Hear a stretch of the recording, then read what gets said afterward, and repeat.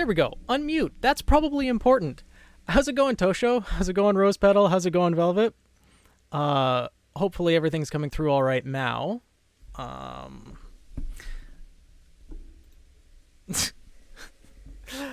are things? How's everyone's weekend been so far?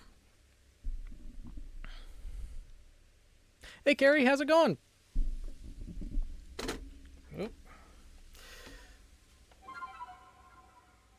Yeah, just a little bit. But, I mean, I think that happens to pretty much every streamer in existence, so it's probably going to happen to me quite a few more times from here on out. We just have to deal with it as it goes. And I noticed pretty quickly, at least. It wasn't like I was talking for a full 5 minutes with it muted.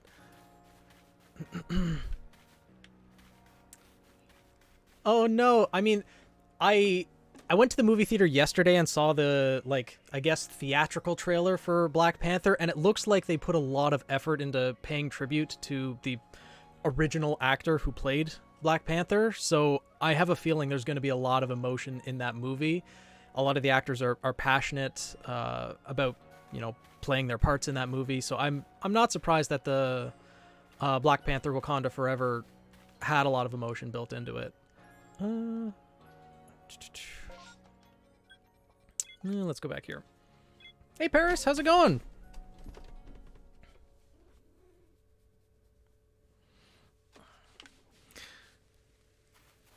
All right. Oh, I'm doing good, thank you. Just been going over things for the OC tournament earlier today and dealing with a few other things, but been pretty good for the most part. Let's see.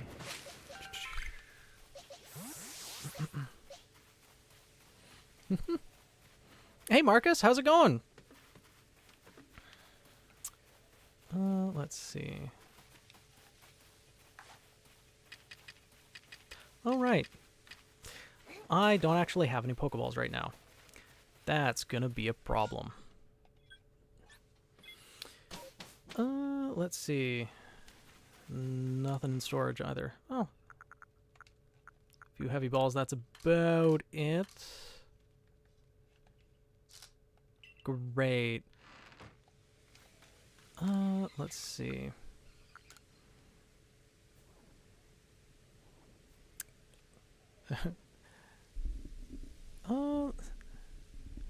Either because of standard time coming back. No, I normally stream at 7 on Saturdays, Nin. It's 8 p.m. Eastern Time on Tuesdays and 7 p.m. Eastern Time on Saturdays. It's a little bit different because like I only stream twice a week and each of them are beginning at an hour apart, but either way, glad people can tune in when they can. Hey, Real, how's it going? Yeah, it's evening for me, but afternoon for people from across the pond. Or, actually, no, it'd be evening for people West Coast, I guess. Yeah, that's how time zones work. I get it. Okay.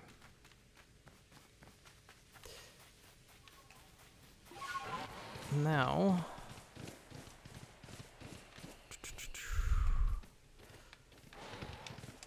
I'd like to level up just a little bit more before going to the next area. So that's East Coast is evening, West Coast is afternoon. Yeah, makes sense.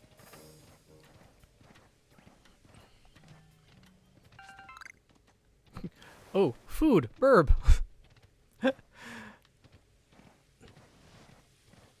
Onyx is just a lot smaller than I was expecting, honestly.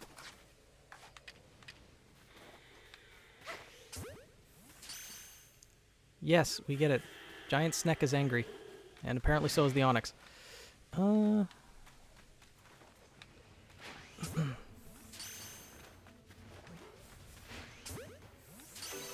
Let's see.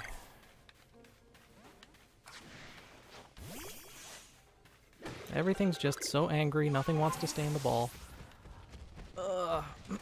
Typical Legends Arceus, though.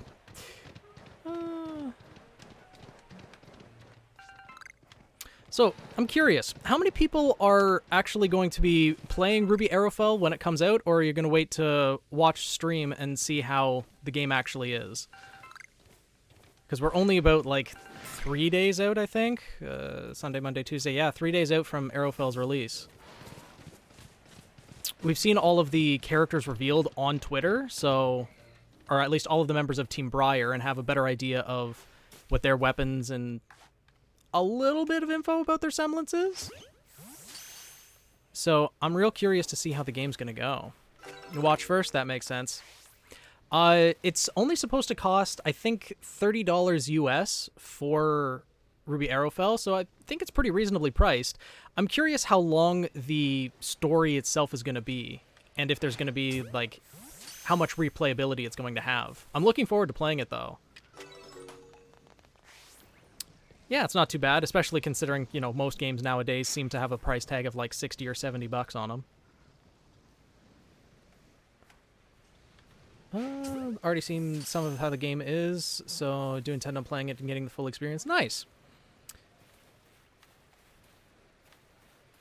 I definitely look forward to playing it on stream, and I'll probably, like, definitely be playing it for Tuesday, Wednesday, Thursday, and maybe a bit on Saturday, Sunday as well, depending.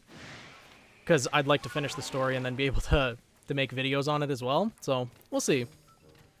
Yeah, the speedruns would be interesting. I definitely don't have the skill to be a speedrunner, at least in my experience thus far in playing video games, but depending on how it is and how difficult it would be to get into, maybe that's something I might look into.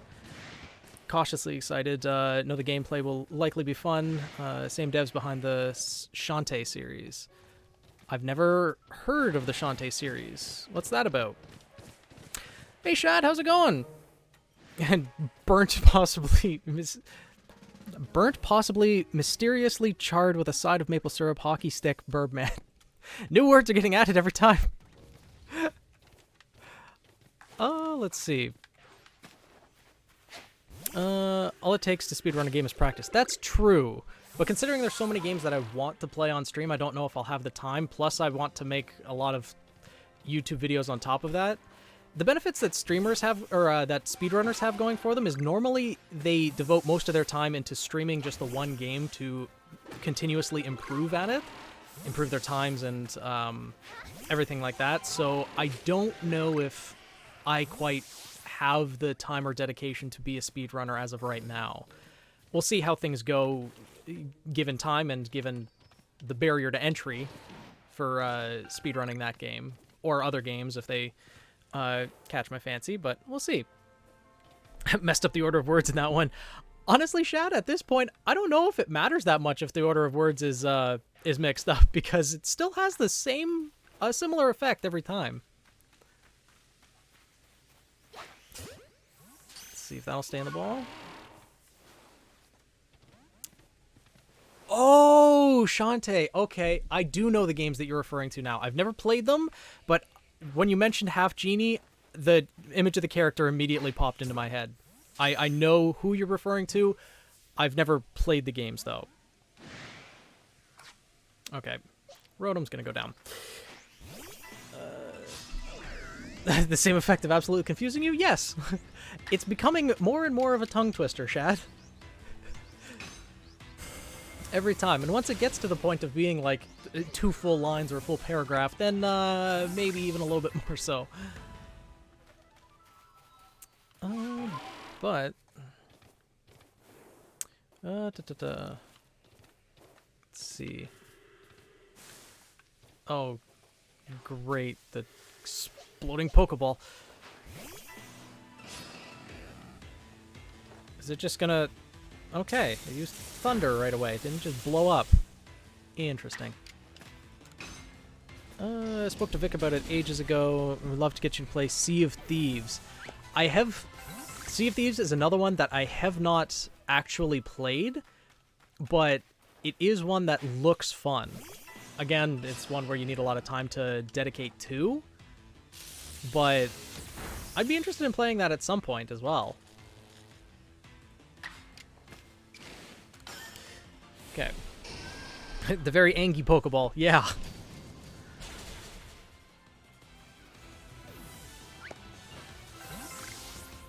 Yeah, Voltorb, they're just...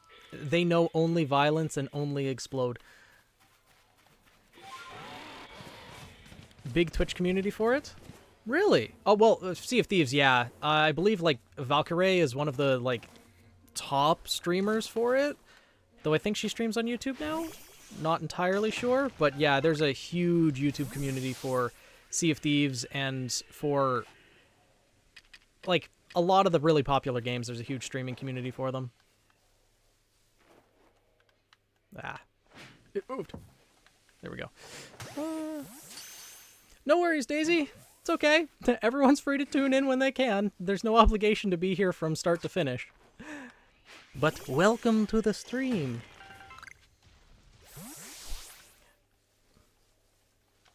Okay. Gligar. Look, a berry. Fetch. Go over there. Be distracted by the food. And now get a concussion. Good. Gonna stay in the ball? No. Apparently not. Great. Alright then. No, there's no camp set up there yet. Let's see.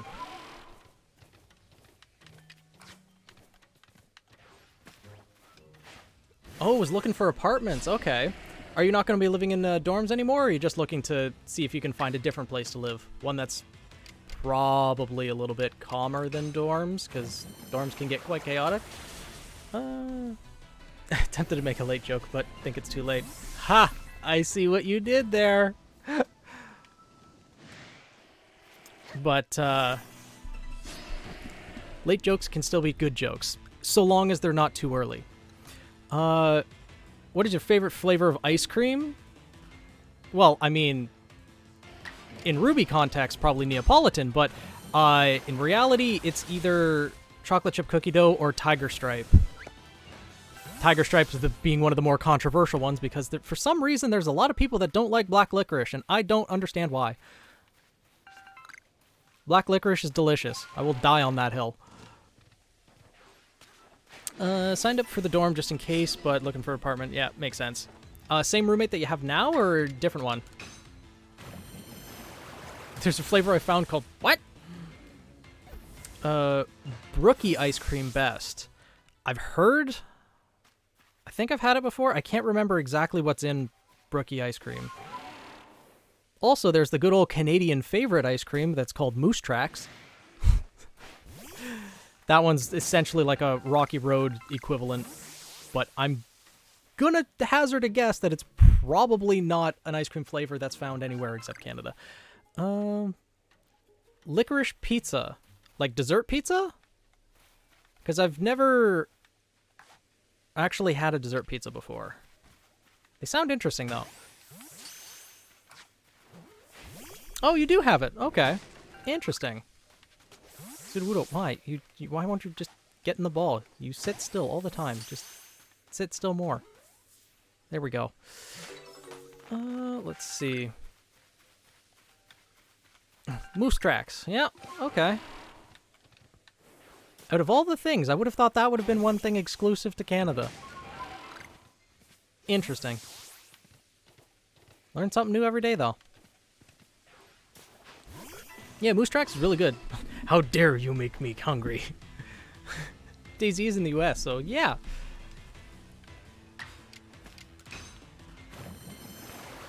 Food is always important, Shad. Food is always important. Not that far apart, it's true. However, you know, I think that with every country, just there's always going to be some disconnect here and there. That either there's just misconceptions about it, like, for example, that Canadians ride dog sleds everywhere, or that we, you know, live in igloos. Not all the time, only some parts of the year. And that we, you know, tame moose or things like that. That we all wear beaver caps or things like that. The maple syrup one, though, is accurate. Naturally louder than everyone else. Yes. And Canada does have stronger beer than America. That is a well-known fact as well. How do you still live in igloo? You should try it sometime. They're actually quite warm. You'd be surprised. You have igloos? I mean, anywhere can have igloos as long as you just build them, right? You just need enough ice. All you have to do is, and really, it's very easy for everyone to make igloos. If you have a chest freezer, all you need to do is like partition it out, fill it with water, and then you can make just massive ice cubes. It'll take a little while, but as long as you have the space in your backyard and the dedication to do so, you can partition out those ice blocks, and then you can position them around in a circle and start building up to make an igloo. The topmost portion is going to be the most difficult part, but, you know, with enough dedication and probably watching a YouTube tutorial here or there, everyone can build an igloo if you so desire. Granted, if you live closer to the equator, it'd probably be a bit more difficult to do. Sorry, I've seen snow only once in my entire life. Shad, I saw snow today. Unfortunately, it's already here in Canada. It's too soon. It's too soon for winter. It's not far from Death Valley. I respectfully disagree. Fair, lucky? No, that is absolutely not lucky. If you don't live around snow, I can understand how you think it's lucky. For me, and this is going to be something that is probably quite unique to Canada. The coming of snow means I need to get the tires changed on my car. I found out this recently upon discussing with someone. Other parts of the world, understandably, don't have to change their tires on their vehicles for winter. This is why, you know, Texas and other places that get snowstorms in the United States have such trouble with that. Because in Canada, we have snow tires. They're made from a different material that functions differently under cold temperatures to allow it to grip to the ice better. And since we have snow and ice like 4 or 5 months out of the year, we have 2 sets of tires for our cars. Ones that we use during the winter, ones that we use during summertime. So now it just means I have to take my car into the shop to get my tires changed. Just further up north, it makes sense, but... Oh, Ember's been conked out back here for actually a couple hours. It's mainly because my mom's not home at the moment, so he's just spending time with whatever human he can be in contact with. I think that's pretty much it. He just likes to be in contact with people, or at least close to people. Cat stream. No, I don't change my own tires. I take them in to get them changed at the mechanic or dealership. I go to the dealership to get mine changed. Just because it's easier that way. I don't have the room to do so in my driveway, and frankly, I'd probably end up screwing it up. Probably either end up just not tightening one of the bolts as tight as it should be, the tire would fall off, or, you know. I know how to change my tires. Like, if one of them explodes and I get stranded at the side of the highway, I can change it if need be, but I just have no need to on my own. I'd rather just have the professionals take care of it, and then, you know, when I crash and die on the highway, it's not my fault. Hopefully. Had to do that. I just panic at social interaction and do it myself horribly, and then consult the nearest person. Who knows what the hell they're doing. Yeah. The kitten is asleep. Yeah, Val. Cat is just conked out. Not a thought in his head. But yeah, that makes sense, Shad. I don't like really calling people either. Making appointments is just awkward. Oh, great. Sudowoodo learned Aquatail. The loaf! You know what? No, I'll let him sleep. I won't wake him up. He'll probably wake up on his own. Considering I'm talking right now, he'll eventually catch on. There's a distortion.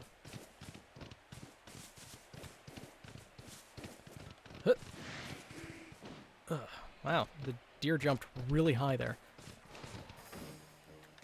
Okay, I need to make sure not to anger the riparian. Or the Chingling that will alert the Rhyperior. Oh, and there's Haunter, too. I still don't have Pokeballs here. What am I doing? Oh, I have some. Okay. Let's see.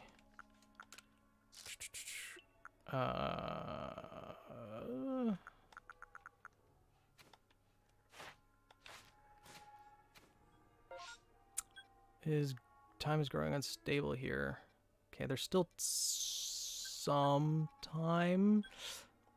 You know what? I'll risk it. There's flaming hot ice cream. I wouldn't be surprised.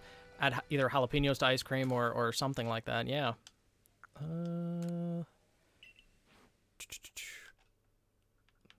Well, I'm just going to sell everything to try to buy more Pokeballs. Actually, I could craft more Pokeballs too. That's also a possibility.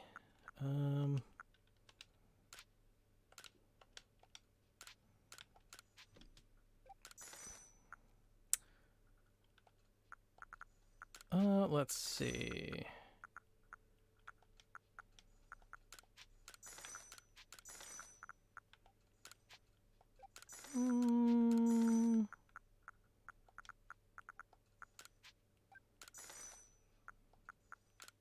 Don't need any experience candies, so sure, can sell those. Have any crazy work stories? Yes, I did work at a lumberyard for, well, there's a few stories. I've worked at 3 different jobs throughout my life. The one that I'm currently working now in a lab, which, you know, luckily there's no crazy stories because they would probably involve chemical burns and, you know, dangerous. I mean, no, the other jobs had dangerous situations too, but luckily there's been nothing interesting really happening there. However, the other 2 places that I've worked, I worked at a car detail center, which is one cleaning the interior of cars and vehicles, which, let me tell you, I learned real fast how to take care and keep my vehicle clean because of that job, because of how many just absolutely horrid vehicles came in. People, well, let me just say this. People are disgusting. Some people who just, remembering some of the vehicles that came in is just mildly traumatizing. Birthday cake. What flavor is birthday cake? I'm not surprised. Birthday cake ice cream. I mean, birthday cake is normally a decent tasting flavor. It's become spicy. What the spiciest thing everyone can take? I mean, I've drank hot sauce before. So, you know, spicy food is delicious. Drinking hot sauce, probably not so much. I was dared to do it, so I did.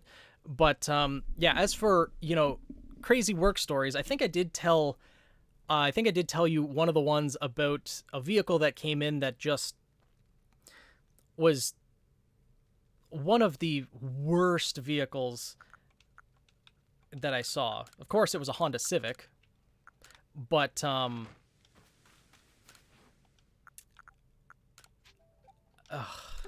the food that was in there had liquefied. It was just incredibly dirty, incredibly disgusting. Yeah.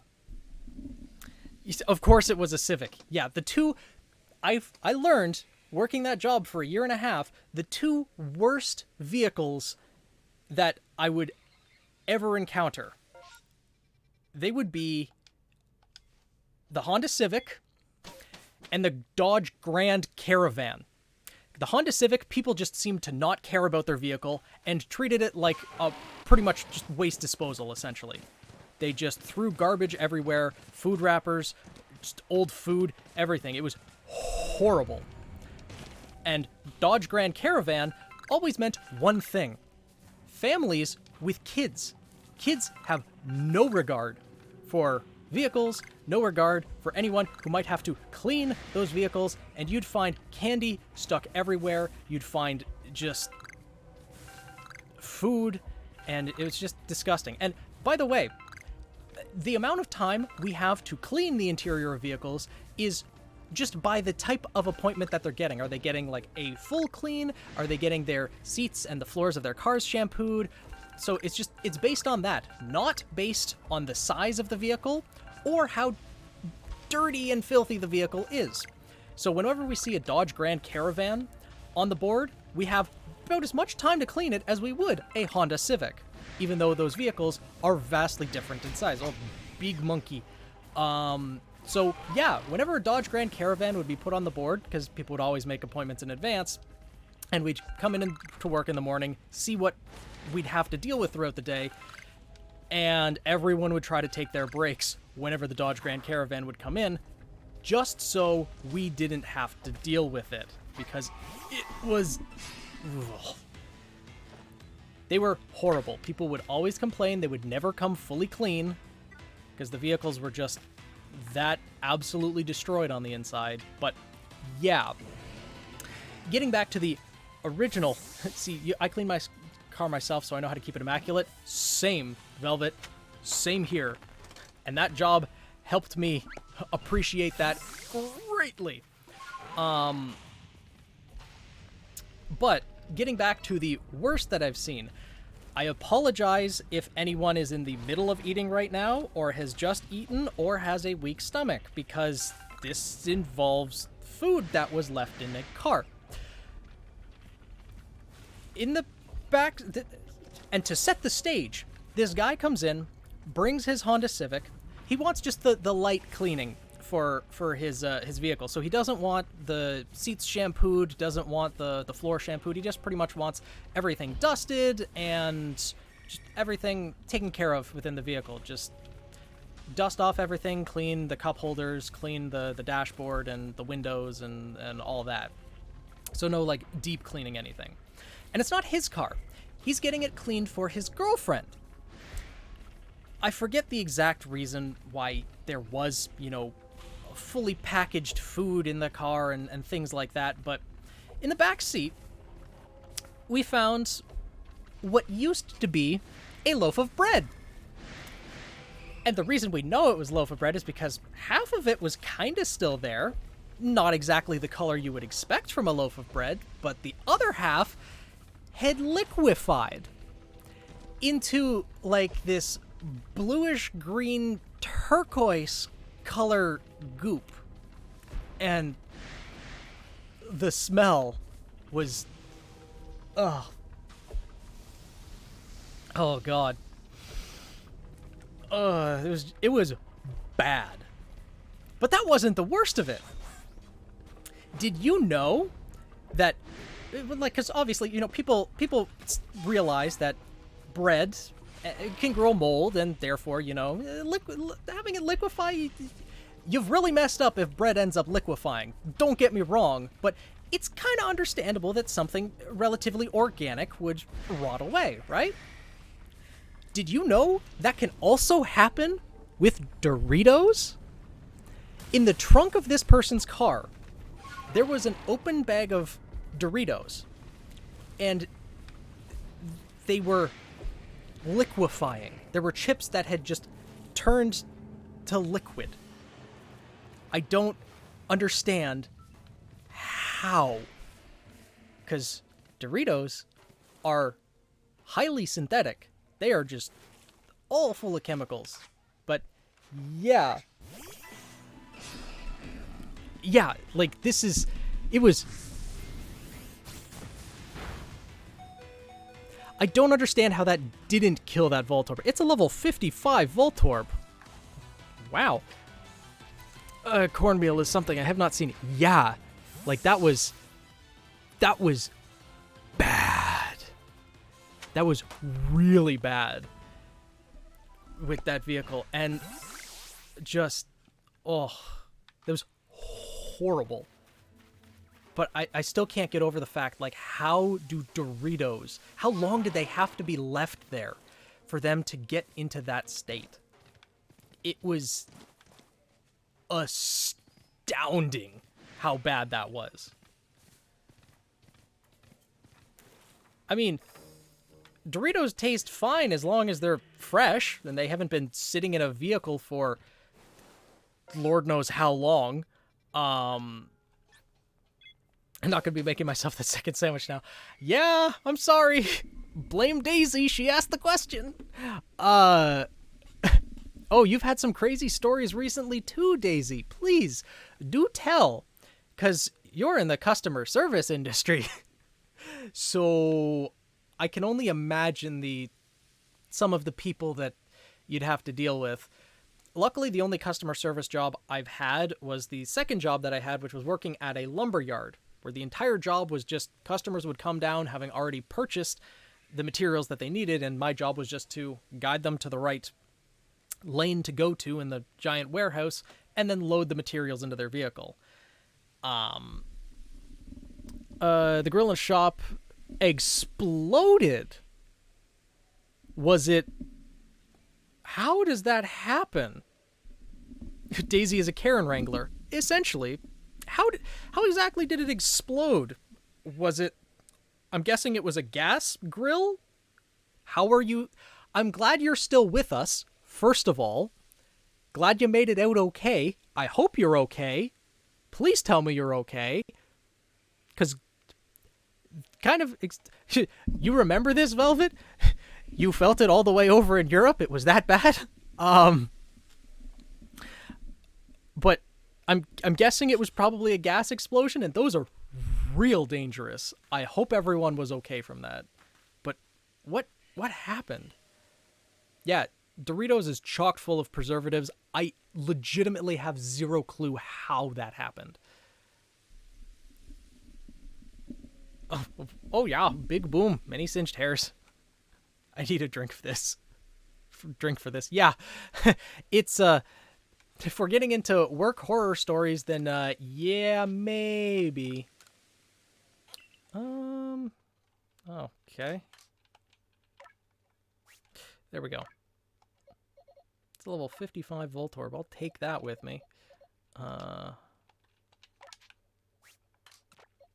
swap Luxray out for it. Sure. And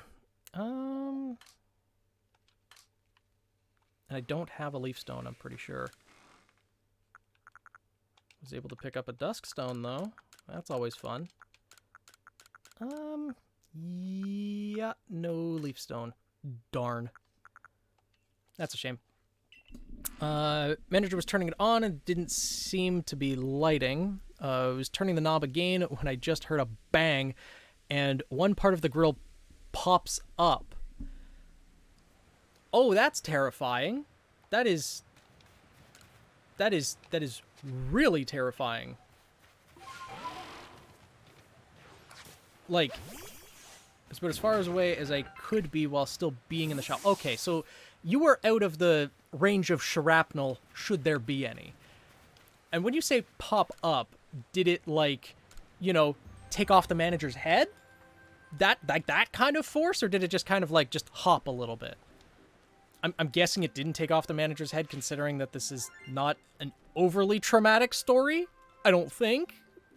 But, apart from people whacking their hand and getting small cuts, I mean, that's pretty good, considering with welding there could be a lot of other potential injuries that may happen, so I'm glad that it's nothing too crazy. Both fine, and it just went up a few inches. Okay. It's not as bad as it could have been. I hope you discovered the cause and you fixed whatever was wrong with it. Okay, I need 70 more points.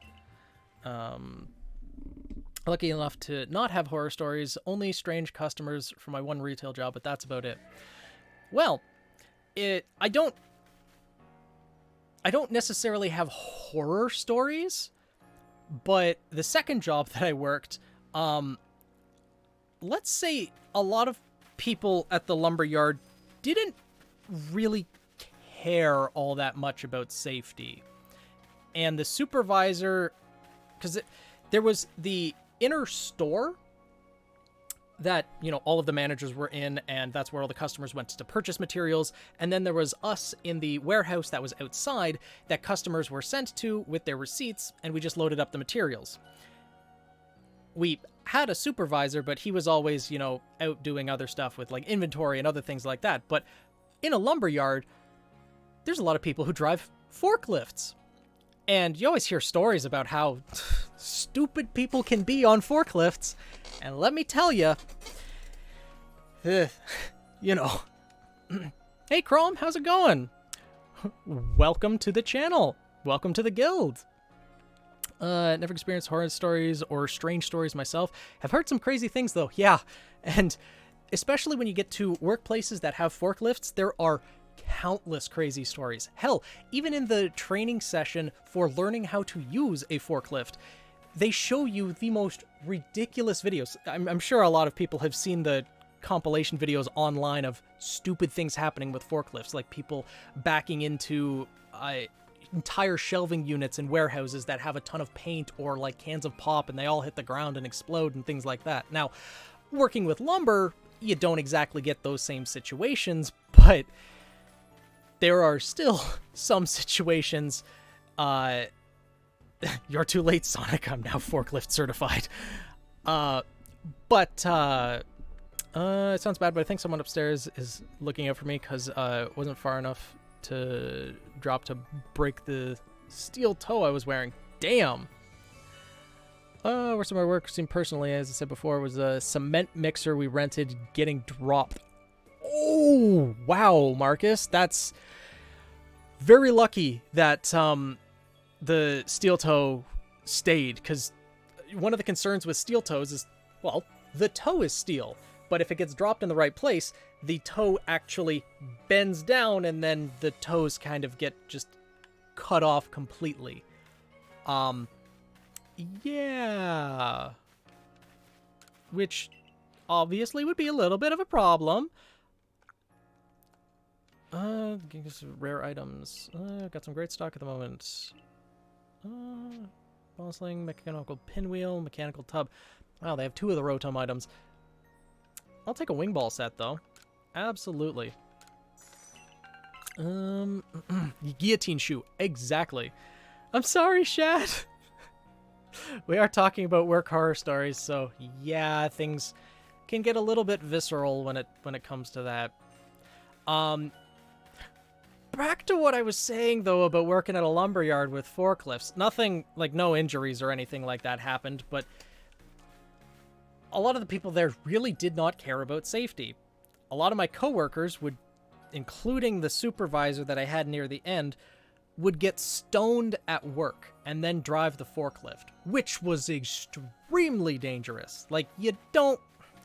Obviously, don't be under the influence of things and drive, kids. That's a bad idea. And they would do that while driving a forklift. Doesn't go that fast, but it has spikes on the front of it that are dangerous. Yeah, that was really not good, but, you know, HR and health and safety didn't really exist at that workplace. And that's also why I'm, you know, volunteering. Actually, I was recently appointed at my current workplace the employee health and safety rep. So, yeah, I think that had some influence on it, seeing all the insane shit that went on at that workplace. But outside of that, just general day-to-day with the forklift, there's some things that end up happening, like you end up... The most common thing, obviously, with a forklift is things getting dropped, like you lift up a entire skid of wood, and the wrapping on it falls apart, or the band's holding it together, and then the wood spills everywhere. Funny thing about the location I was at, though, the store and the warehouse was on one side of train tracks. And then the storage that we had for all of our excess, like bundles of wood and like concrete and things, was across those train tracks. So what we ended up having to do was take the forklift from the warehouse, drive it across the train tracks, which If you've driven before, you know that train tracks aren't exactly the most, smooth to drive over, even less so on a forklift that has smaller wheels, and, the forks aren't exactly stable either, because they're adjustable. So we would have to take the forklift across the train tracks, lift up an entire pallet of wood, and then drive it back over the train tracks. Which, by the way, we're driving on the road with cars, and when we bring the wood or whatever material that we're grabbing, the skid of concrete or whatever, back over the train tracks, we're driving against traffic. Like, we're driving into traffic when we're doing this. So you can see some things that may go wrong with that. Yeah, the train always wins. I know people don't care a lot about safety, but at the very least, they don't try to beat the train when they hear the lights flashing and the dinging noise that a train is coming. People learned not to try to beat the train, but people still do try to beat the stoplight that they see at the corner where the store is located.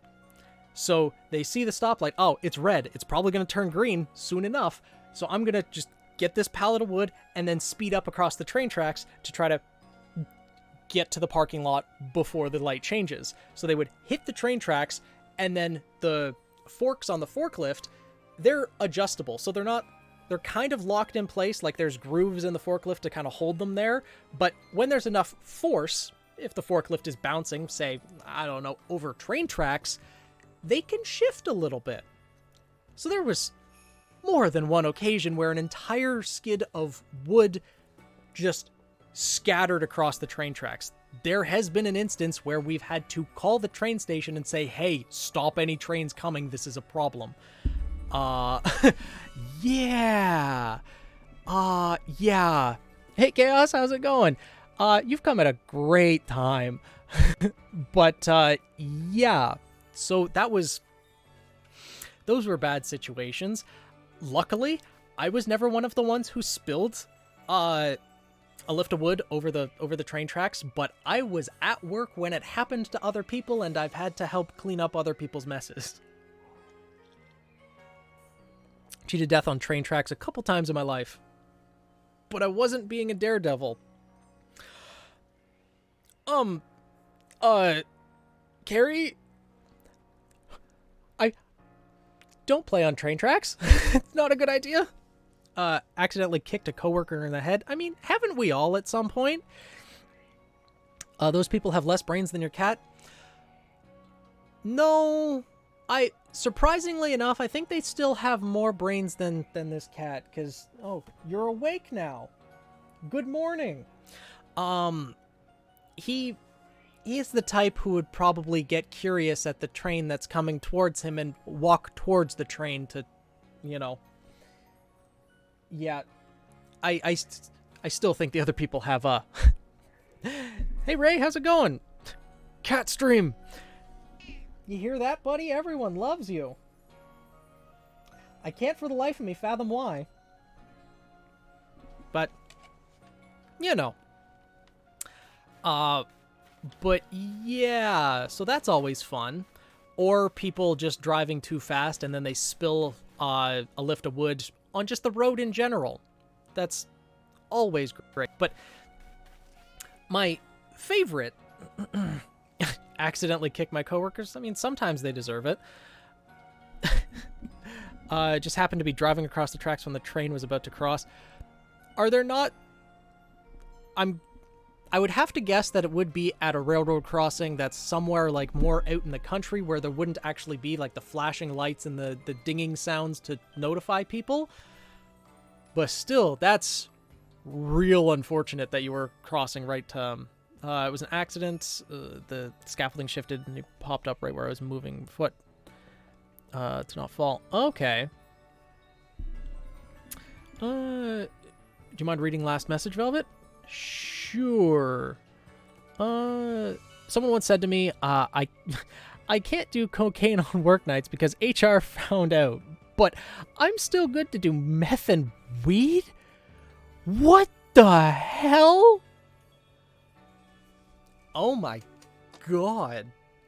That person has less brains than this cat. Oh my god. That is a horrible mentality to have. Because, sure, weed, I mean, it's legal in Canada. It's recreational drug, but you don't drink while you're operating heavy machinery at work or planning to drive. You don't do weed. You don't do any of that stuff because it impairs your mental facilities. Oh my god. Daisy, where's yours? By the way, I was cackling while you were panicking over the fact that the grill exploded. That shop also has a habit of fire just staying there. How do you mean just staying there? What, you light the grill, you turn off the gas, but uh-oh, there's a gas leak and the fire just doesn't go out? Daisy, find a new workplace. That place is dangerous. Yeah, exactly. Completely right, Rose Petal. Please don't operate under the influence. Please. There are countless horror stories out there on the internet of that you can just hear on the news, the internet, everywhere, of just the bad things that can happen. Even if you think, it won't happen to me, one day it will. You keep rolling the dice, eventually it's going to come up snake eyes, and you're gonna feel the consequences. He once got caught storing drugs in the ceilings of the toilet. In the ceilings of the toilets at the workplace? What, was he dealing at the workplace? Because that's horrible. That is stupid, too, honestly. Like, wow. Utterly, ridiculously stupid. My goodness. He was storing them for personal use? That's even just as... Does he not have a toilet at his own place? What the heck? Wow, that person is ridiculously stupid. Yeah, it won't happen to me. It was at this moment, it happened to them. Exactly. We'll be making burgers and the grill will just catch fire. It'll spontaneously combust. We had one while I was working, and when they tried to smother it, it just got worse. That sounds like an oil fire. Here's a little funny one. I once had a customer for a restaurant I worked at just walk in and immediately tell the waitress, I want meat. Sounds like it was Monkey D. Luffy from One Piece. This was a pizza shop. He refused to elaborate, so we showed him the menu. He then ordered this, a small pie with mushroom, spinach, and black olives.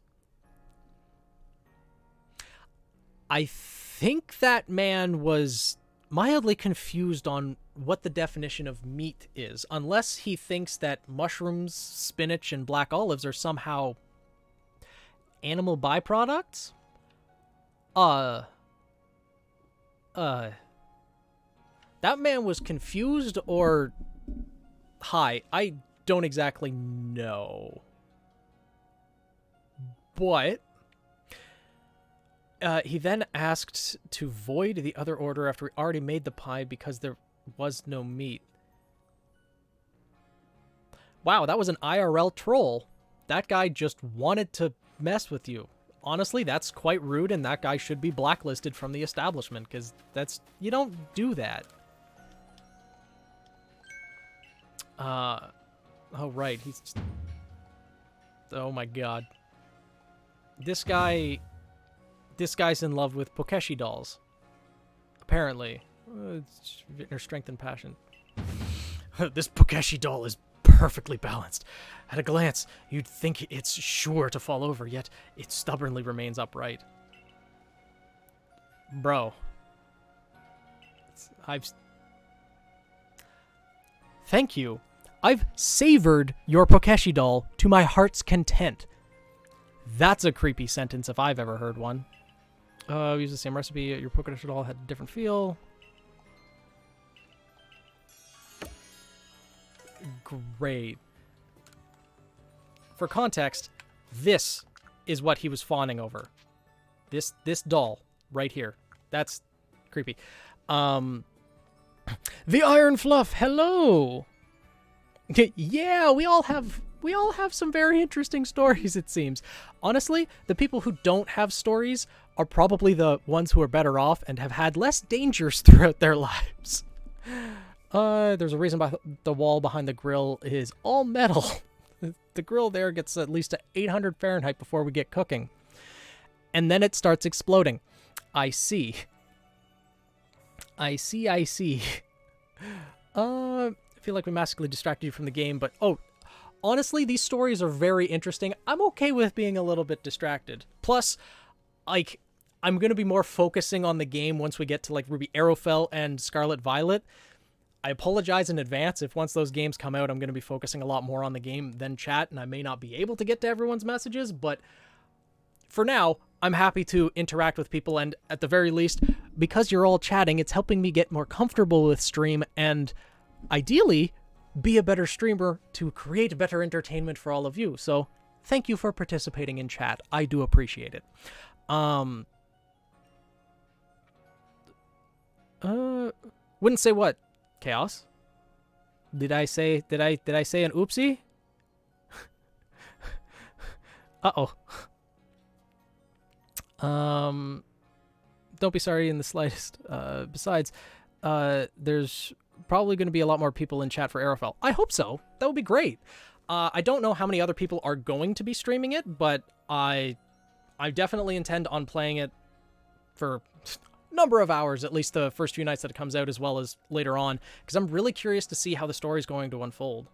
There's also a time my arms fatigued while working at the smoothie shop.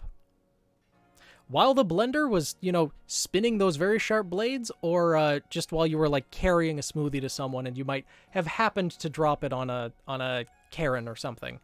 Because there's different levels of oops that can happen with that. Load of bad work colleagues stories, but I'm not going to mention them.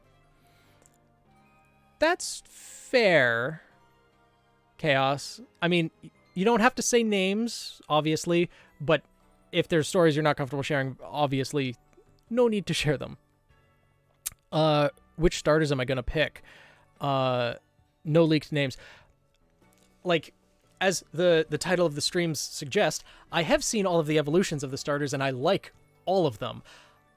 Personally, given my entire personality and the name I've chosen for myself on stream, I'm pretty much obligated to pick the fire starter. Fuecoco is definitely one that I'm a fan of, so I'm gonna be picking the little fire crocodile. Lifting a jug of smoothie base. Luckily, hadn't filled it too high. Did you actually end up dropping it, or just had to end up putting it down? What? So you know how polystyrene is flammable? One worker in charge of unwrapping large rolls of polystyrene, he got frustrated at the plastic wrapping the rolls and decided to take his lighter to burn the plastic off the rolls. Off the polystyrene rolls. What? Wow, that person did not think ahead. Holy. I decided to get Sprigatito the moment it was introduced. Still going for it. Yeah. That Sprigatito is a good... I know a lot of people online had certain hopes and aspirations for Sprigatito. Sprigatito is adorable. Probably has more brain cells than you, buddy. Yeah. That cat looks intelligent. You just have nothing behind your eyes. A single brain cell is all you got. And it struggles to keep up sometimes. Yeah. Quaxley just kind of looks like an arrogant duck, to be honest. But, they used fire on plastic? Not even just plastic. Polystyrene. That stuff folds under heat. Like, it just curls up and disintegrates. It's just, ugh. That's not smart. Ugh. Yes, hi, buddy. But, yeah. Can I buy more? No, I don't get to buy more. Yeah, the kitty wants attention. Of course he does. Isn't that right, buddy?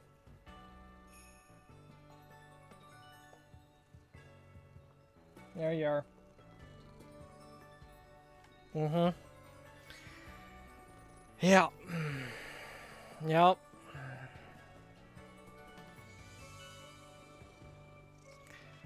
Always desperate for attention. Grass and Fairy are my favorite types. I was a Bulbasaur trainer back in Kanto, but I'm sticking with the Weed Cat. Absolutely. The memes around the Weed Cat are hilarious, too. But yeah, like, Sprigatito, all of its evolutions look great. Fuecoco, evolutions look great. I'm not going to spoil anything for those who haven't seen anything in chat. Quaxley, evolutions look great. Like, I genuinely like all of the Gen 9 starters better than Gen 8. And Legends picked the Owl. Decidueye's design, like Hisuian Decidueye, I'm not the biggest fan of. But having a grass fighting type outside of the weaknesses, then yeah. I wish I had my own Sprigatito. Granted, this cat does have the brain cells of being stoned all the time, so maybe you're onto something there, Shad. Yeah, not a thought behind those eyes.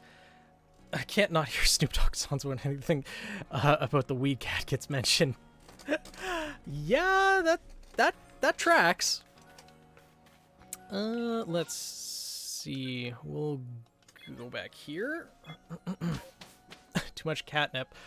I mean, in my backyard, there's catnip plants. We just don't give him much of it. Otherwise, he ends up sitting in the same spot, rubbing himself on the floor for 6 hours. Not even joking or exaggerating that. He will sit there for 6 hours, rubbing the same, like, just rolling on the same spot on the floor.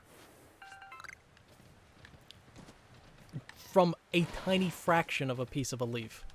It's nuts. Cat's an addict. Well, I didn't necessarily count, but we gave him a small piece of it, like, around lunchtime. Like, 11:30, noon, and then by dinner time at, like, 6 p.m., he was still in that same spot on the floor. That type of thing.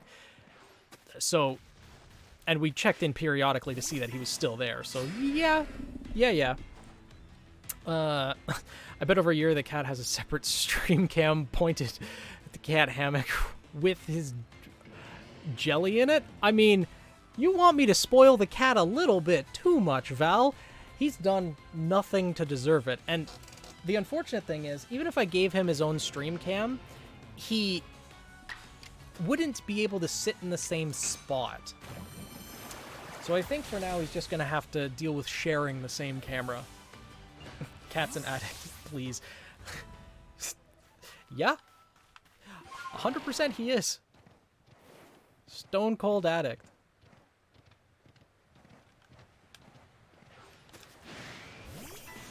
You shouted out his one brain cell. Yeah, exactly. He exists. That's deserving enough. Is it, Cat? Is it deserving enough just because you exist? You deserve your own stream? You deserve all the attention. You deserve a little hammock.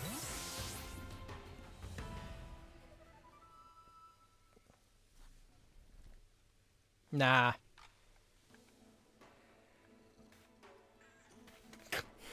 He may like that, but well, actually, the thing is, he can't have anything other than specialized food. That causes problems for him digestively. So, if anything, he may just get the hammock, but he won't be getting the jelly treats or anything like that. I wonder, can I actually kill this Steelix? Don't know a fighting move. Okay. Right, I got rid of Aqua Jet. That was a bad idea.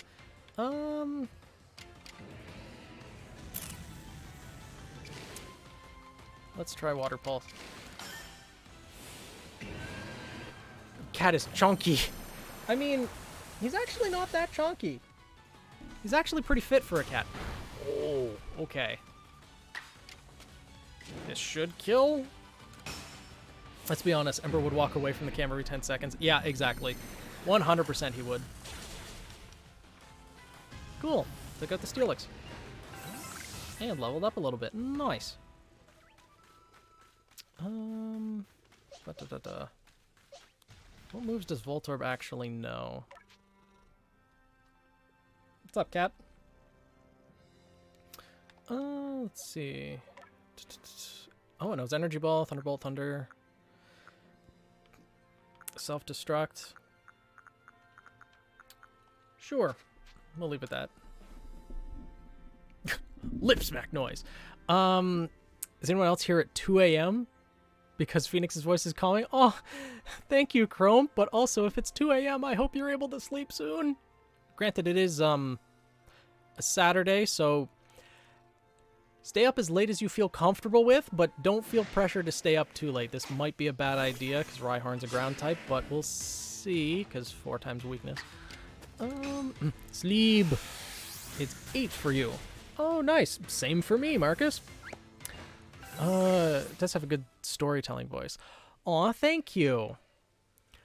Hopefully one day I'll be able to use that storytelling voice to maybe make Team Seraph at the very least into an audiobook or something. That would be quite enjoyable, actually. But that's also a ways off into the future.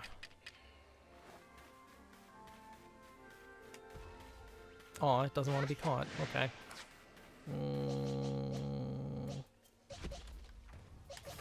Well, take the bunny as tribute. That's true, Velvet. You do. It is your birthday week, and you have the entire week off, so no one can really say anything to how you use your own vacation. So, you know. Already got the habit of staying awake until everything shuts off. I mean, I appreciate it, Marcus, but by all means, if you need to sleep, there's no pressure to stay here the entire stream. Like, by all means, focus on self-care first. Let's see. Would it be caught at full health? I don't know. Is something wrong, Velvet? Did something happen to possibly shock you? The bunny's fine. Nothing happened. Luna was victorious because Rhyhorn stayed in the ball. Who knows what might have happened if that didn't happen, but you know. There have been times when I've been studying and have just put on the Team Seraph playlist. Aw, thank you, Shad. I'm glad that my voice is relatively soothing. Because, I mean, that's very beneficial, I think, to not only telling a story, such as Team Seraph, but also just YouTube and stream in general. Because if I had a voice that was nails on chalkboard, that would make things quite difficult. I mean, ASMR headphones would be... I think they're a little bit expensive. I haven't actually looked into the price of them, but I'm not 100% opposed to it. I don't mind ASMR in general, but ASMR is more generally like the sounds rather than a person's voice. Though I guess I could, you know, just whisper into the mic and stream like this, just quietly the whole time. Though I know some people aren't exactly comfortable with ASMR in general, so it's an idea for the future. Put on Seraph videos when I'm working and building giant electric panels. Nice, Chaos, as long as they don't distract you from your work. Because, you know, there are some emotional parts. Crying around electrical equipment may not be the best idea, so hopefully that doesn't happen. Let's take out a hippo. Soft tones are indeed very good for storytelling. ASMR headphones or microphone? The microphone is more what I was talking about. Do you need special? Are there special headphones for ASMR? I mean, there probably would be.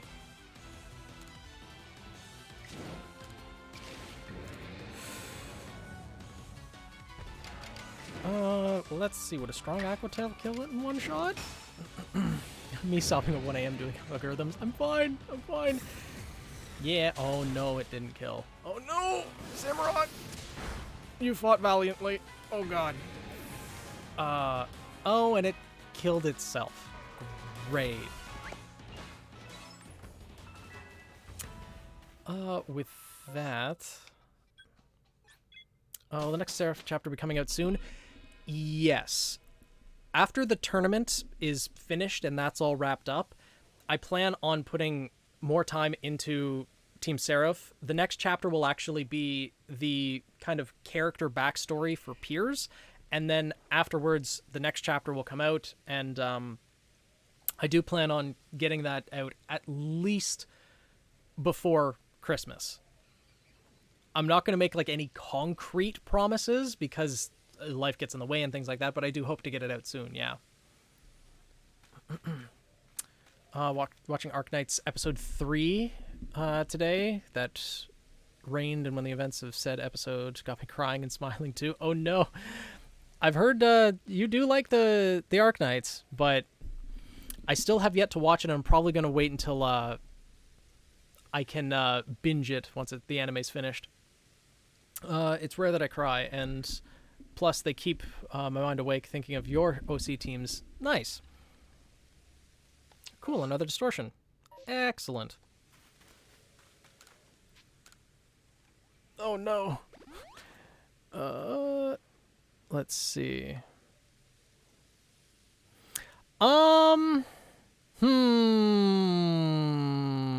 Nah, let it be a surprise, Daisy.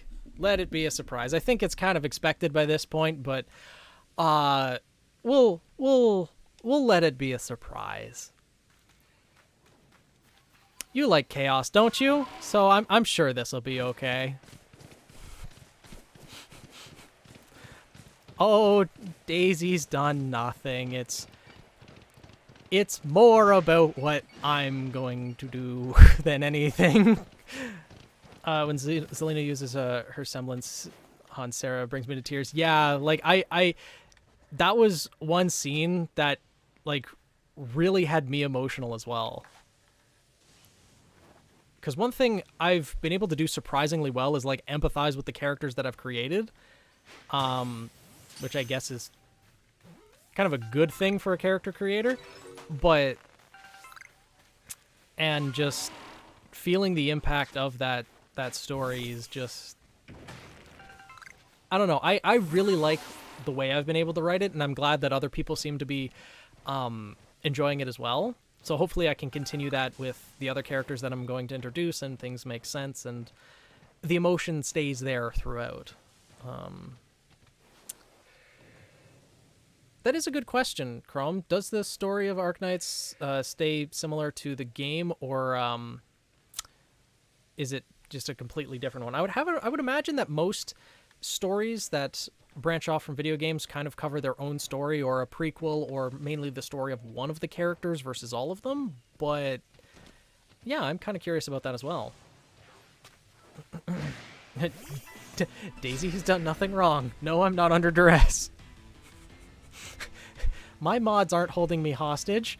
My mods aren't holding me hostage. I'm doing all of this because of my own free will. It's a gacha game that's based off of a tower defense game. Indeed. It's like Bloons, but anime. Very simplified description of it, I think, but a bit of myself in them makes them easier to write and empathize with. Yep, that's what I think a lot of people do, Daisy as well, and I put some aspects of myself into each of my characters as well. Tower defense is based. I used to play a lot of Bloons, like 10 years ago or so, like on the old, what's the word? Just like on old Java games or whatever. It was fun. So, but making the tower defense into a gacha game, I don't know. This is why I don't play gacha games anymore, is because I want to chase the rare ones, and at the end of it all, after having 2 gacha games that I've put money into shut down, all of the progress is lost. So I generally stay away from gacha games at this point. because the heartbreak of losing it afterwards is, it's a lot. It hurts sometimes when you get really attached to something and then it just disappears like that.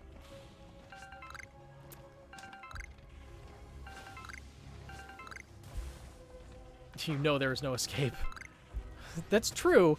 Genshin Impact is becoming more and more tempting to want to play, but I'm still resisting as of right now.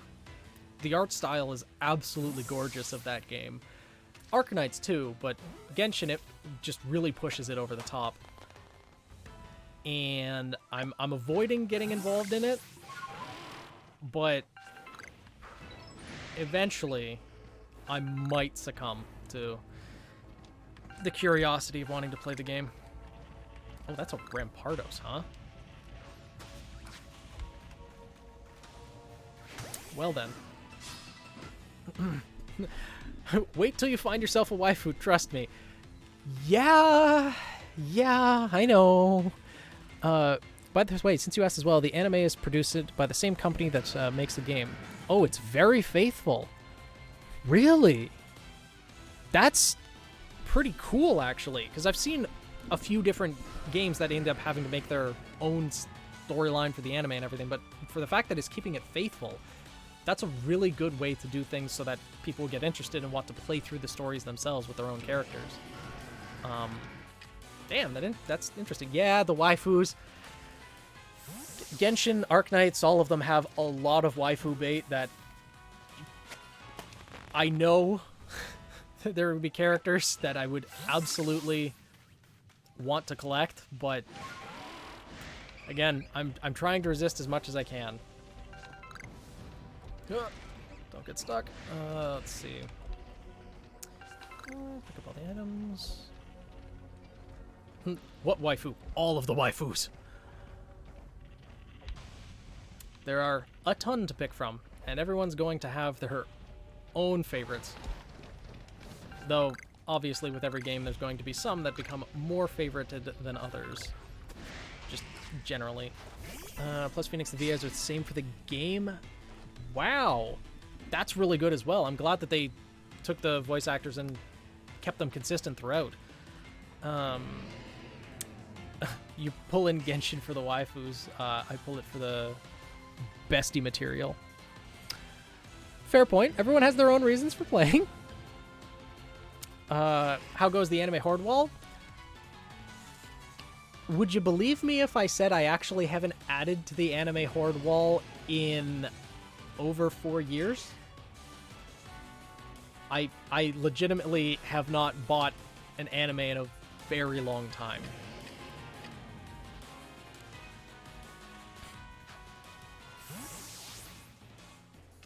You're not surprised at all that I haven't bought any anime in 4 years? That's surprising, Daisy. I thought you were really on the you know, on the boat that I was a massive hoarder. And you know, hoarders, it's a compulsion. They have to continue buying. So by you saying that, that's practically like you admitting that I'm not a hoarder. I'm free from the curse. Bro, I tried pulling for my Arknight's waifu, lost 10k. I'm guessing Originite is in-game currency. Trust me, I played Fate Grand Order. I know your pain. I know your pain so well. I tried so much I spent so much Saint Quartz, so many tickets on trying to pull Mordred but to no avail. I could not pull Mordred.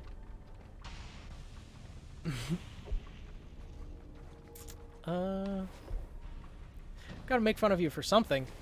I mean, Daisy. Oh my god! Look at that octillery! Oh my god, it's so small! It's so tiny! Look at it! Oh! It's so precious! Oh my god! I didn't know they could get that small!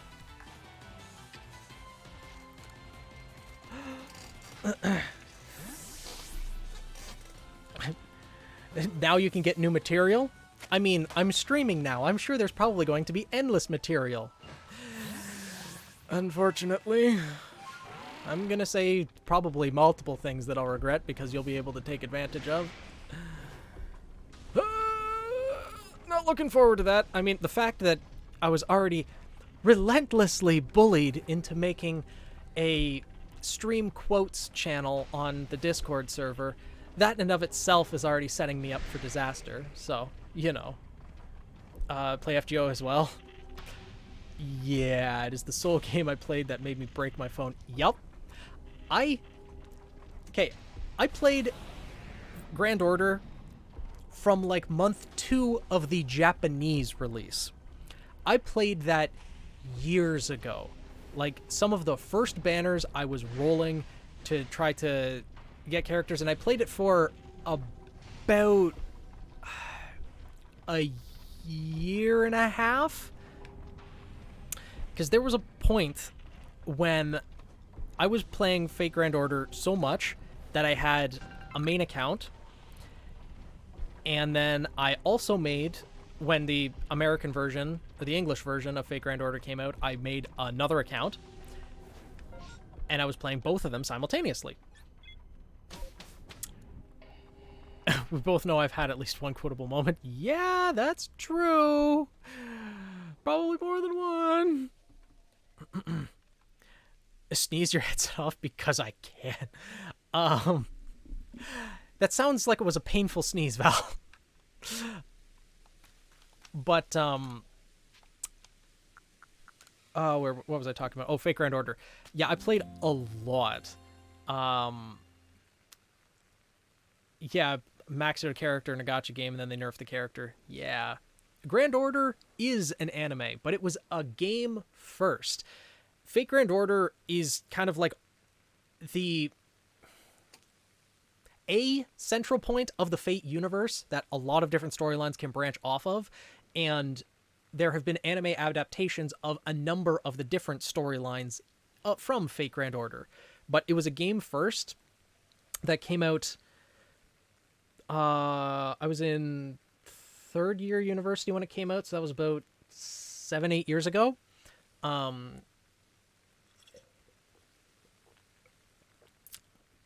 Twitch has not sorted out my details for subscribers yet. Whenever I go to the stream manager and try to be like, hey, you know, Twitch is like taunting me with it. Because once I hit the qualifications to become a Twitch affiliate, all of a sudden on my stream manager, there's a tab that suddenly appears for emotes. But whenever I click on it, they said, whoa, you know, slow down there a second. It actually says, I'll actually read it out right now what it says. It says, whoa, that was fast. We're still setting up your access. We're usually pretty quick, so please refresh in a bit and everything should be ready. This was already a week ago. Well, 6 days, technically, that I reached the rank of Twitch affiliate, and yet, no access yet.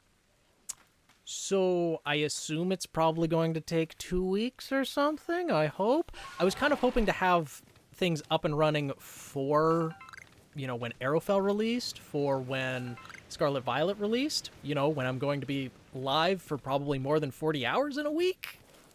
But we'll have to see.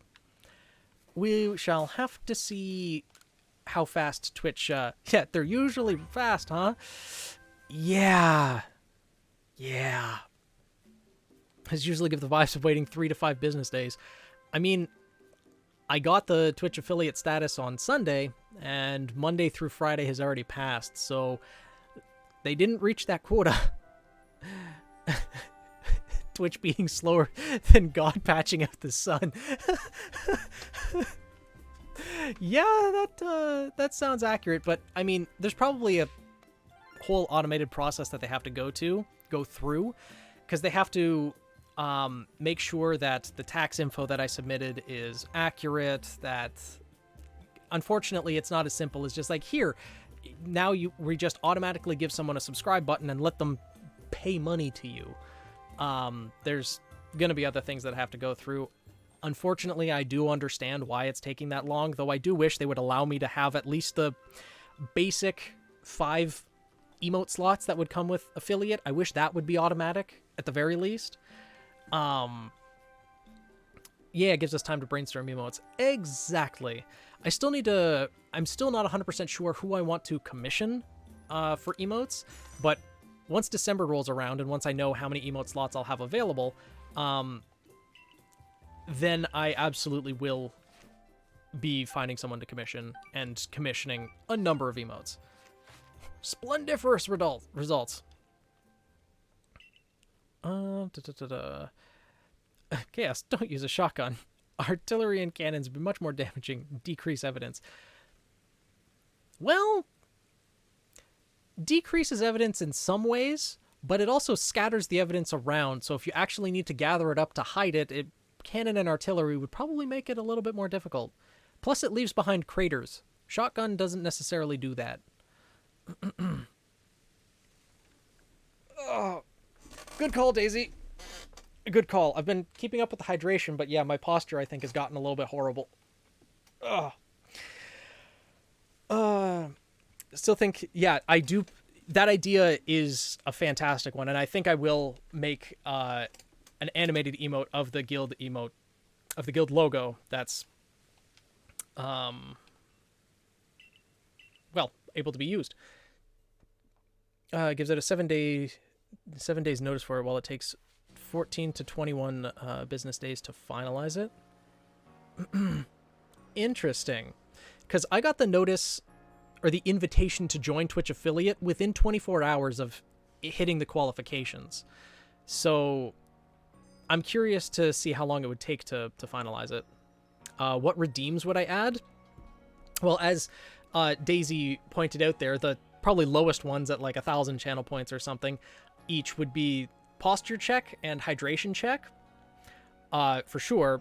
But the channel point rewards that I do plan on adding at 20,000 channel points or so, I would have the option to redeem that to allow people to send me a 1-page summary of their character, their OC character for Ruby, and I would go over it with them.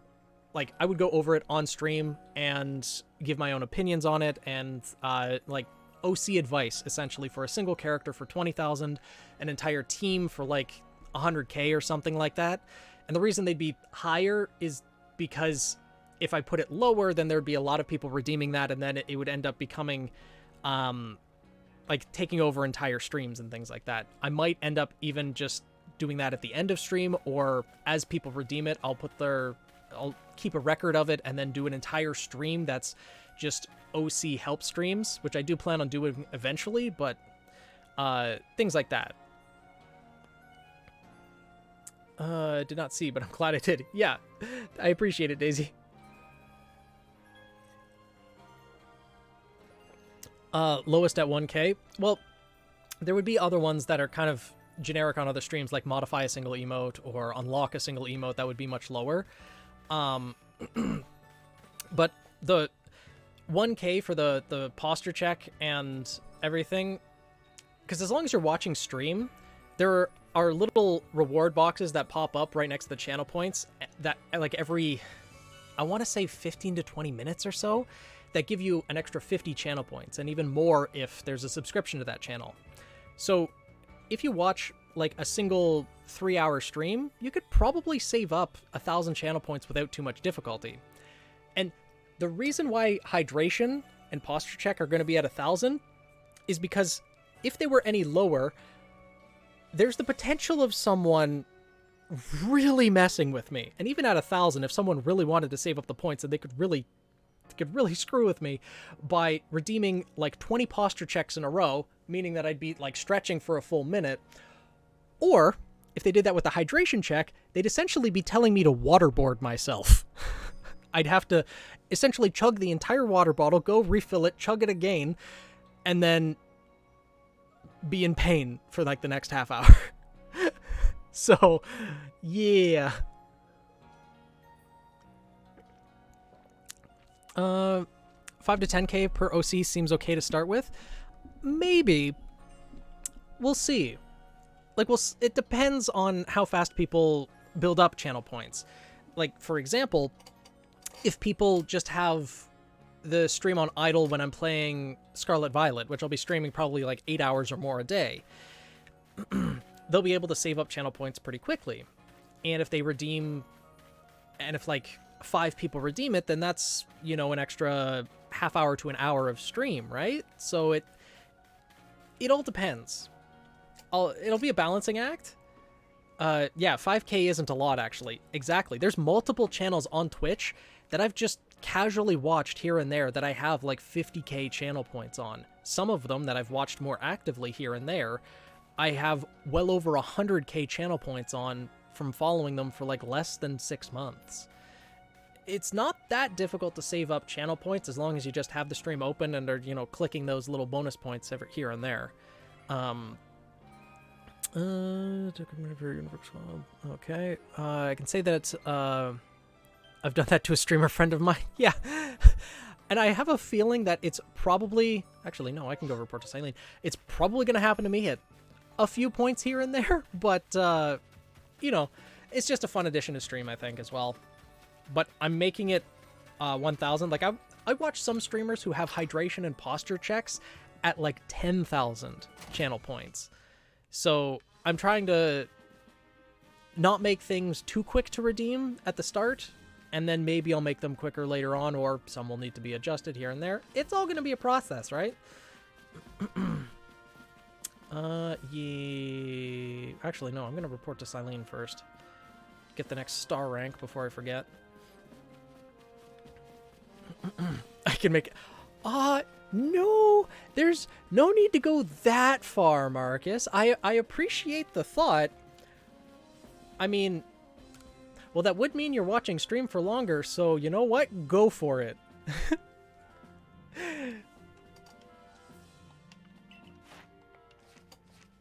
Okay, there we go. Taking me almost a year to get that much for one channel. Yeah, there's a few channel that I have like 50 to 100K on. But granted, I always have Twitch streams open in the background for quite a few people. I've burnt 26K points on making sure that Persona 5 and Devil May Cry 4 weren't played. Really? But Pac-Man World?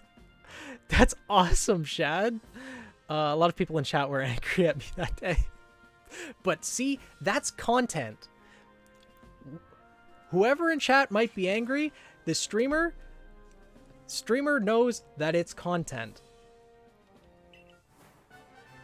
Hey, look, rank 5. You fail to realize how dedicated to a bit I can be. Well, let's see just how dedicated you are. I'm gonna end up drowning on stream, aren't I? Oh no. But we'll see when the time comes. Hydrate or dihydrate. I'll need to get one of those, like, 2-liter bottles, won't I? Then I'll just end up having to chug the entire thing. Please don't test him? Why not? I feel like this is a challenge. And streamers are all about challenges, aren't they? Challenge videos do well on YouTube.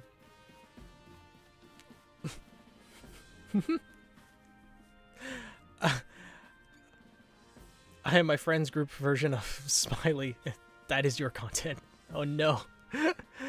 My streamer friend cackled and wheezed so hard because they went to get water and came back like, oh my god, Pac-Man World is winning? And their friend was like, dear god, whoever is doing this, I hate you. That's amazing. That's amazing. That's awesome, Shad. So Warden Melly believes that frenzies of these Pokemon are some sort of trial set by the Almighty Sinnoh. We don't need to listen to a single word that Melly says. Let's be honest here, Kamado. We cannot know if that's the case or not, but it does beg the question. Why ever would this Almighty Sinnoh drive the nobles to frenzy? Is it angered by something? Or does it seek to drive a wedge between people and Pokemon? Well, far be it from us humans to fathom the thoughts of Pokemon. And what is that space-time rift anyways? What caused it to open? But you must be tired. Go on then to the Wallflower. Get some rest while you can. I've earned my right to eat! Uh.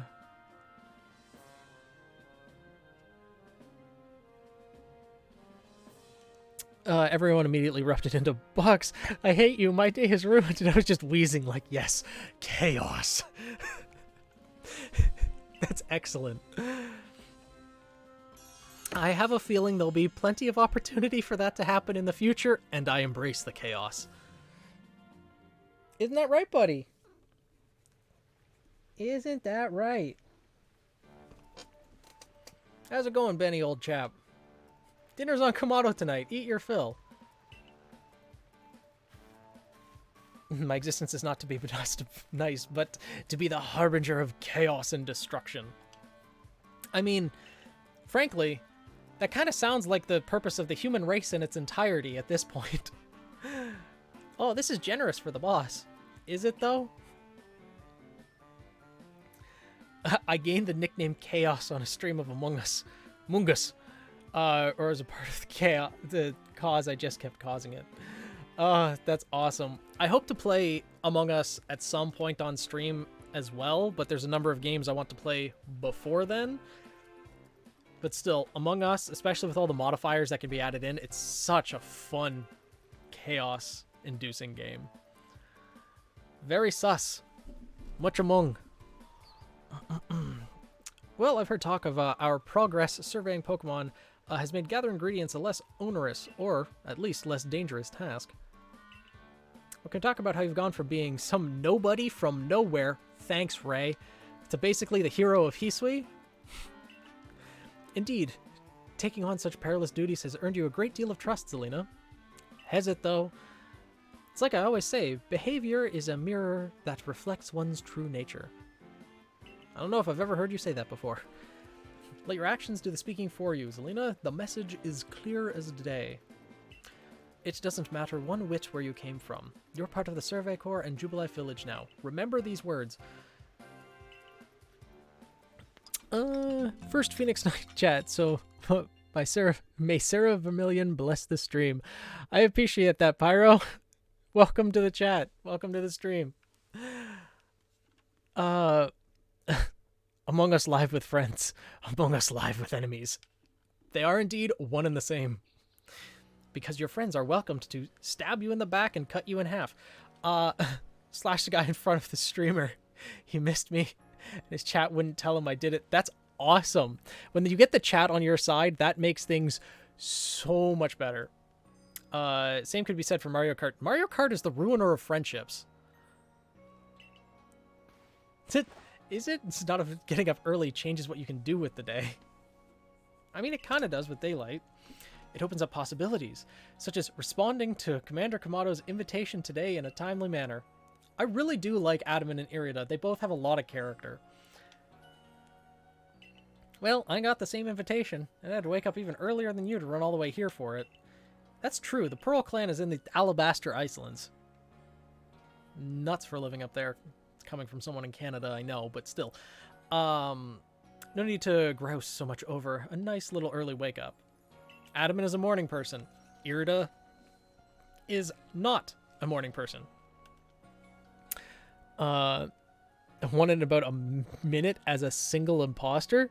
Impressive, Daisy. That just proves that you're good at deception. Very interesting. Mario Party. Yeah, Mario Party is the ultimate destroyer of friendships. Mario Kart is still quite up there, though, too. I knew it'd be more chaos if they stayed quiet. Yeah, that's true. Pokemon game. I want to make a Eevee after myself, and I have no idea what to evolve it into. Yeah. Eevee. It's always a decision what evolution to choose. You know what's funny in Arknights? There is literally a country which is based on, similar to Vatican, okay? And there's dual minigun wielding knights every time I see this. Reminded of the hippity hoppity, get off my property, as one of my friends say. Yeah, definitely a good saying. Now I want to play Among Us. Yeah? Among Us is definitely fun. I've never actually played a game myself, but I've watched quite a few streamers play it. It looks very fun. Uh, look left and pet the catto. Do you deserve the pats? They're telling me to give you attention.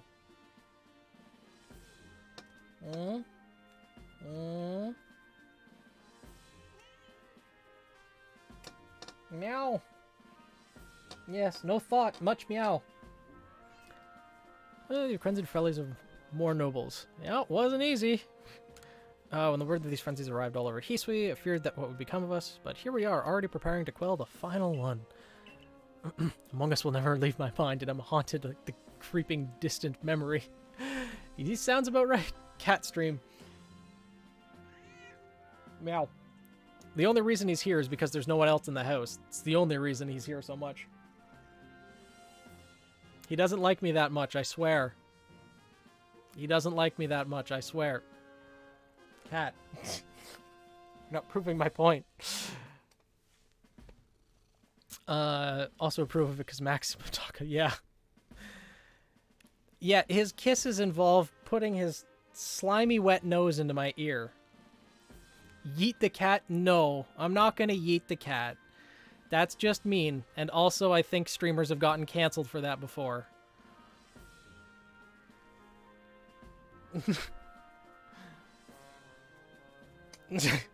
Yeah, he doesn't like me that much. He normally doesn't. Turning on 1080p for the cat. Isn't that right, buddy? Yeah, okay.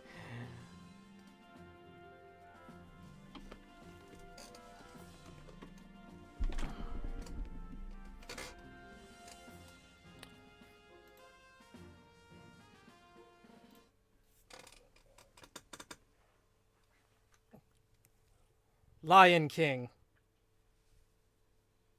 Hmm?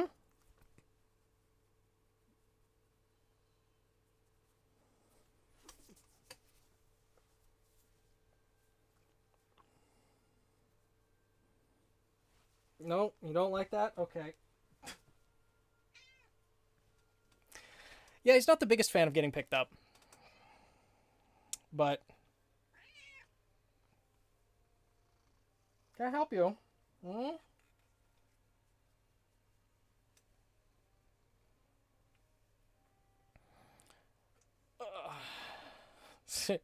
I mean, he's not that chonky. Like, you know, his rib cage is right there. He's not actually that chonky.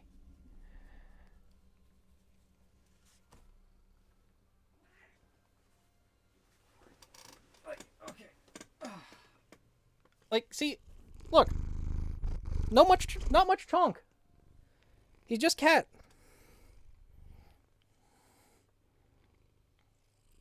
But when I pick him up like this, he's actually, well, a little bit tolerant.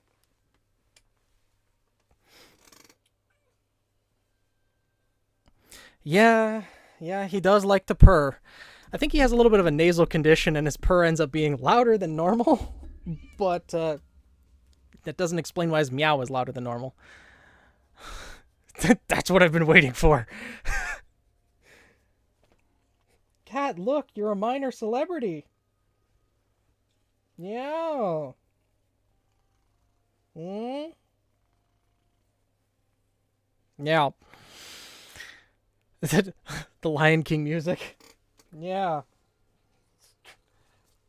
He wouldn't work well in The Lion King. He couldn't sit still. He'd also probably end up running off of Pride Rock and, you know, going the way of Mufasa without anyone else's help.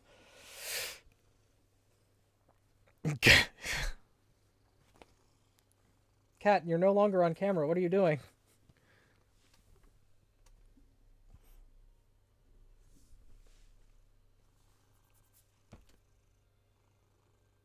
You're staring at me. Do you want something? Hmm? What's the matter? What you doing?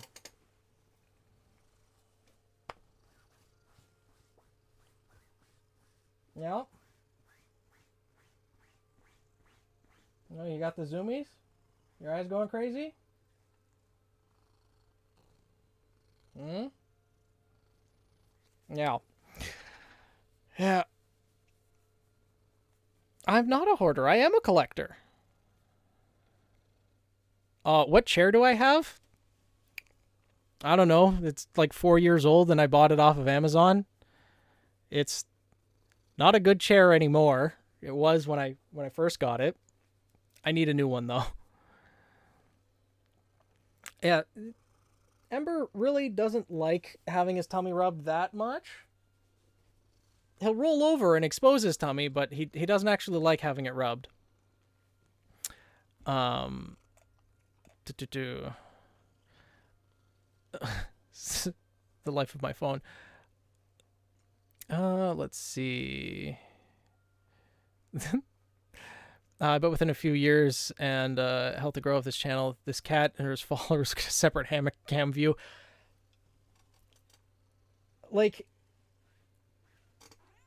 you know, I mean, the cat's in good health. There's no reason to think that he won't live, another 5-10 years, but he is already 10 years old. You wouldn't know it looking at him. Like, he still looks adorable and kittenish, but he's over 10 years old. And he's already had health problems where he's had to have surgery in the past, so I hope he stays in good health, though. I really hope he, cat cam points redeem. Yeah,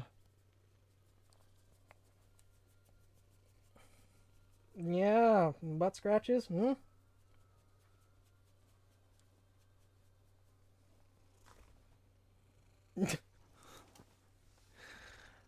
Ugh.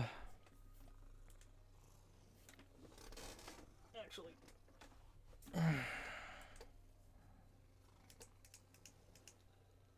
There, that's better.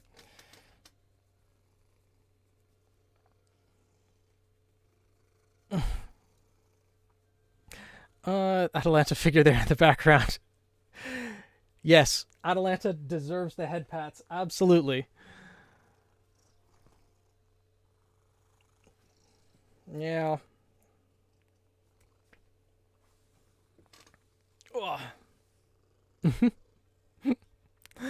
Okay. Now it's time to get back to the game. And the cat can just roll around there in the background. Okay. And I suppose we could do a cat cam points redeem as long as the cat's, around. But yeah. All cat girls deserve head pats. Yes, I agree completely. Floppy cat. He does like to do that. Who would have dreamed a stranger who tumbled out of the sky would be our salvation? Life never does stop surprising you. The only one left is Avalug in the Alabaster Islands. Yep. Also the largest of the nobles. Very much so. Definitely biased because of a certain Welsh cat girl. That sounds... Are you referring to Atalanta or are you referring to a different cat girl? Fate just wants me to suffer. I remember when Fate Apocrypha was announced as an anime, I was so excited, and Atalanta did not disappoint in that anime. He flops like a... Does he? You get that tail. You go for it. Avalok may be the Pearls clan's noble, but my clan and the Galaxy team will have to step up to resolve this for the sake of a brighter future. Nice. Referring to a different cat girl. I would assume Mio? I do not know that cat girl. There are streamers that has a cam for their dog or show their pet from time to time when they feel like it. Yeah, and I feel like that's probably going to be the same same with this cat, Val. And now he just left the room. The actual Atalanta from Fate Apocrypha. Yes, her name. Her theme makes me cry for real. Yeah.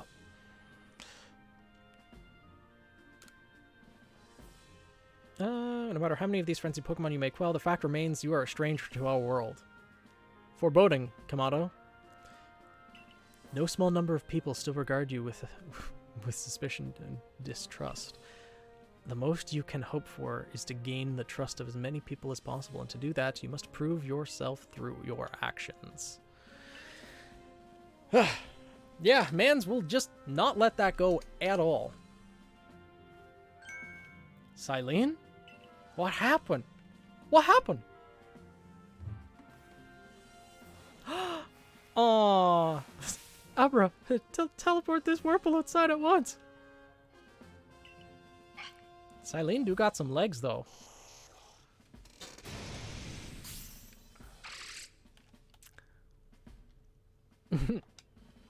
So, you're to survey the Alabaster Islands, then. A bug fear. Yes, indeed. The most treacherous climb you'll face in all Hisui. Not be exaggeration to say that you might be the only one among the Survey Corps I can task with surveying this land. You know your orders. See the missions through.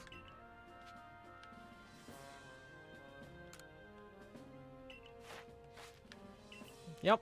Well, obviously I'm a high enough star rank to go. Cool. Bro, if they're suspicious of you, why do they keep asking you to do your work? Because I think they're hoping that I'll die. In all honesty. Because I'm expendable. I'm a stranger, not someone from this land. So, I'm completely expendable to them. Bro got wormed. Yeah. Exactly. Now what things do you need now? Never. Never, you whelp. Oh, right. This dude's in love with the old guy's daughter. Oh, sorry to see that. Won't supply me with new goods. Simply won't do business with me. But would you please try to make him some reason? Bring some sand radishes. Give him an offering of root vegetables, and that should do the trick. So you gotta... Nope, that's it. Okay. Same stuff as before. Oh, look. Ray standing there. Looks like I'll have to beat some sense into him now. I might have to battle him again. Fate Apocrypha, Achilles in Atlanta. Oh my god, Achilles in Atlanta. Why do I feel the rain in my eyes? Surprise, I'm not dead. Yeah, not to be confused with the rutabaga. Exactly. So, we're to make for the Alabaster Islands? Exactly. What's the matter, Laventon? You don't seem all that impressed. You have a hat on already. You should be fine. Of course, I'm all too aware of the injuries done to some of our own good people because of the frenzies of other nobles. There seems to be little choice but to intervene. But this Avalugg hasn't harmed a soul, as I hear. Does it really behoove us to go out of our way to subdue him? Yes. Because there is a precedence for it. Just because he hasn't harmed someone, it doesn't mean he won't. If Avalugg is as huge and strong as they say, there's a good chance he could start an avalanche. Exactly. Don't require any Pokemon's help. They occur perfectly fine on their own. But they would happen more frequently if there was other influences to them. Still have my doubts whether we should be even getting involved in this. No damage has been done, but if we send Selena out there, we'll be putting her in danger of real harm. At least you are looking out for me. Ray? Glad you have my back, Ray. You're not doing anything to help. You're just happy to send me into... Yeah, that's true. Wouldn't it be kind to quell the lore? Yeah, still don't know their frenzies are truly causing them, nor do we know why they enter these states in the first place. Or if this is all connected somehow to the space-time rift. Well, I mean, since the lightning came from there, it probably is. What is it that the commander hopes will come from quelling the nobles? Way to coexist? I don't know. We'll keep that in mind. Let's see. I haven't seen any Fate series, partly because I'm not sure where to begin. That is a common problem. Honestly, Rail, there's a lot to... Yeah, Fate Zero is definitely a good starting point, I would say. Fate Zero is probably the best starting point, and then Fate Stay Night Unlimited Blade Works after that, if you liked Fate Zero. Because both of those two are... Well, Fate Stay Night is a direct sequel 2, Fate Zero. Those two are best to start off with. And I'll leave it at that for now, because I could go into many others that are kind of within their own little universes. But, yeah, Fate Zero is probably the oldest Pokemon detective right there. Yeah. Everyone else gets along with Pokemon? Yep. Giguk did try to give the short version, and his video was very well made. But, yeah, it's impossible with Fate. Same with the Monogatari series, honestly. I've never gotten into that one myself, but I've heard how confusing it can be. Okay. You've got a mission to carry out, haven't you? We'll support you in it. By giving you another shot at honing your battle skills. I'm gonna win, bud. Like, you're not winning this. I'm still glad I get to battle you. I owe you a lot, you know. I might never have learned to battle alongside Pikachu. It turned its back on you before, Ray. Still only got 3 Pokemon, too. Oh, I'm going to destroy him. Full on Mr. Mime. Does he have level 40s now? Or is he still at level 30s? Oh, he's at level 46? Okay.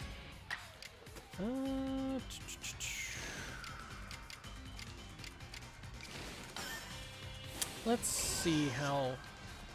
Because I don't think it's physical defense. Yeah, it's physical defense isn't that much. Oh, Ray, you're going with those strats. You suck. Mr. Mime's gonna burn to death while you're trying to put me to sleep. Good job.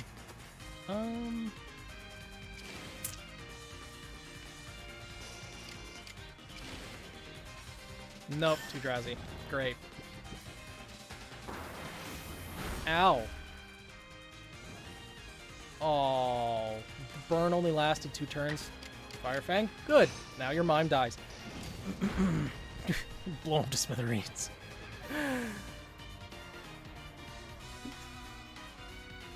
Oh, and there's the Pikachu. No! That's cheap, Ray. I do not approve. Let's see.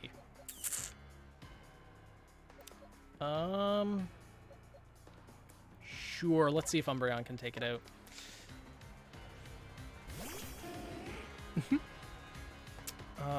Also about waifu figures. Oh no. May or may not have Amiya collection figures that released prior to the anime coming out. And I may or may not have to spend more on our Arcnet figures on the way.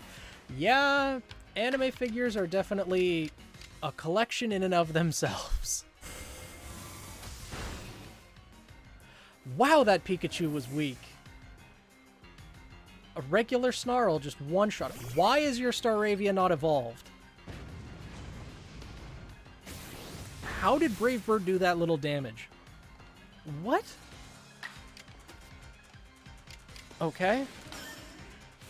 Pika dead. Give me the bunny. But if the bunny ends up dying, that'll make you sad, Velvet. This should probably kill. If not, Umbreon's getting attacked twice in a row. Cool. Run, Coco. My wallet is on life support. I know that feeling. I know that feeling so much.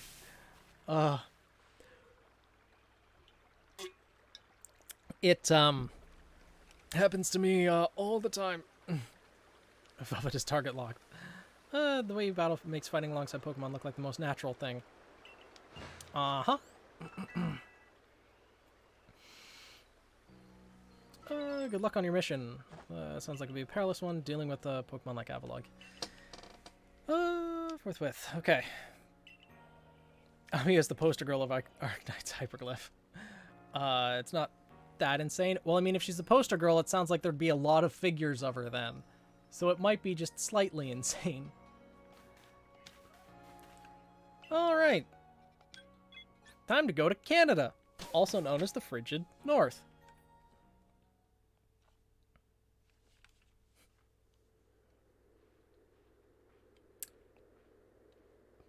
Look at this place.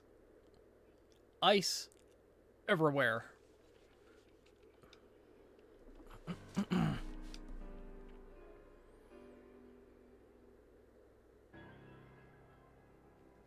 Laventon does not look pleased to be here.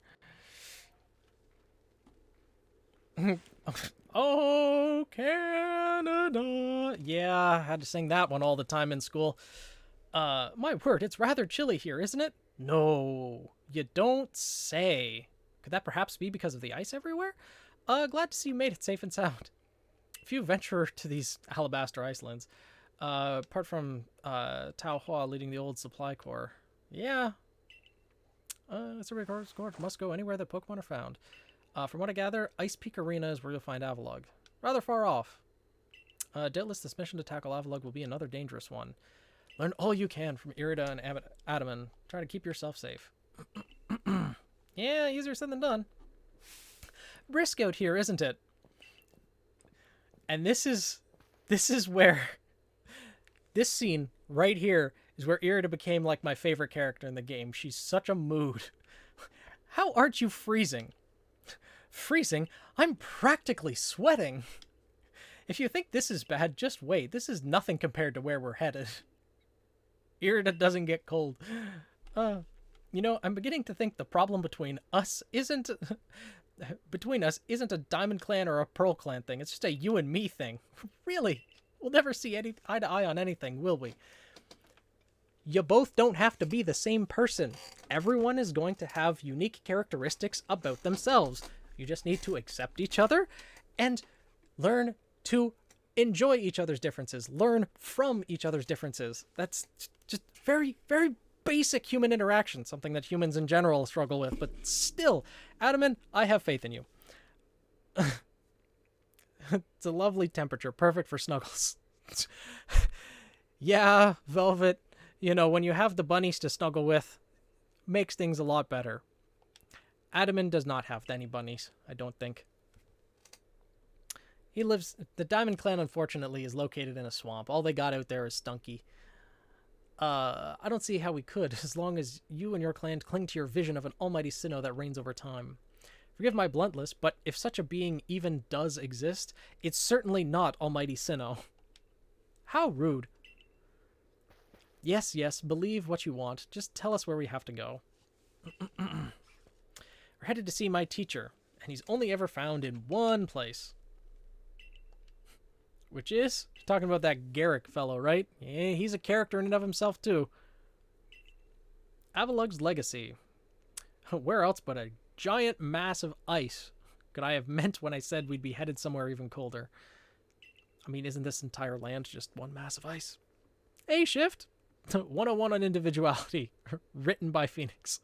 I don't know if that's a book I'm qualified to write, but sure. One day I hope we get a collection tour. I absolutely will be doing that at some point, Pyro. I don't know if that will be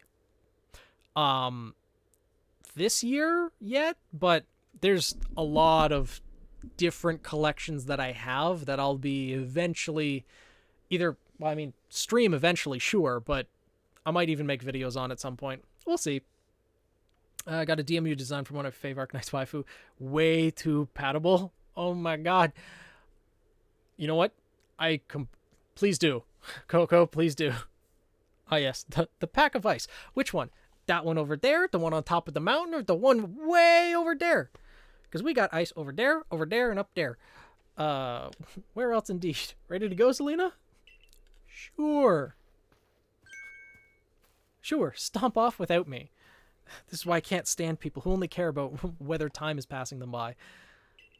I mean, time is the most precious resource that any of us have on this planet. It's wise to take heed of how much you're spending on certain things. I said that as Ahmed. Yep. Yeah. Jeff Dunham is certainly an entertaining comedian.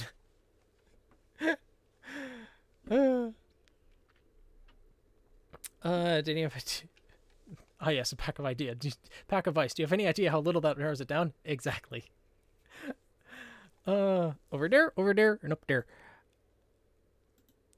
Let's see. Oh, she looks precious, Coco. No. I take a look at Discord and there's already people posting in the Stream Quotes channel. I shouldn't look at that until after stream. Oh no. Oh no.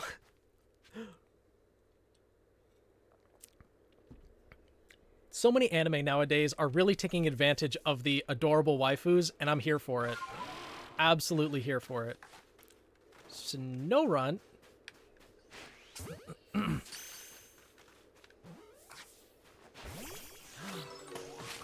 Little snow igloo Pokemon. More monkey. I'm glad I remembered before I jumped off the cliff, but I just realized we don't have the flying mount, so I almost jumped to my death. Let's see. The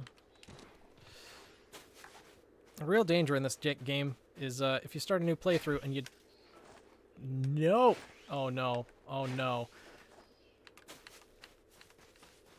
Stay still. There we go.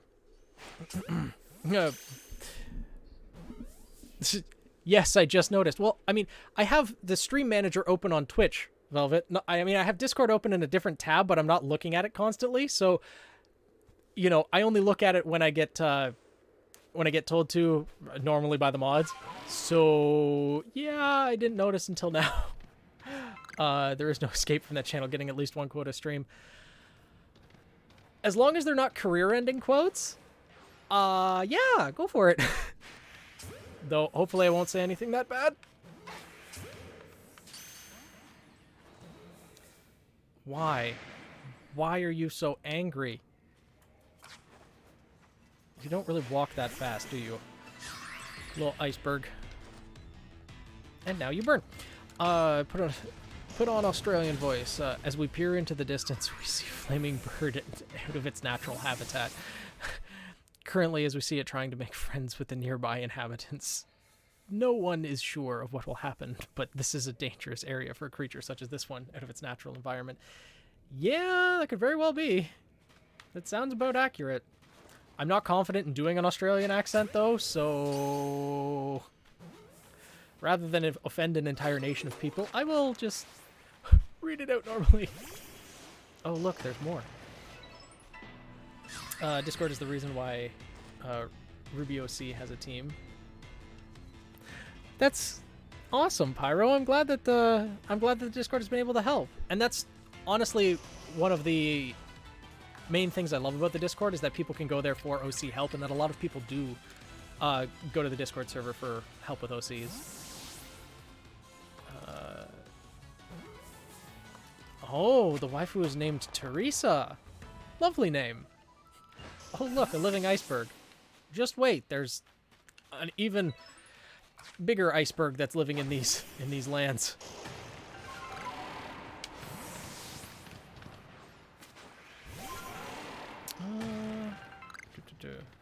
Team Seraph's the reason I even have OCs. Oh, that's awesome, Rail. I'm glad that Team Seraph was able to help inspire you. Bunny.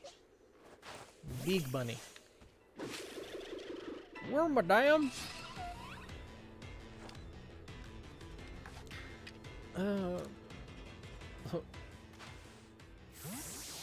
It's named the Titanic. Wait until you send the entire stash of Arknight's OCs. Oh no, there's gonna be so many, I bet. How many of them are paddable, Coco? How many of them are waifus, dare I ask? Let's see. What? Fall damage? Yep, there's fall damage. Okay. Ow.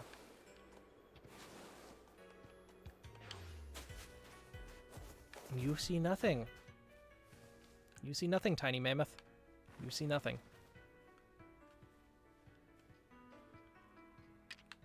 Look, a berry.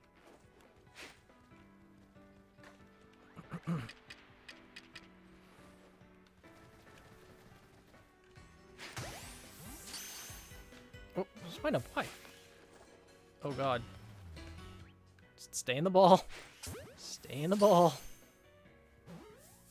Good. Now the tiny little swine. There we go. And that's what everyone says to Luna when he's show her to them. That's fair. Yeah, that makes sense. Though, I guess it might depend on which image you're showing to them, but yeah. Let's see. One day I shall finish my Ruby OC bio. I mean, it takes time. Hey, look, there's a wild bunny. It's sleeping.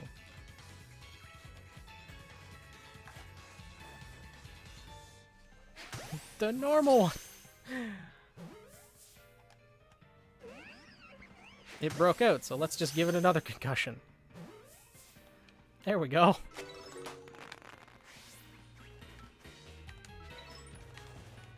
One thing about the Icelands, the hitbox of the ground does not help things. Ugh.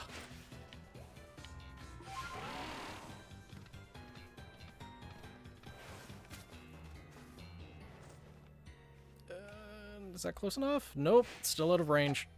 Yep, and now it's angry. Okay. Okay. So not that commission, yeah. I don't know if this load would have a feeling that it's well deserved. It is Rail, very palatable OC for sure. Let's see. Wait, Burb, gotta show you. W? W is perfection. Hold on. Let's see. Sure, wing ball, I guess. Sleepy bunny. Indeed. The floating skull, not so much. It's angry. Okay, Arcanine still resists it. That's good. Found the Bidoof. It turns out the Velvet was hiding it from me. Well, those are some bold accusations, Shift. I hope you have some evidence to back those claims up. I mean, I don't talk about her much on the server, but her art was done a while ago. Kachovi, you want any DMs? Sure. Though I probably shouldn't be checking DMs like too much on stream, because I feel like that's maybe not the best situation. But yeah, absolutely, feel free to DM it to me. Wait a second. Yeah, I haven't changed the moves because Bulldoze. Yeah, Bulldoze over that and that over that. Cool. Much better type coverage. Did I get moves on Umbreon as well? I think I did. Not, no. Let's see. I'm now apparently part Phoenix. I've gone too far. There's no going back. One day I will randomly send you the lore document for my Magical Girl universe. Oh, wow. Sounds like it'll be a interesting read. Could also share it in general C chat. Yeah, for sure. Share it in the general C chat. You'll probably get a lot more feedback there because I don't know if I'll be able to reply to like all of my DMs. Oh, Shadow Ball for sure. Dazzling Gleam. Stronger than Fairy Wind. Much better type coverage. Yes.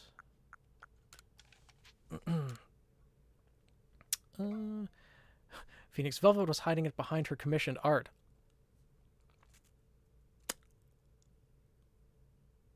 You know what? I'm gonna hold my tongue on that one.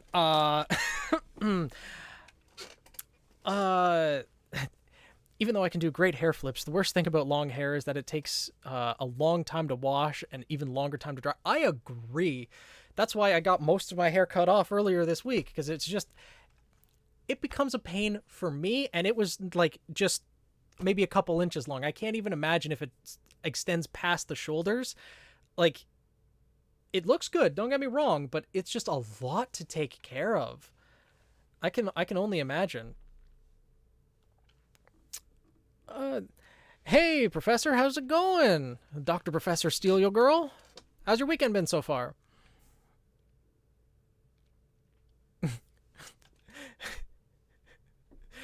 Shift, Velvet, be friends now. Let's see. Actually, let's see how well Sylveon will do in combat against one of these. Don't outspeed. Oh, it outsped. Oh, that's not good. Oh, that's really not good.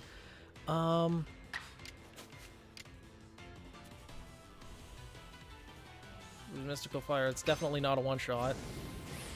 Oh, that does nothing. Oh, no. Yeah, I'm running away from that one. No, thanks. Sylveon deserves life. I choose life. Oh, it's going good. Been playing Sonic Frontiers. I've seen a few videos on that game so far. It looks so good.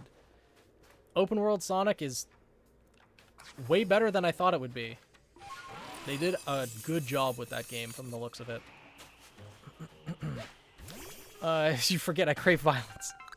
Also, I have to make up for the amount of chaos that Rose would usually help you provide. So, you know, there is a running theme with my moderators. They all seem to crave chaos. Every single one of them. In some fashion or another. I don't know if this is just because if I've created the chaotic environment or I just draw chaotic people to the server. I don't know. Either way, it means that things are never boring. Is that a good thing for a mod? I mean, they're chaotic in a tame enough way. And they generally don't push things past the boundaries. For the most part. So I think it's okay. Don't look at me. It had nothing to do with it. Says the one named Chaos. You chose us. Remember that. Yeah. Is that your way of saying that everything is my fault? I believe all of you are individuals more than intelligent enough to make your own decisions and be responsible for the consequences. I have that much faith in you. And it also means I shift the blame from myself.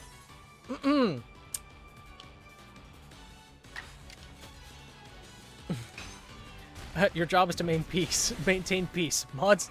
No. Yeah, essentially. Hi, Cat. Welcome back. You go get some kibble? Go get some food? I'm in the middle of something. Do you mind? Do you mind? Hmm? Good plan, Boss Burp. Yeah. Sounds like a challenge. No. No. There's no challenge associated with that. I think you are misinterpreting my words.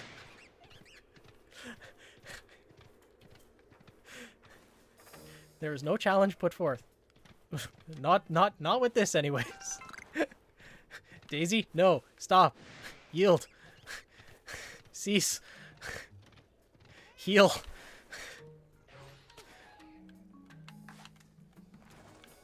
Angry monkey. Why? Why? What? Why? Okay, oh, good lord. Why? Okay, monkey's going down. An increasing need for god killing. Death to the fire perp. I mean, I'll just revive Shift. There's no permanently killing me, I'm sorry. The cat, on the other hand, I don't know. If you put him too high on that pedestal, he's only just gonna fall off. Wow, this Ambipom is fast. Uh-oh.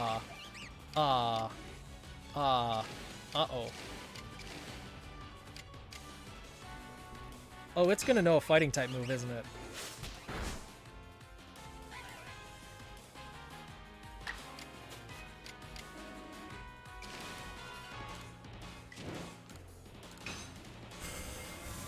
Oh, a strong Dark Pulse would have killed it. Oh, Iron Tail. It's not horrible. Cool. Okay. Be afraid, Boss Burp. Be very afraid. I mean, with a couple clicks of a button, I can alter the mod rolls, so... be warned. I am not the one who needs be afraid. Well, considering how often the guilds, is blown up, sucked into a black hole, set on fire, eaten, getting swamped in various different substances and materials, having chaotic minds seems par for the course. I guess. Oh, that Obama snow up there, huh? I can post art. True. Chaos was demoted to B-class mod. Weirder things have happened.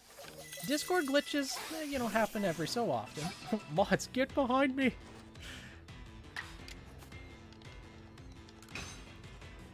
What? Snowbird voided the attack? How? It avoided it only to throw ice. And now it burns.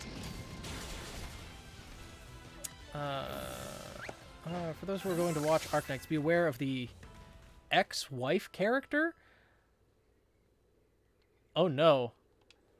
That sounds like a waifu that was loved and adored at the beginning and then became very hated later on. I've heard that there's a waifu like that in Chainsaw Man as well. I know nothing about Chainsaw Man, but I know that one of the characters is apparently very hated later on.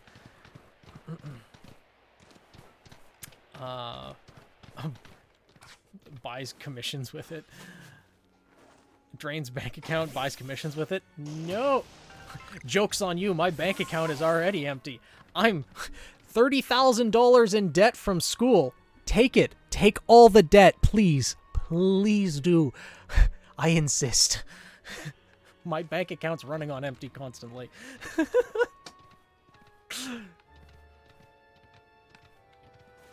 Oh, another Dusclops. There's Riolu up here.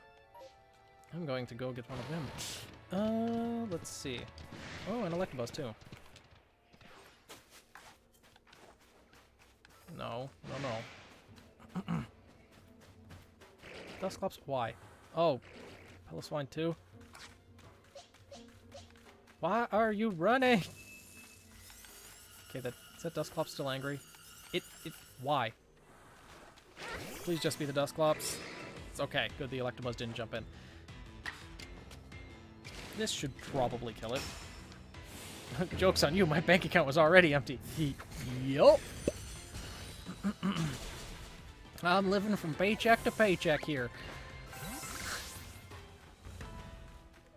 Luckily though, like, once I get paid though, then I'll be able to, well, commission emotes.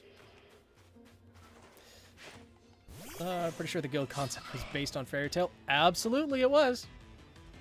Very much like Fairy Tail. Yes, that's exactly what I was going for. A bunch of destruction. Because Fairy Tail is one of my top 5 favorite anime, for sure.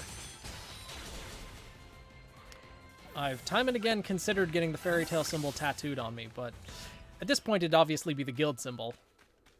But, still debating whether I want to go the route of having tattoos or not. I'll give you a discount if you ask me to do it.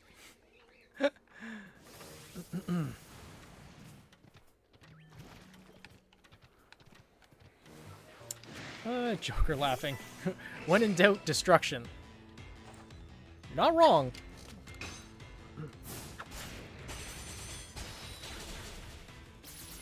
Oh. Regular wasn't enough to kill him. Interesting. We'll say tattoos are addicting. I've heard that before, but I don't... And again, I've never had a tattoo, so I can't speak from experience, but I have a feeling for me they wouldn't be. Because I've considered getting tattoos for, like, years, but I don't think I'd want anything put on my body that, like, I'm not 100% confident in. Whereas I see a lot of other people, especially those who do say that tattoos are addicting, they say they start getting tattoos that they're, like, that are less and less meaningful for them. It's not necessarily that there isn't any meaning behind it, but especially when it comes to a lot of Twitch streamers, I see them getting tattoos just almost on a whim, like losing a bet on Mario Party and they get a tattoo or whatever. And that just, I don't know, that doesn't seem fitting to me. Yeah, needles aren't great. I'll say that. I hate getting shots, but granted, I'm also a blood donor, which, by the way, anyone who's afraid of, you know, donating blood, if it's because of the needle, if you don't look at the needle, at least in my experience, those needles hurt less than when you, like, get a vaccine or something like that. Even though it's a larger needle, it's being injected into a different place. It's hitting the vein rather than, like, directly into the muscle. So it hurts less. I encourage people to go donate blood.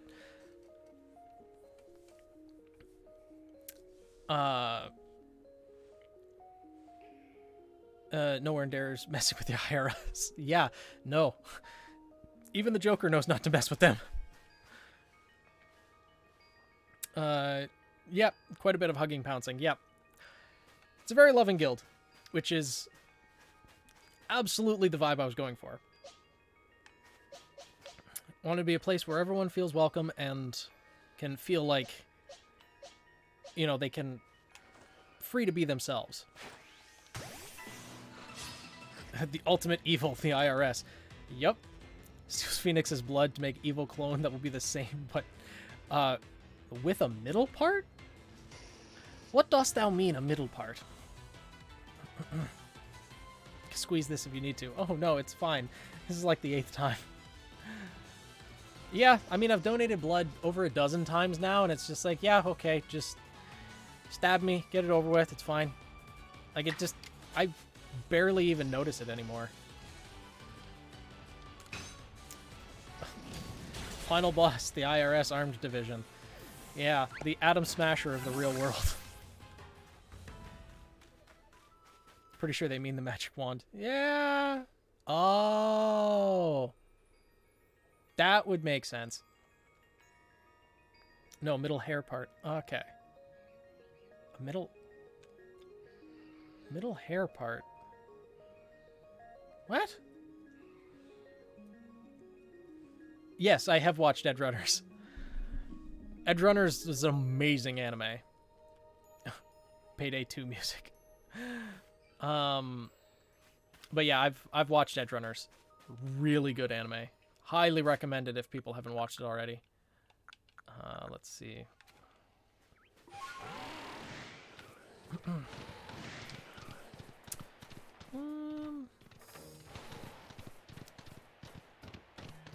Sure, let's go pay a visit to the scariest wild Pokemon, I think, in, like, probably any Pokemon game at this point. Hey, buddy! Hey, friend! Hey! How's it going? You want a berry? You want a... Oh no, oh no, oh no, no, no.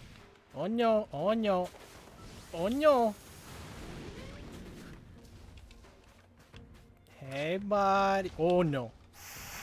Yeah, this Garchomp is angry.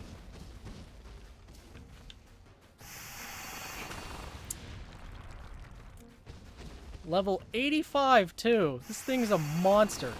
I always found it interesting, though, how a Pokemon with a quad weakness to ice is out in the ice biome. Granted, it would probably destroy anything else in any other biome, so...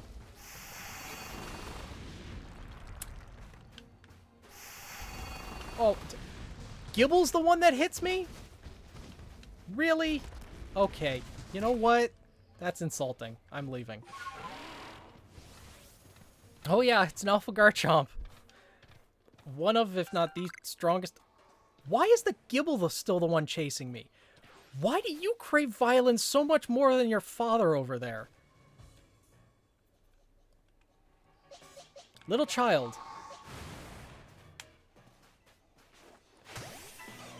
Why? You're level 20. You have no right to be this angry. Get in the ball. Because it's small. It's got something to prove. The toilet hammer forged in hell. Do I want to know, Coco? Oh no. Oh no, no, no. Time dilation, AoE, vampire magical girl. All one girl. Oh no. Combat in Sonic Frontiers is so fun. It looks like it's a lot of fun. It's a game I might play later on in December, depending on how addicted I get to Arrowfell and Scarlet Violet. Okay, small wonders are most aggressive. Yeah, that's very true.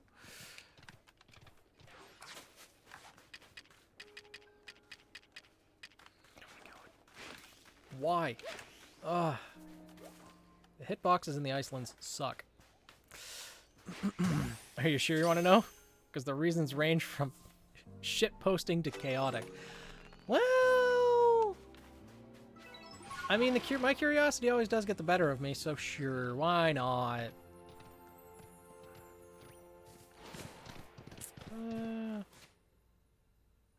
Oh. Interesting. Nothing's dropped a leaf stone yet, though, huh? Crap. Oh, look, a hole.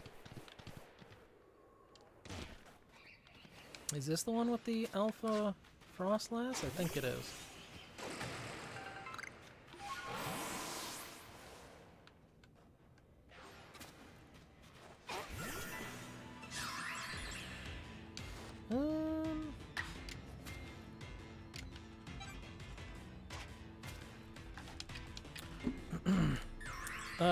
Can't die, so curiosity doesn't kill.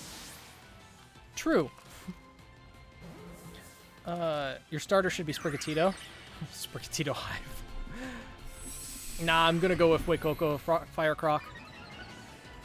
He looks so derpy.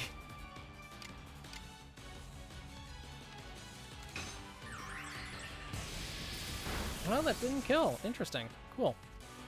So you all know how weapons break and you all need materials and stuff. What's the most common, heavy, and easiest solid-ish construction in a city? A toilet. I don't know. Wouldn't there be more sinks than there would be toilets?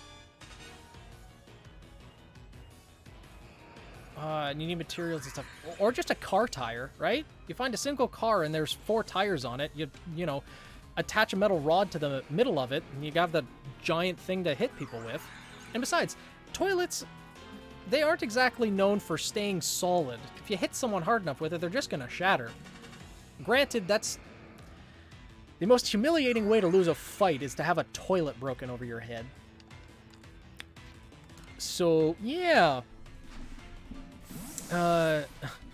Cannon Velvet is someone I don't want to piss off. She would absolutely destroy me in 59 different ways. Yeah, Cannon Velvet's real strong. Her limitations being she can only, you know, once she uses a picture, it doesn't last very long and it disappears. But there's nothing. One thing that I don't think they really accounted for is that Velvet could just take 50 pictures of the same weapon and be able to use it over and over again. The only real limitation she has is the hard light dust, which is hard to come by. Especially in Vacuo, it's nigh impossible.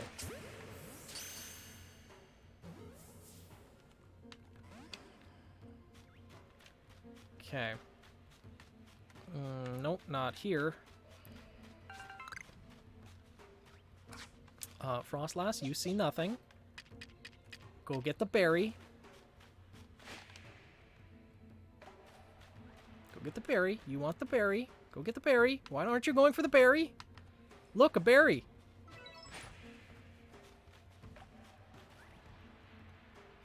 Can I actually catch this Frostlass now? Am I high enough rank?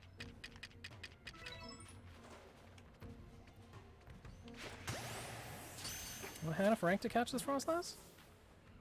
I mean, it stayed in the ball and didn't pop out immediately, so maybe...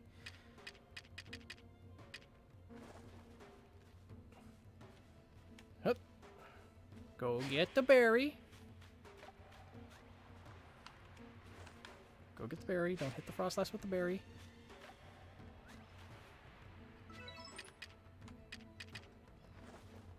Why did you go to that berry? Just...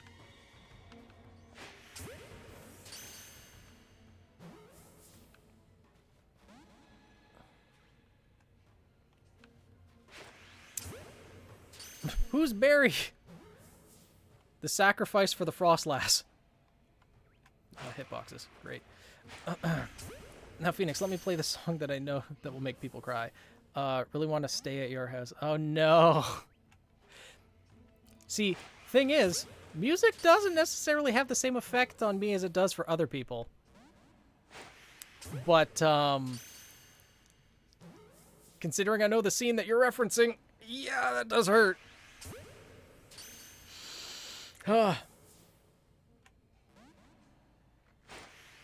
Imagine Amazon starts selling nukes in their collection is used. Oh, God. Team Briar Supremacy. They look like an interesting team. I'm curious how the Prisma daggers work as weapons. Oh, no. I'm out of wing balls. Stay in the ball. I really wonder if I can even see Velvet fight my OC. Yeah, seeing how canon characters match up to different things would be... the different OCs would be interesting.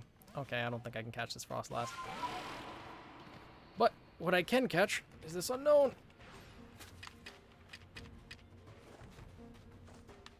Nailed it. In time to get the heck out of dodge before the Frost Lass gets too angry.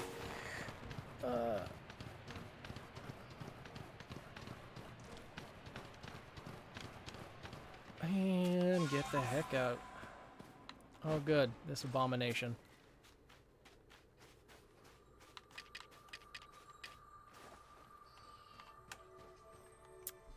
We got drills. Well, one of the members of Team Briar does, for sure. Kind of see Phoenix play Breath of the Wild. I probably will replay Breath of the Wild before Breath of the Wild 2 comes out. Just because I want to refamiliarize myself with the controls. But yeah, I'll play Breath of the Wild.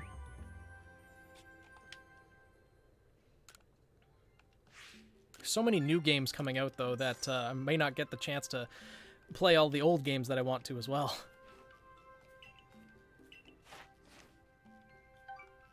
Huh.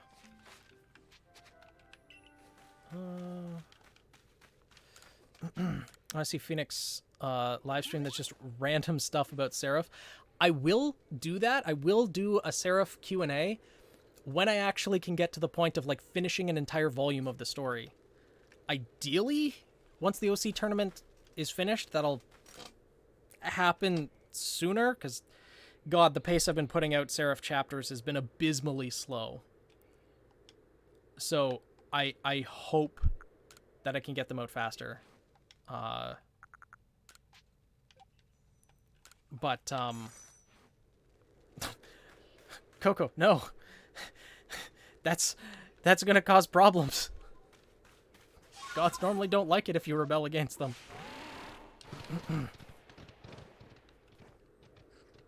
Hi, Daisy.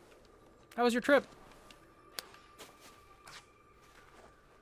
I know, I want more Seraph 2 Chaos. I want to be able to release their story because, as I've mentioned a few times, I have a lot of their story planned out. I have, like, in detail, like, the first 2 volumes planned out. I know what happens in every single chapter, and I want to tell that story. God, at the very least, I want to properly introduce the last 2 characters of the team. But I want to fight God? Let's all go fight God? It's stream number 5, and chat's already wanting to fight God. Is this normal for streaming, or is this just something unique to us? Cat, I blame you.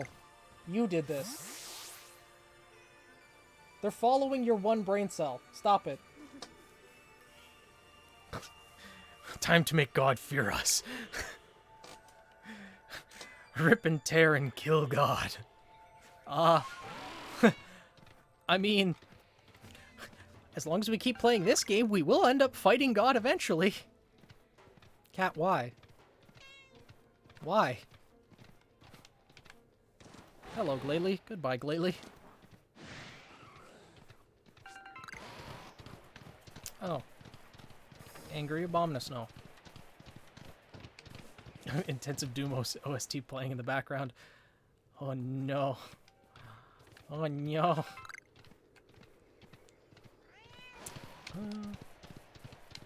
Oh, more basketball. Cool. Can we actually swim up the river? No, we cannot. Cat, why? And then there she is. The Alpha Gardevoir. Yeah. Talking about the waifu beta Pokemon, they knew what they were doing when they put Alpha Gardevoir in this game. They knew what they were doing.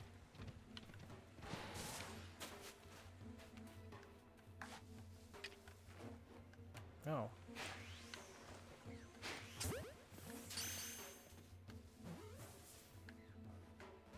Rufflet, why?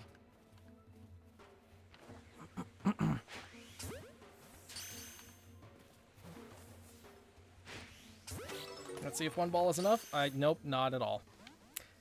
I still think I'm too low of a rank to catch those high-level alphas. Father, they crave violence. Yeah, unfortunately, he does too. Sad thing is, he would fold under any amount of violence. A field mouse would quite literally kick the crap out of him. And yet he seems to, or at least he acts like violence is all that he knows. But you're just a cream puff, aren't you?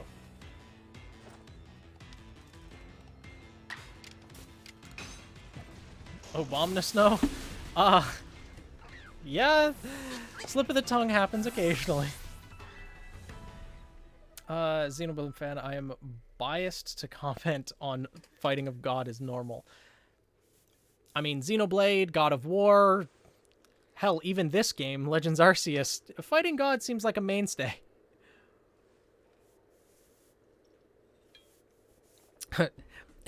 Chat, I want to fight God, and I will either die trying or become him.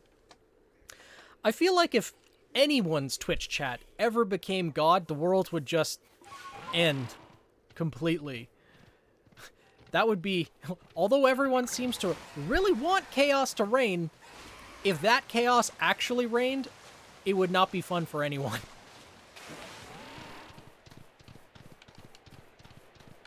Let's see.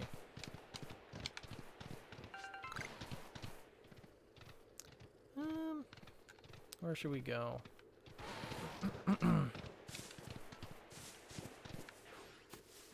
Why are you so angry?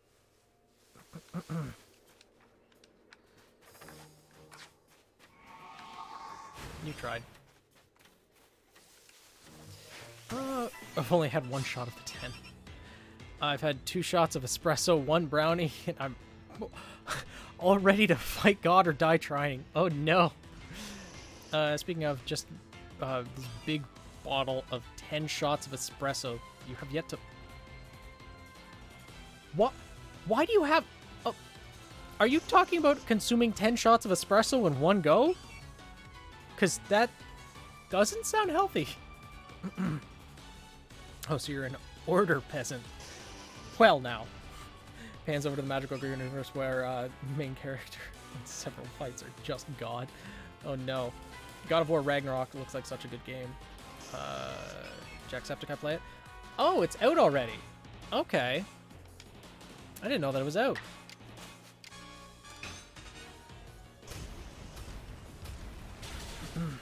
I went to the store, there was a bottle of 10 shots of espresso. Obviously, I don't know if it becomes an obvious that you have to buy it. Shad, do we need to have a caffeine intervention? Because I don't know if espresso is necessarily a snap buy.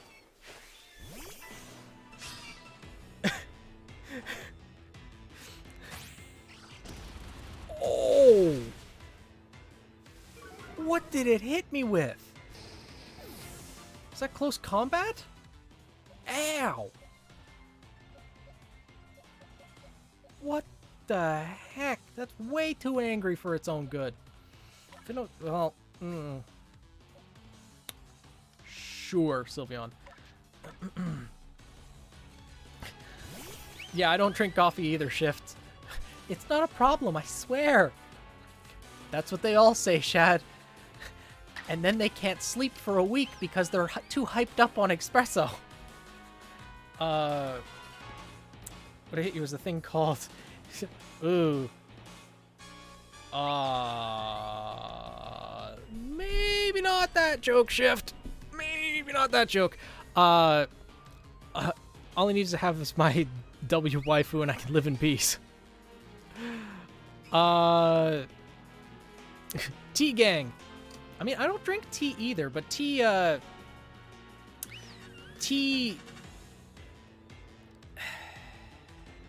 depends on the flavor.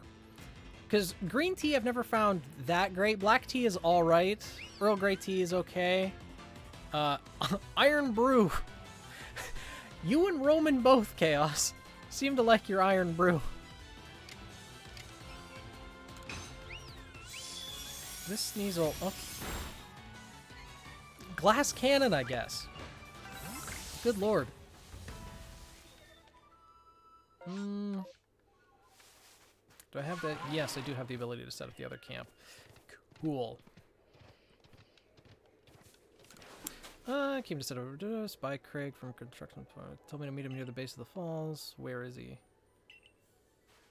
A bit worried. Find him? Sure. He's just right over here. I believe. If I remember correctly. Go get him. Nope, but there's a wisp here. Nice. Remember me to introduce you to the different kinds of tea I have. There's one made me think of lemon cookies. Ooh, that sounds good. There can be only one. And yes, I said that in a Scottish accent, as it is my blood right to do so. Prefer herbal teas over caffeinated ones like green tea. Yeah. Because, like, tea is supposed to have a, calming effect, help you sleep, and just kind of wind down, whereas caffeine just does the opposite. Chaotic energy out of my veins. How are you feeling today, Phoenix? Scared of the mods. They're all craving chaos. They want to fight God. They're planning to overthrow the guild. I don't know what to do. No, I'm feeling pretty good. Overall.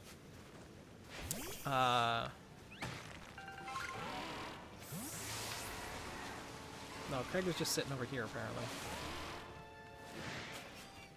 apparently. That's normal.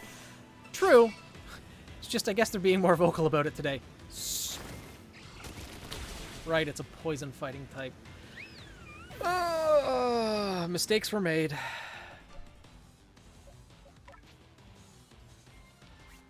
Time for boom boom. Time for you to go boom. Explosion! Goodbye. I still can't believe how explosion or self-destruct does not kill in this game. Like people say, it's hard to impossible to sleep to heavy rock music, and then there's me who sleeps well to it. I'll eat and stir-fry God with peppers and onions of varying colors. Does God taste good, though? Like, really? It would depend on the God of what, exactly. I guess. Because I'm sure in some variations... I don't know. What, Velvet? Am I not allowed to talk about eating God? No. Don't blame me. Pyro brought it up.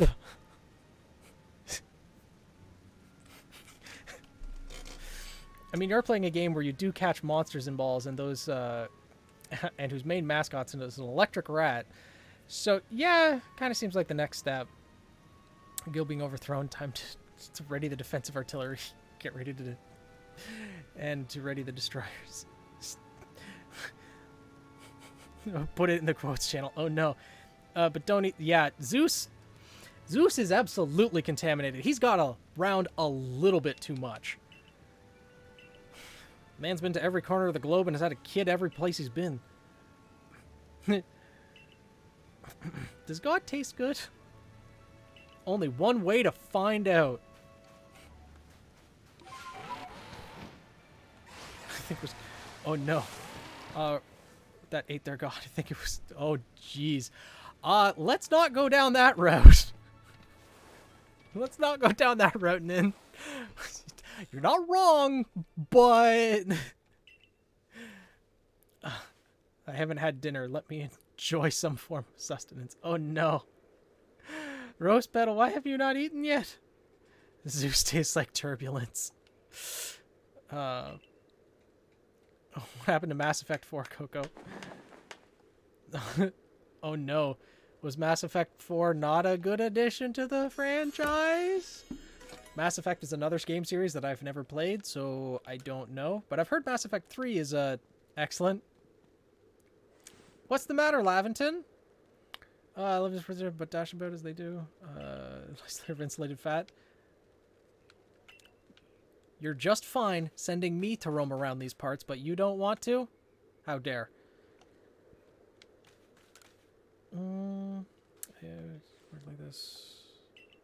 Gotta warm myself up. Feels good manipulating flames.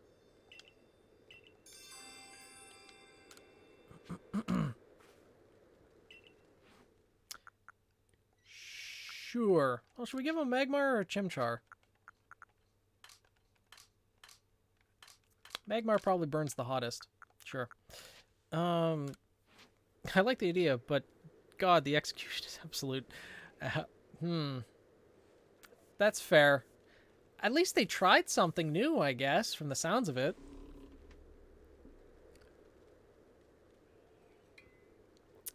But Rose Petal, you can... Would you not be able to do the homework better? Would your mind not be able to work faster with proper nutrients? So I've heard, at least. I would ask if you could download Halo Infinite so that we could get a custom game night. Yeah, FPS games aren't my forte for sure. But that being said, it could be something to do eventually. Bro, don't fall asleep in the Icelands.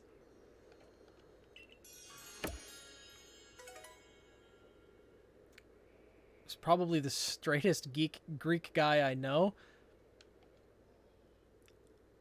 Who knows? I think Zeus is not necessarily straight. He'll probably sleep with anyone. Yeah, I don't think so. He's just... All Zeus is known for is horny. That's it. That's all Zeus has got going for him.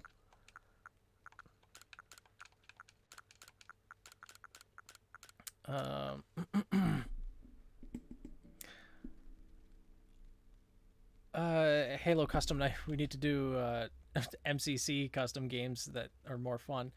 Yeah. MCC would be interesting too. Have you ever read the Mythos? I've read some of it. Zeus is not exactly what you would call a respectable deity. Not by any stretch of the imagination. Yeah.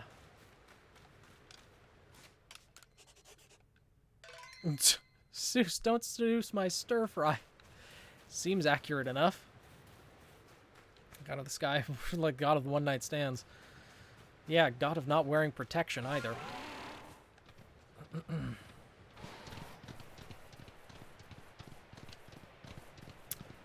Jokes that every other Greek guy is simply more gay.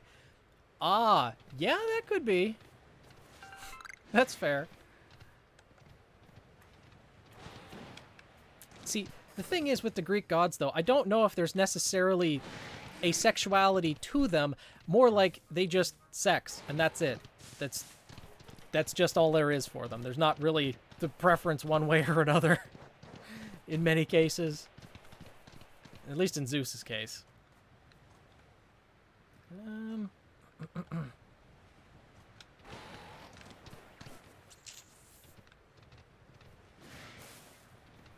I mean, Hades is married. So, like, Hades is one of the ones in, like, an actual stable relationship, as far as I'm aware. Though, maybe not exactly stable, considering some circumstances. But... or at least some depictions of the story. But, yeah.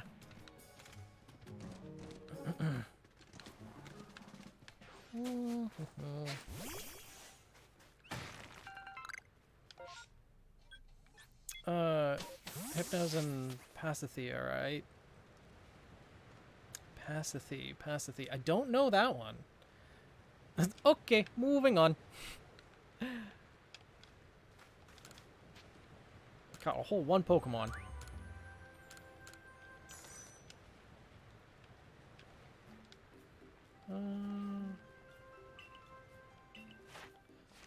Okay, just let me go back to town. There we go. Hades, Dionysus, and Eros are the only semi-faithful husbands to my knowledge. Yeah, the Greek pantheon is not known for being the most respectable gods in that fashion, at least. Yeah. Let's see. Unusual shoes. What the heck? Unusual shoes. What evolution item would those be? Would they be an actual outfit item? I don't know. And then we have the ones who are like, nah, I'm good. Yeah, that's true.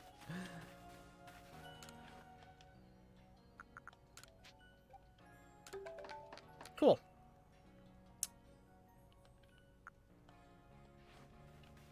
What else can I craft? I can craft some...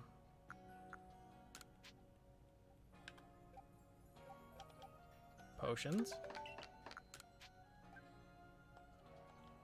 And then some hyper potions. Nice.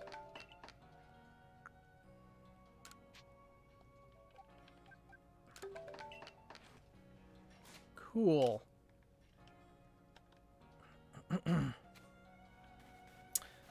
Hestia, Artemis, and Athena, but out of the three, Hestia is the only chill one. Yeah. There's also the aggression that comes with the gods as well.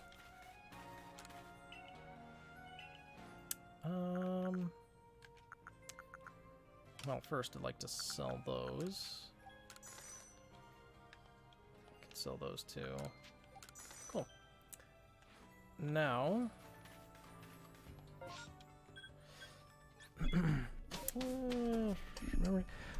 had this conversation with another server today, but if you released one xenomorph into the world of Ruby, how fast do you think Atlas would fall? Xenomorph, like from the game? I'm not all that familiar with xenomorphs, so I'll need some further context. New moves. Can Samurott learn anything new? False Swipe, Aerial Ace, Sucker Cut, Iron Tail. Movie. Have not seen the movie. Love the Battlestars. What host organism are you basing the Xeno off of? Movie Xenomorph. Don't know it. Sure, I'll learn that.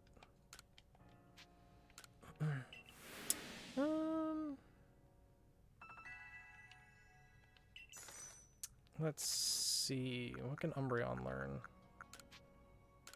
Rock Smash, Power Shift, Focus Energy, Rest, Iron Tail. Shadow Ball, Iron Tail. Special Attack 99. Ooh, that's not very strong, is it? Basically, humans create robots. Robots destroy all planets, and humanity is reduced to ragtag fleets to protected by a 50-year-old warship named Galactica. Huh. So a human? Yeah, a human is so classic. If there was a Ruby movie, I would like to see them form it. Huh. I think the Grim would kill it before the humans would find it. Oh, it depends. Could Salem become a Xeno host? I need to know more about xenomorphs. If they can infect humans, then yes. But, like, yeah, she literally has immortality gifted by the gods. And whether, I'm guessing it's something that would end up controlling a regular human's mind. I don't know if, oh, it's special attacker. Cool. If she would be able to be taken over. DM some videos. Yeah, I'll have to watch them after stream, though, Shift.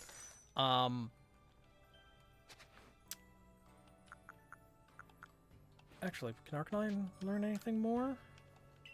Let's see. Rest. Ooh, Iron Head, Iron Tail.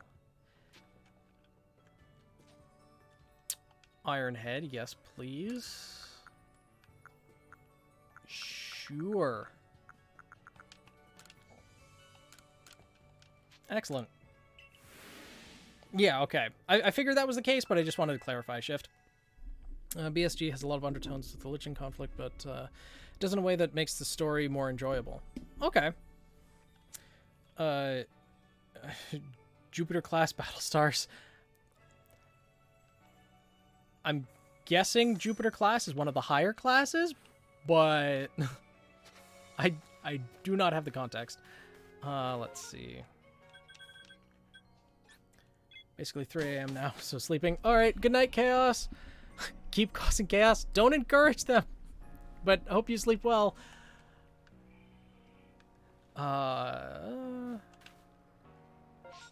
Okay, let's switch some moves around. Yeah, I'm gonna put Aqua Jet back instead of Aqua Tail, instead of Rock Smash, because physical special split's pretty good, but Hydro Pump accuracy's not great. Dark Pulse is good though. So Iron Tail, X Scissors, pretty good. Oh, Psycho Cuts. Poison Jab too. Sure, but Poison's probably more useful than Bug. Sure. Galactic probably qualifies for the title of the Gray Ghost purely because how much it was able to take. If you're just gonna sleep here, fall asleep watching stream, as long as you're in a comfy enough position, I guess. Because you don't want to wake up and, you know, you can barely move your neck because it's just so sore from sleeping in a weird position. Sylveon's very much a special attacker, yeah. Okay. The moveset's already pretty good. Voltorb. Thunderbolt, Thunder, Self-Destruct. Magical Leaf. Energy Ball's actually already pretty good. Thunder ain't great because of the accuracy. Charge Beam's not great either. Yeah, I think I'll put Magical Leaf instead of Thunder, because it just doesn't miss. Sure. Alright, thanks, Shift. I don't know if I'll watch all of them, but I'll definitely give them a look over. Let's see.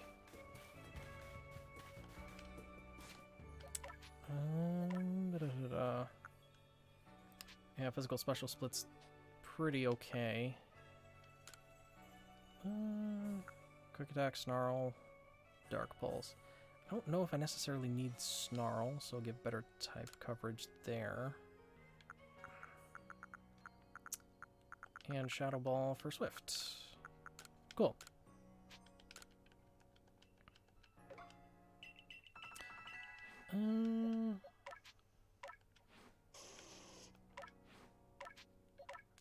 Let's see.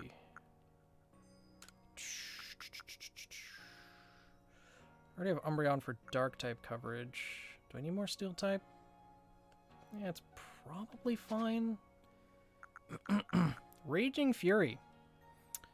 Oh, fixated on using this move. I don't know about that. Also, accuracy isn't great.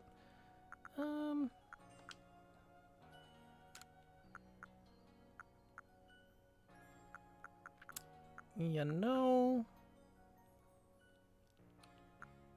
I think it's probably okay. What starters you pick for every generation? Let's see.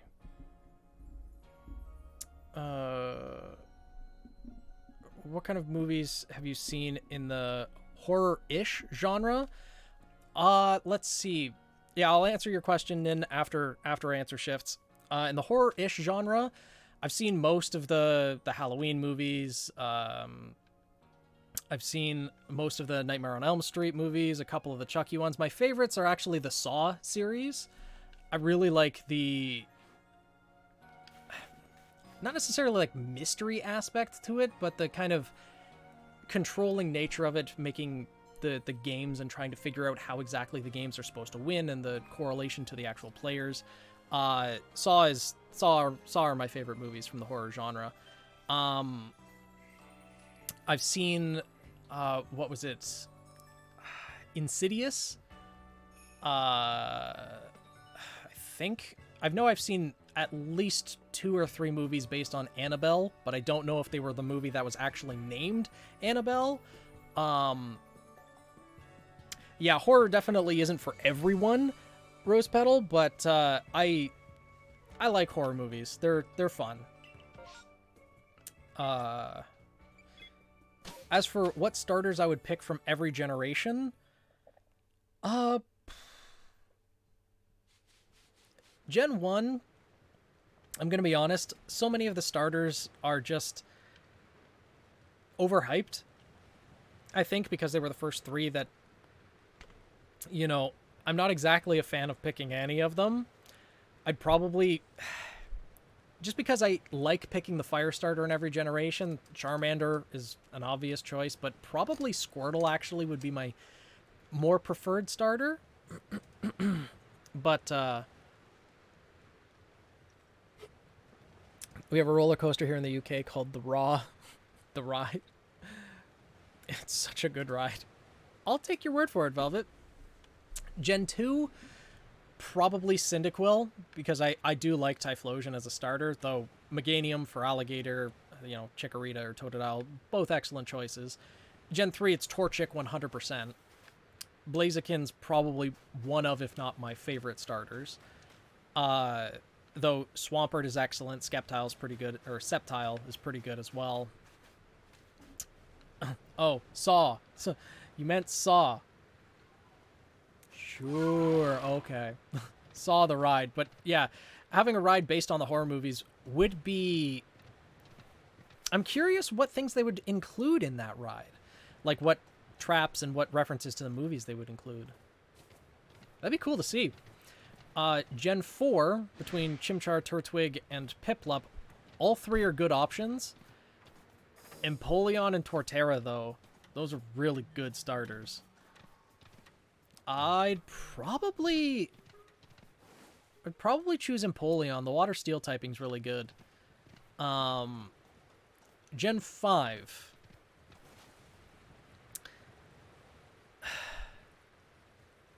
Gen 5, I'd probably go with Oshawott, because I like Samurott. And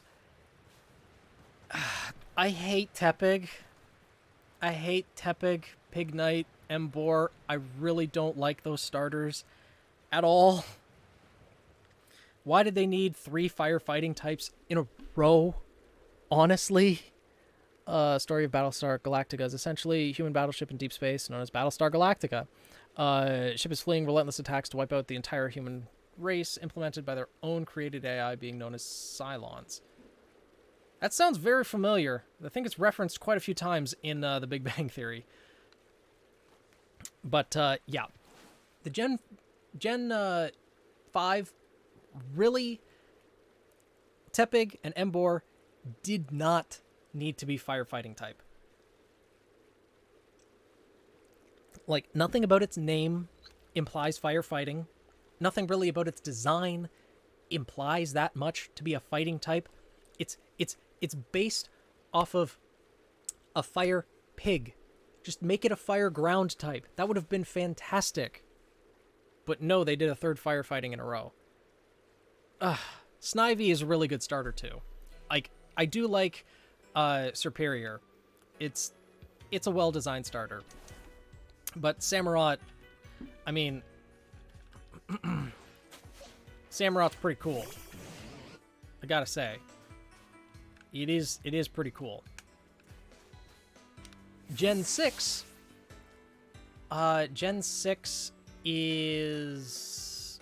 Yeah, that's with Fennekin, which goes to Delphox. And I love Delphox as a starter. A Fire Psychic type was fantastic. I was hoping to get the Fire Psychic combination for a long time. Delphox is fantastic. Chespin is a horrible starter. All of its evolutions are just bad. Chestnut is probably my least favorite out of every starter Pokemon in existence. Phoenix, I have 13 packs. Should I open them? I'm guessing packs of either Espresso, or, considering we're talking about Pokemon, maybe packs of Pokemon cards? Both are addictions, so I don't know how much we should be encouraging this, but if it's Espresso, no. If it's Pokemon packs, what packs? Cosmetic packs. Cosmetic in what way? Like cosmetic packs like in a video game? Is one giant trap. In-game. Which game? In the queue line, they're like, Nope. Nice try. Oh, Apex. Okay.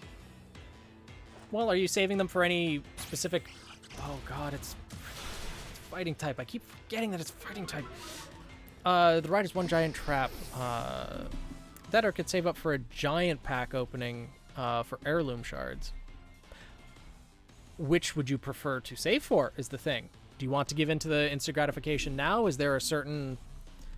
I don't know how exactly cosmetic packs work in Apex. Are there going to be different things that you could open the packs for later on, like increased chances of a certain cosmetic that you might want more? Like an increased incentive to save them, or... I don't know. I don't exactly know how they work in Apex. In the queue line, there are like old rusted traps and mannequins that were like jigsaw tests. Nothing really from the movies. As soon as you get into the main ride building, there are guns mounted in the ceiling that randomly shoot compressed air at people. I mean, yeah, the compressed air would really scare people because they often think that rides are non-interactive, I guess, or that they wouldn't do anything to, like, physically touch the people in the rides. So it often does scare them because I think people more expect that it's going to be visual horror rather than actually, like, touching you to scare you. That Ozpin could beat Saw? Well, it all depends on what his trap would be, right? What trap he would actually be put in. I say that. There are packs with higher chances of opening rare items. However, if you save them up and don't actually know what the rarity of packs... Oh, you know you're opening. Oh, it doesn't tell you what rarity you're opening before you open them? Gen 7 and 9. Right. Well, in Alola, there's the Wrestle Cat. So, that's probably my choice. Although Incineroar, you know, the Wrestle Cat's design is interesting. I do like Decidueye. And Primarina's alright. Poplio is kind of an abomination, but, you know, I've warmed up to Poplio over the years. I still think I would probably choose the Wrestle Cat strictly for the...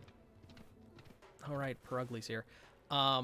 Strictly for the Fire Dark typing. But, Ow. Why? Deer's so angry. Then for Gen 8, I'll be honest, I'm not the biggest fan of the Gen 8 starters in general. I kind of like Scorbunny and Raboot and Cinderace, but when it comes to, like, Rillaboom, it's alright. Inteleon, it's alright. But Sobble, I do not like Sobble's design. I don't like Sobble at all. And Grookey's okay, but I would probably go with Cinderace again, or Scorbunny. And then for Gen 9, honestly, I like all of them. If we're just going purely based on their starter forms, like their base evolution, I'd probably go with Fuecoco or Sprigatito. Fuecoco is the one I'm planning on choosing, because Quaxley just... he looks so arrogant. He looks like he's always thinking that he's better than everyone simply because he has more hair. Or a better hairdo, I should say. Ow. Let's just say for fun, all of the traps? Oh my god. Okay, let's say his aura is drained and he can't revive because if he does, he fails. Yeah, some of the traps are designed to be inescapable. You liked Poplio? It was cute. I mean, to each their own, right? Beauty is in the eye of the beholder, as they say. Poplio wasn't one of my favorites. Yeah, because like there's... yeah, if he does end up in one of the inescapable ones, then surely he would be going down. Don't climb on the pillow, cat. You know not to do that.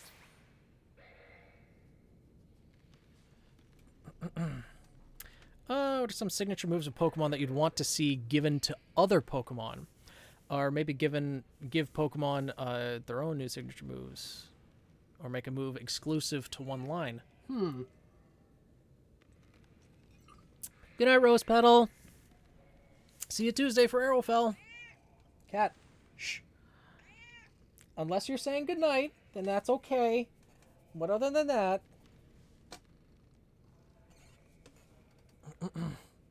You calling my seal boy Uggy? Yes. Yes, I am.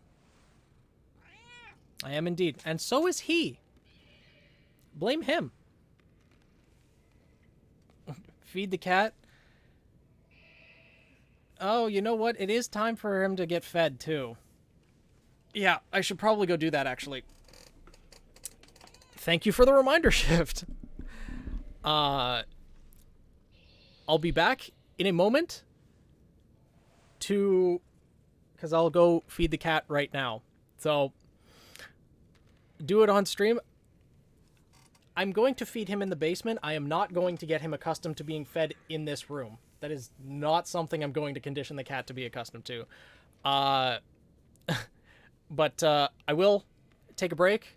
I'll probably be like 2 minutes, 3 minutes maybe, while I get his food ready and go feed him. So, I'll be back in a moment.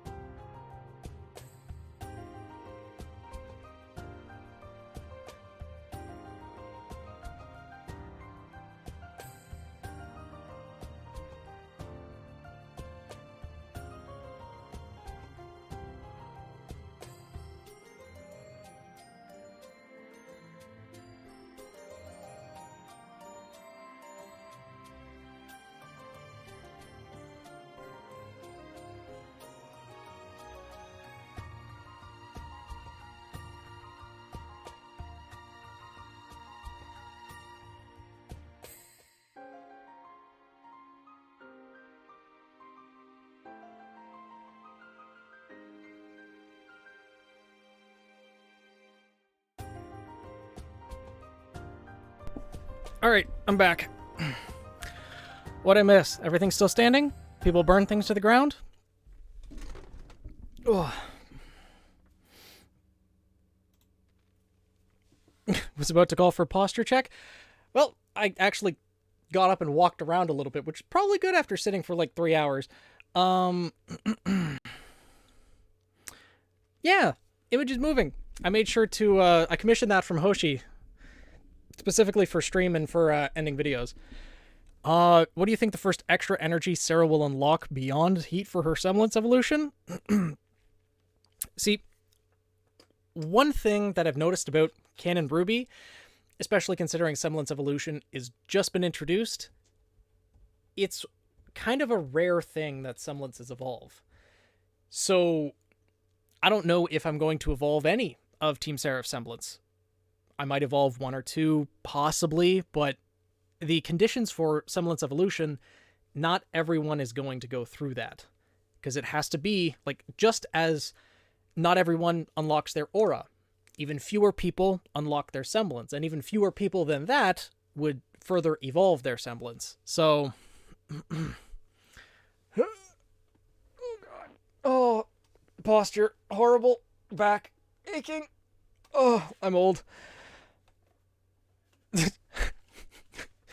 You did the posture check too, and apparently became painful, huh, Daisy? How's the dungeon cat? He seems happy. Seems satisfied with his meal. He gets fed the wet food at night, and he gets the kibble in the morning, so he's... Okay. Iceberg angry. Wonder why it's spelled heat sink instead of heat sink. Because it's supposed to be heat sink, like synchronize. That's why I refer to it as heat sink, as SYNC. Plus, also, the Ruby naming schemes, just like Team Stark and everything, the spellings don't exactly have to be 100% accurate.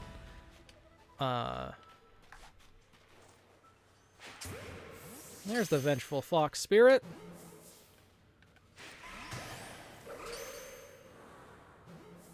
And it stayed in the ball. Cool. Level 26 is Arua. Nice. Really go to my chiropractor. I should probably go to C1 too. I just, haven't for a long time. But, oh well, I'm sure everything's fine, right? Let's see. Another wisp. I think we've gotten a whole 2 in this area. Yep. Oh, I was born with a crooked spine, so yeah, everything's fine. Oh no! Oh no, Shift. Of the semblances we've seen on screen, how many have evolved? As far as we know, only Wrens. Because even if we look at the more, advanced huntsmen that we've seen, the people who have been training for longer, Crow, I doubt his semblance has really evolved that much. You could argue, I guess, in Volume 8 that his semblance evolved from being misfortune to just being, regular fortune, but I think that was just kind of a personality thing rather than unlocking a new ability of the semblance. All of the Aesops, if we look at Vine or Elm's semblance, they probably haven't evolved their semblance because it seems pretty straightforward as what that ability is. Harriet's semblance being just super speed, I don't think that would have had an evolution in the past. If we look at Clover's, his is just good fortune, probably not either. He's back, and now that he has food, he's got the zoomies, so he's going to be running back and forth a little bit. Marrow, maybe his semblance, just grew in power, but I don't think it necessarily evolved, per se. There is Shion, but I'm going to be honest, don't like the way that they evolved Shion's semblance. And I don't think it... Because it evolved from being able to read dreams to being able to enter the dreams. And although that's not necessarily a bad evolution, what I would have preferred for Shion's semblance is that their semblance was the ability to first enter dreams, and then the later evolution was that of being able to manipulate them in small ways. The use of the coins.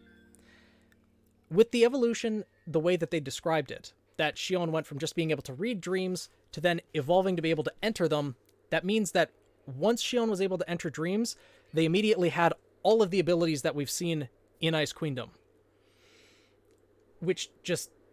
I would have much preferred entering dreams being the base semblance, and then evolving to gain the tangential ability of being able to manipulate them, making that... I just think that makes more sense.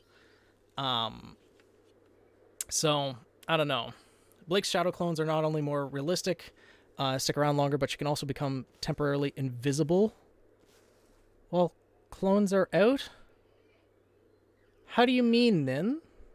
With Blake's semblance? The ribbon split into multiple petal sections as of the Volume 4 trailer. I don't think that's a semblance evolution. That's her learning to use her semblance. Semblances are similar to muscles. The more you use them, the more they grow. And that is just learning to use her semblance better. Like, it was only until Volume 7 that Ruby learned what her semblance actually was. That she can turn herself and other objects into rose petals to negate their mass, and thus allowing her to move at faster speeds. Yeah, she's always been invisible for a brief moment. I agree, Rail. I don't think Blake's semblance has evolved. She just learned to use it better. He's only now learning he can see emotions. No, that is an evolution, in my opinion. It may be something, because it's not something that he's always been able to do, and it's a linked ability to the one that he already has, and one that works completely in tune with it, but it is kind of separate from what his semblance was initially meant to do. Because he's always been able to mask emotions, but especially when it comes to being able to see emotions, that's not something that, just training could help unlock. That's something that was a change that happened in a split moment. Something that changed at that moment for Ren, when he kind of, I guess, unlocked something else in his soul that allowed him to get that extra little bit of ability. And semblances in general, any evolution that happens, I don't think it should be like a massive increase in power. And especially, it should not be something like getting a second semblance. Evolution of a semblance should be something that is directly related, first and foremost, to the main ability that a character has. And it should be something that gives a bit more utility, but doesn't, make the previous semblance useless, if that makes sense. But I do consider Ren's semblance an evolution, but really I don't think we've seen any other semblances evolve. Or semblances that have evolved already, it's just we haven't known it up until this point. Yeah, because with characters, they're going to train and grow their semblances, maybe learn to use them in different ways, or discover more about their semblances that they've always inherently had that ability, but maybe just never thought of using their semblances in that way. But if a character is going to evolve their semblance, and in my opinion, most characters wouldn't evolve their semblances.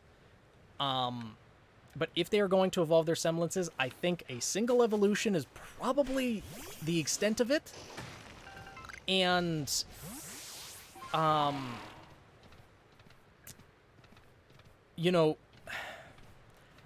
characters don't need to be constantly getting new abilities.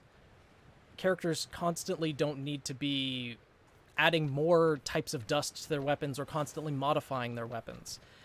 The purposes of the Huntsman Academies is to help them train with aura and with their weapons and fighting styles, find a way that works for them, and learn to hone those number of skills to a high enough degree that they can survive on their own. If they become characters that have a wide toolbox of abilities, well, then they're a master of none. And at that point in Remnant, you're probably setting yourself up to be overwhelmed by Grim or eventually get into a situation where you need to make split-second decisions, and if you have 10 different abilities that you could choose from or 10 different ways that you can handle a situation, the characters might freeze up. And if they're always making the absolute correct decision out of so many different options, then it becomes unrealistic almost. Whereas if they've mastered a select number, like 2 or 3 distinct ways of fighting, getting out of situations, and handling those abilities, I think it's much more reasonable for them to be able to use those in many different situations. Yeah, I hope Nora gets a new ability as well, because she pushed her semblance to the absolute limit, and semblance evolution is not something that comes easily by any means. So Nora, I think, could get a new ability, or at least that after taking on that much damage from electricity, absorbing that much into her aura, that it just drastically increased the capacity for electricity that her body is able to withstand. Something like that. Not necessarily evolve a semblance, but possibly increase the natural stores of electricity that she could have within her body. Like it pushed her semblance to its limit, so now she can maybe push beyond that type of thing. Because I don't know if it's necessarily going to be a new ability, but I think she might... Blaze had a skyscraper collapse on him for his semblance to evolve. Blaze, I'm guessing, is one of your characters, Velvet? But yeah, it takes a lot for a semblance to evolve, and quite frankly, not many characters are going to be pushed to that level, to that brink, and live. For Ren, his semblance deals with emotions, and it was being pushed to the emotional brink.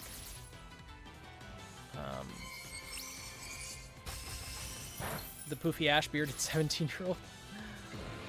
22, though. Do you think if a semblance evolves, they lose the original utility of it?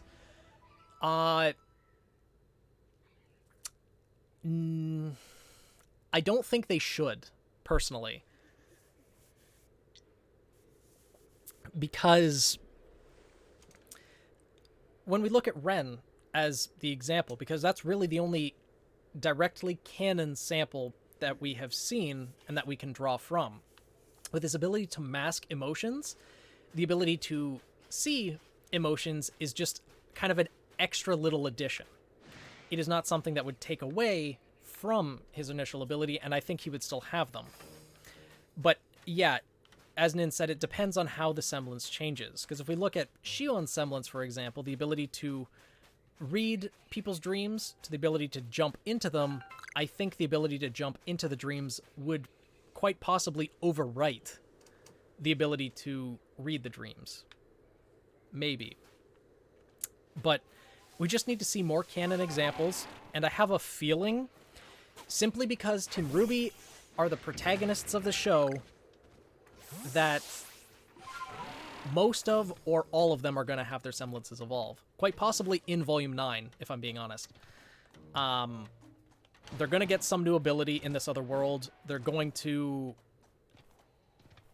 get something to power them up, because quite frankly, they desperately need that. Moving into the final fight in Vacuo. Oh, there's a hole. They're going to need some power up, and they're going to get that in Volume 9, in this other world. What that power-up is going to be, whether it's an actual semblance evolution, whether they're going to learn the secrets of the soul and how to unlock hidden potential in this other world. Similar to, like, Gohan on Namek in the Dragon Ball series or something like that. Yeah, collision physics in Legends Arceus, it's not 100%, but they have the Pokemon animations down pat, which is where it matters. Oh, wow. Blissey actually was caught on the first wall. That's surprising.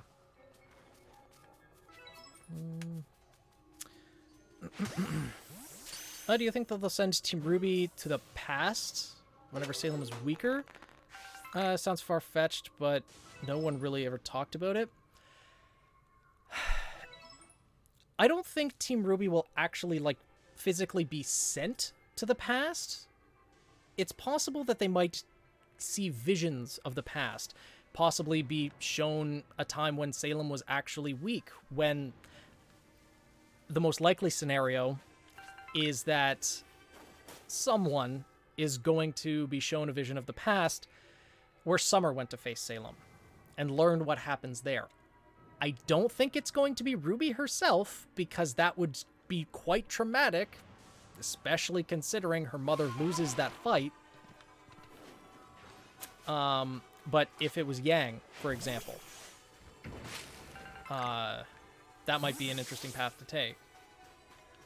Yeah, like, if they're sent to the past, either where Salem was weaker, would have to be before she was immortal, meaning when she was still, regardless of when you go to attack Salem, she still has magic. Whatever time it's going to be, she's still going to be fairly powerful and hard to deal with. The evolution for Blaze goes from allowing his semblance to change parts or small areas of his body to his whole body. Yeah. Like, that's an understandable evolution, Velvet.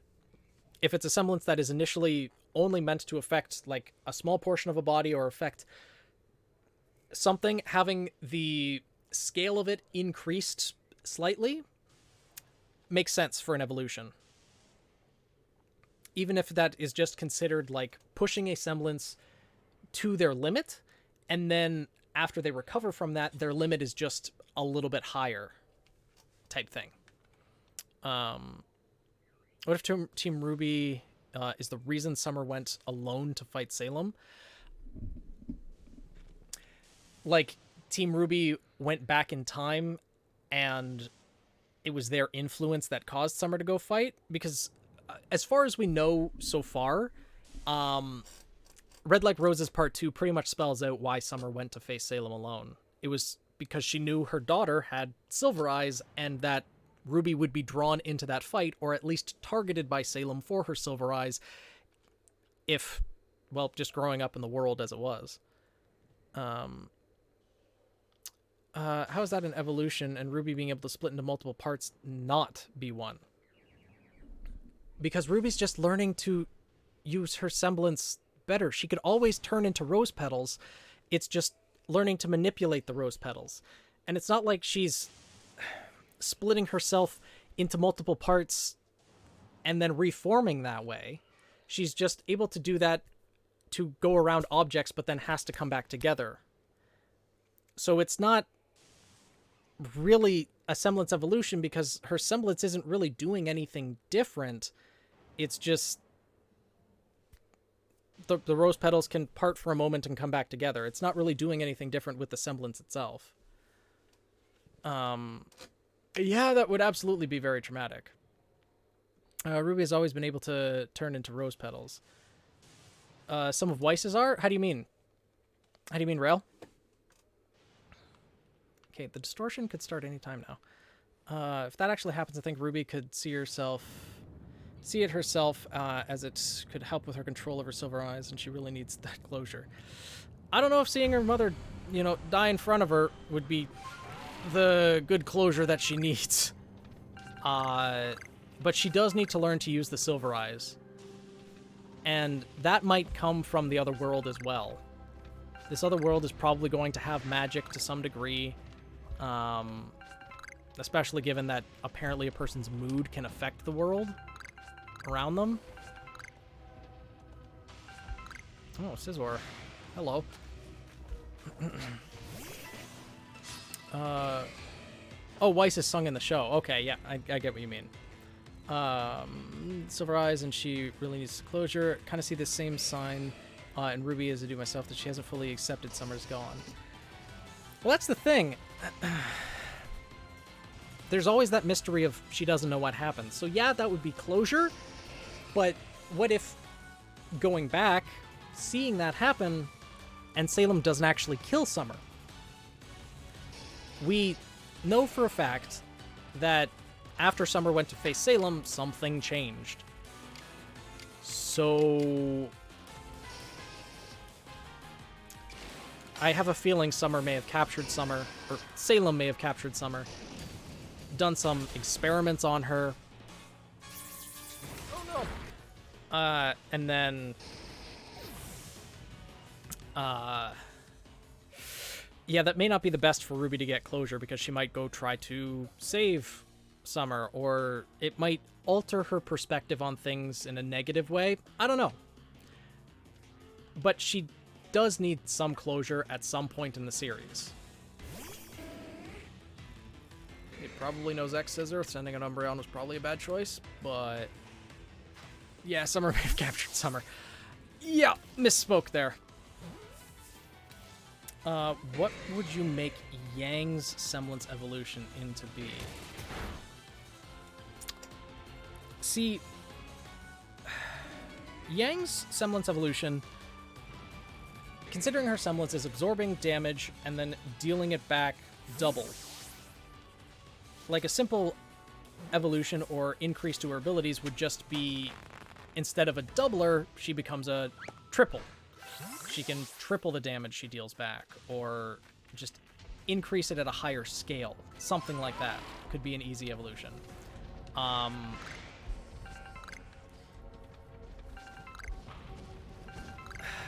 Because it's difficult to try to evolve certain semblances that really don't have a easy direction to go in. Because with Ren, dealing with different emotions, there's a few different things you can do with emotions. When it comes to, okay, she's pretty much just a physical damage dealer. Increase the amount of damage. Maybe not need to rely on taking as much damage.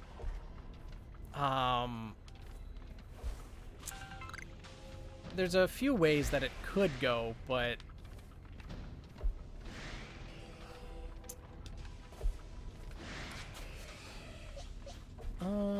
I'd label Yang semblance as a counter. Yeah, that fits as well.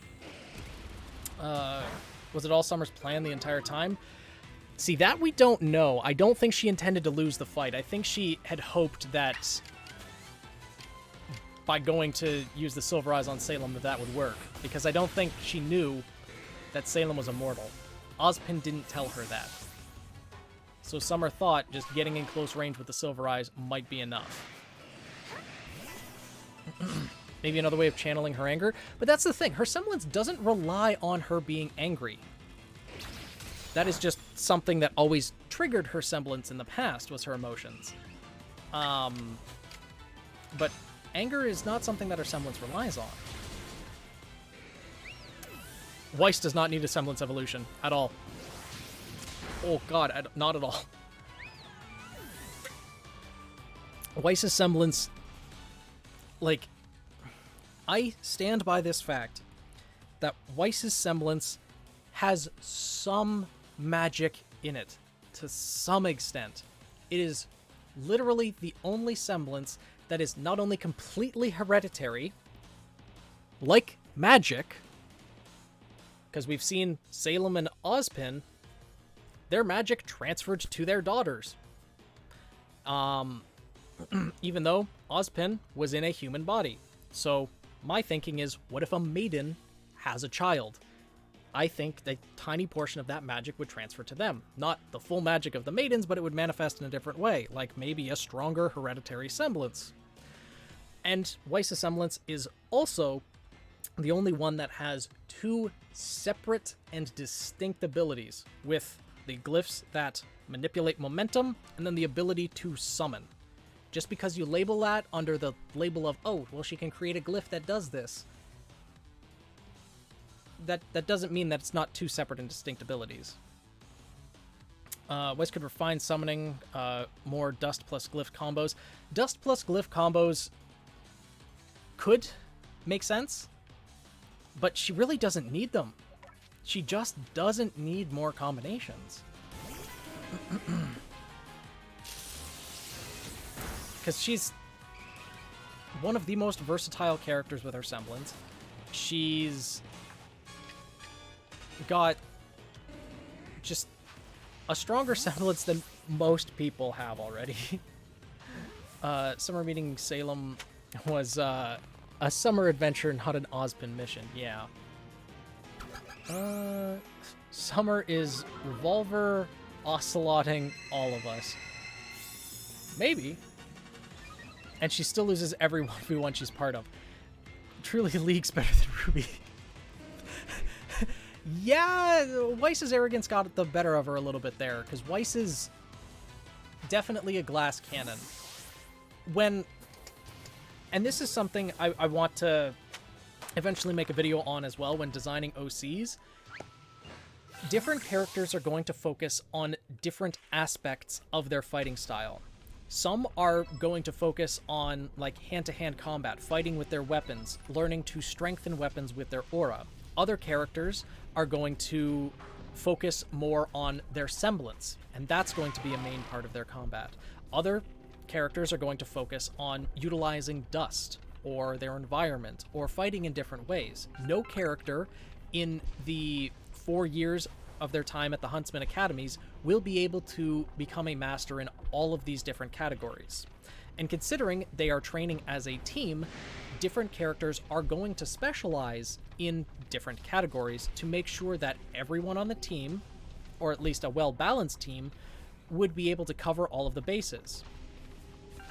Now, there's going to be some overlap, and some teams are going to be more specialized than others, because they are going to be able to choose the different missions that they go out on.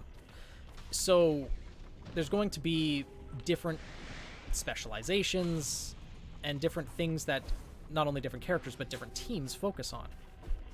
Some are going to be more support, others are going to be more like strike teams, focusing on combat, focusing on hitting fast, hitting hard, and just taking out Grim. Others are going to be, you know, escorters, and,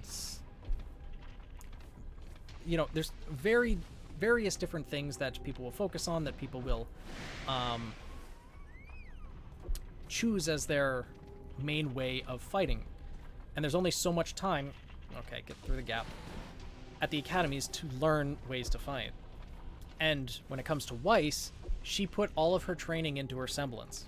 She's put all of her practice into her semblance. Not necessarily into her aura defense. Even just with aura itself, there's many different categories that people will need to focus on and choose what to train. Whether it's focusing on training your aura cloak and having higher defenses, focusing on training your aura strengthening so that your weapon is stronger and can maybe deal more damage, focusing on your aura control, that, you know, your aura can last longer while using your semblance, focusing on your semblance power, that you can, or rather, I guess, your semblance efficiency, so that you can use your semblance for longer so it drains your aura less.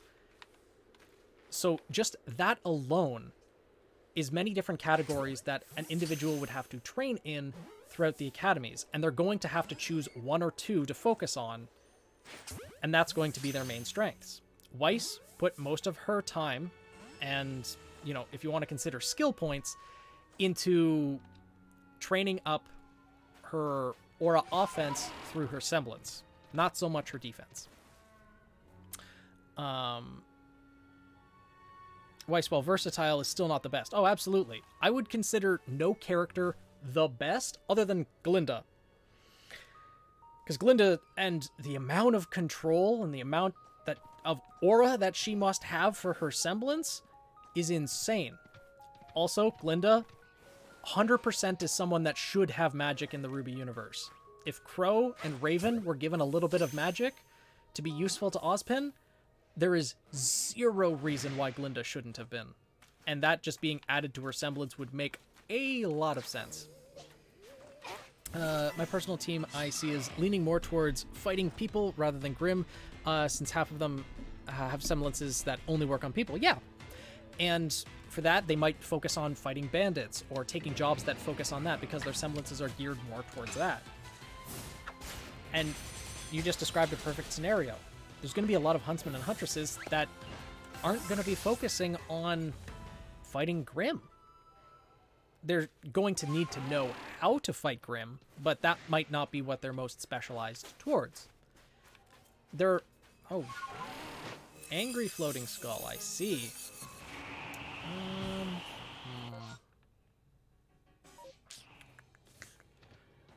Yeah, don't really need to go back up and Greek Garchomp again. So...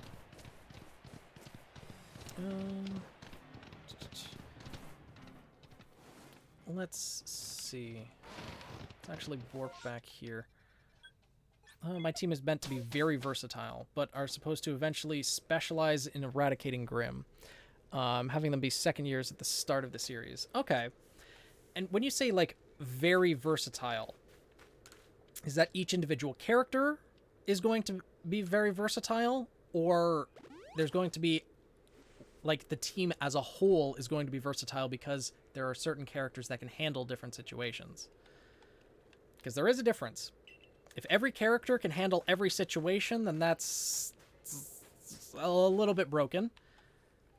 But if it's the team as a whole being versatile, then that could make sense. It would take a lot of training and coordination to make sure that they work well together, but definitely possible.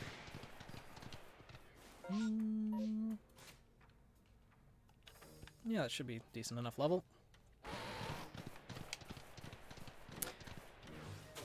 And here we go. Big ol' shirtless buff man that shaves his chest hair into the Pearl Clan logo. Gotta love it. Fighting off those... Well done. Right. This gentleman is Avalug's warden and my most honorable teacher, Garrick.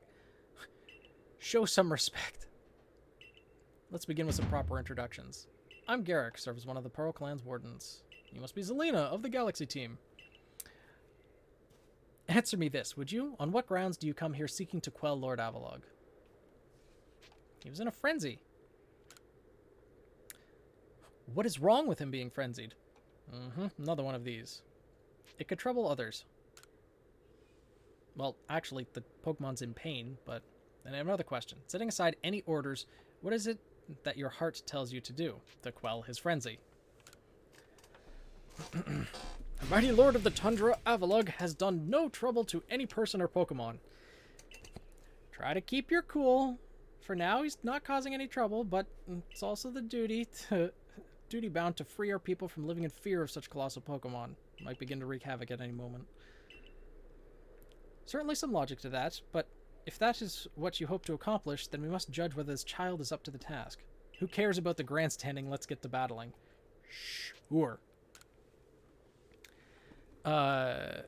Characters are supposed to be versatile, but not enough to go beyond the team's niche. Not every character...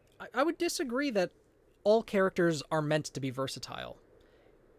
That is why there's many different types of missions. That is why different types of huntsmen would take different types of missions. Because not every huntsman is going to be able to handle different types of missions. They need to be able to handle themselves in different situations because there's going to be unexpected things that happen while out on missions. Unexpected Grimm attacks, bandit attacks, natural disasters or things that may happen. But I don't think every character is meant to be versatile enough to handle any situation that happens. A character that's, for example, a very easy one, that's used to fighting in Vacuo would not be able to fight well in Atlas. Very different environments.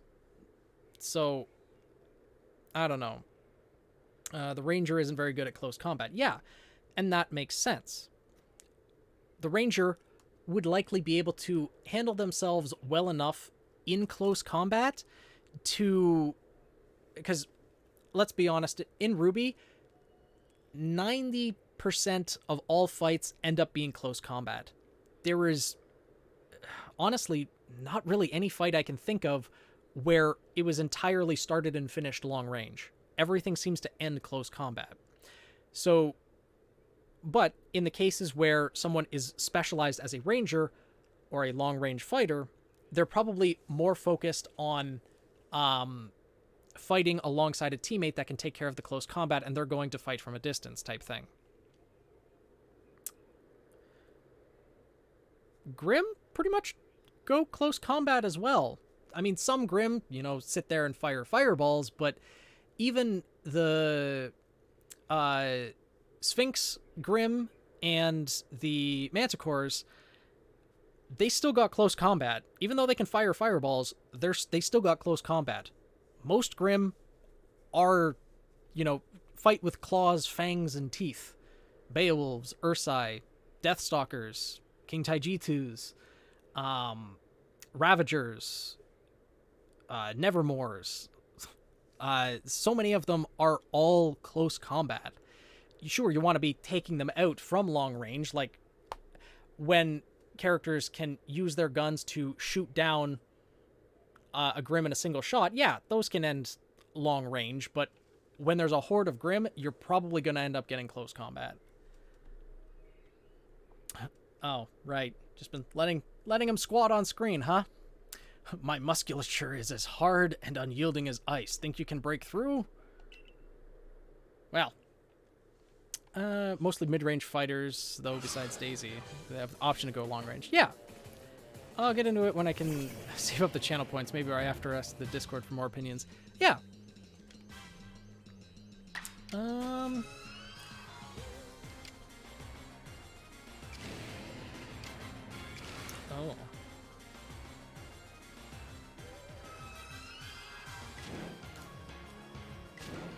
Let's actually take the Frost Lasso first.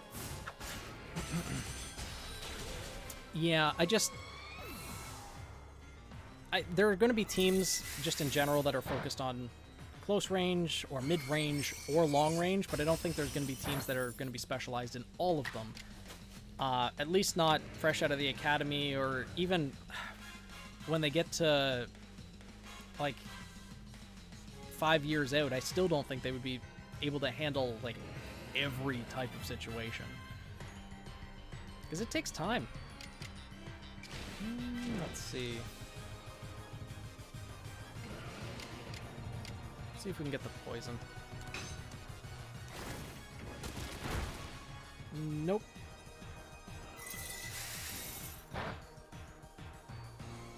Oh, well. Cool. Sure. That should kill. Yeah, having a balanced team composition is expected. The teammates would, one ranger, one tank, one scout, and the other guy. Yeah, fair enough. And I try to balance my teams that way as well. Though, pretty much, from what I've seen in the Ruby universe and what we've seen of teams thus far and how characters fight, there are a lot more specialized close combat characters rather than long-range characters. Even characters that have long-range weapons, like Ruby with her sniper rifle, she doesn't exactly focus on using that much. She mainly fights with the scythe. So, pretty much every team, I think, would have at least one or two close combat specialized fighters. There might be the odd team that is solely long-range, but I think they would be at a disadvantage, especially if they ran into a horde of Grim or something like that, yeah. Yeah, she absolutely needs to snipe more often, but just in general, we don't see that many snipers. There was Mei Zedong in Volume 3, but unfortunately she's not going to appear again in the Ruby series. You want to claim some of that Eternal Ice. Right. You need Braviary. Tell the long story long. You're not saving any time if you're wasting puzzles. Seems a bit odd for me to be doing the talking. But fine. The Eternal Ice stuff can be found on top of Avalug's legacy, but to go there, you'll need my clan's help. Not even Sneasler can climb that surface, let alone a person like us. Well, some people might be able to. You're going to have to approach by air with Braviary's help. Yeah, Garrick once managed to climb nearly to the top. Made it within 6 feet of the top. Might makes right. Or at least height. Right. She's a little dead? Who dead? What? Who be dead now? Oh, and, about Sabi, how do I put this? Even when she's not flying with Braviary, she's got her head in the clouds. Well, you'll understand once you meet her. Head towards Snowpoint Temple and you'll probably come across her sooner or later. Or right now.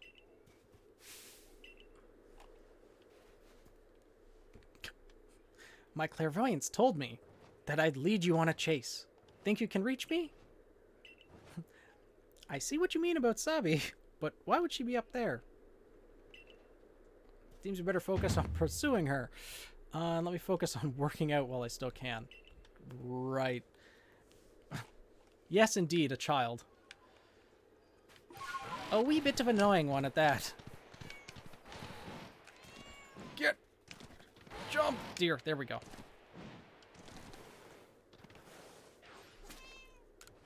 Hello, my name's Sabi.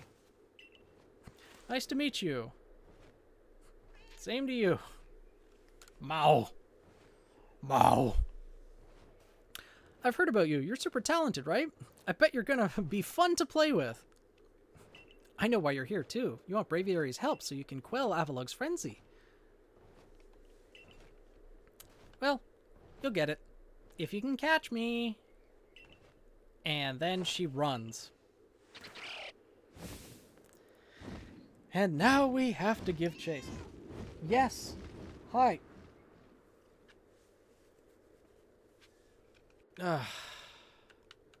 Yeah, look where she is now. All the way over there. On a mountain.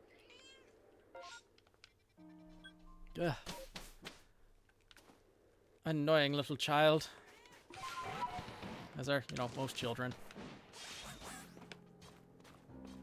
But now we just get to sit in the box while Sneasler climbs up the cliff. Cat, you don't need to go on the pillow. You don't need to do that.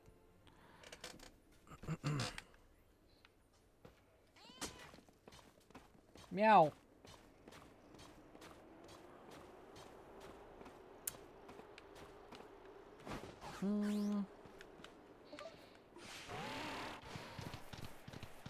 Cat, why? Why can't I speak to the girl? Why? There we go. So, who do you... So far, who do the nominate for the Ember Awards? We've got the Annoying Point, the Annoying Award, the Neutral Award, or the Precious Cinnamon Roll Award. Annoying. No contest. Made it all the way up here? Question is, did you catch me, or did I let myself get caught? Right. Oh, and one more thing. Am I really clairvoyant? No idea. No one but me could really know, huh? Right. Anyway, the challenge continues. Am I really having fun playing with you, or am I bored? Confusing child. Nah, he's quite comfy where he is on the bed.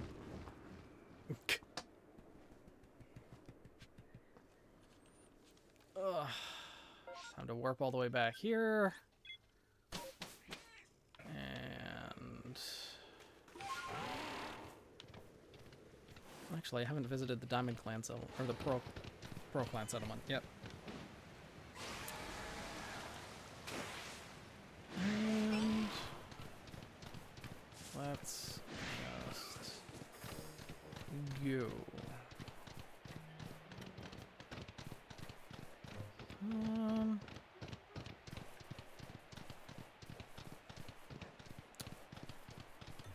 can't remember. Is there an unknown up here? I think there is in one of the trees.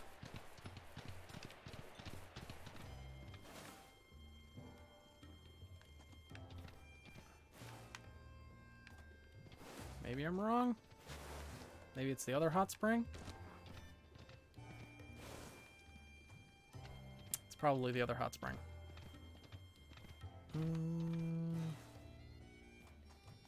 Yeah. Okay. Well, now time to climb the cliff.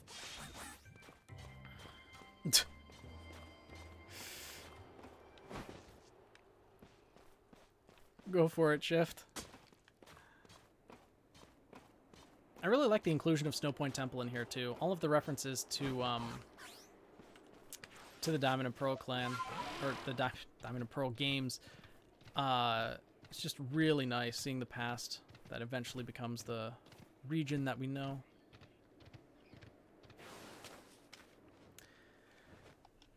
Oh, it's nice having someone new out here to play with. Safety in numbers. Well, I mean, you're heading off on your own, so, you know. Open up the front door, just a little bit more chasing. Am I really having fun playing with you? Only you can know. Ugh. If you have Warden's Hobbies approval to enter, then by all means do so. Those who cannot solve the temple's puzzles won't get very far within. Just in a bag while using Sneasler? Yeah. Just, come to think of it, I believe the statue, yeah. Yeah, like, just the eyes of sheer terror poking out. That's it. Just in a backpack, and that's it. Like, it's interesting, to say the least. I feel like they could have designed a different Pokemon for climbing cliffs, but... ah, well. We have what we have.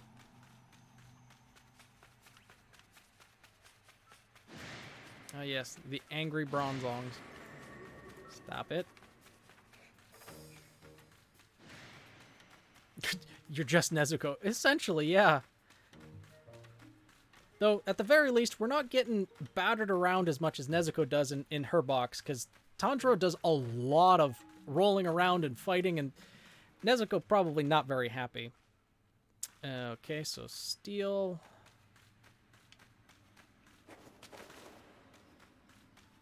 No, this is steel. I think. The other one's rock. Rock, steel, ice. The rock panel. Steel panel. Ice panel. Cool. Are we close to fighting God yet? Unfortunately, no. To fight God, it's still a ways away. But we're almost to the point of fighting a Titan, if that helps. It's cold. I'm going to get some hot cocoa. How many soaps? That's a good question. That's the button. 8 so far. So we're a little under halfway there.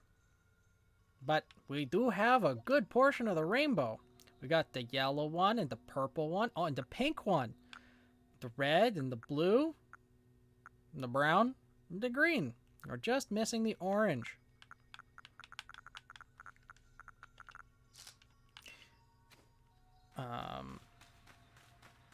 Are we attacking on the Titan? Eventually? Yes. Yes, we will be. Okay, so this one's the first one. Ice.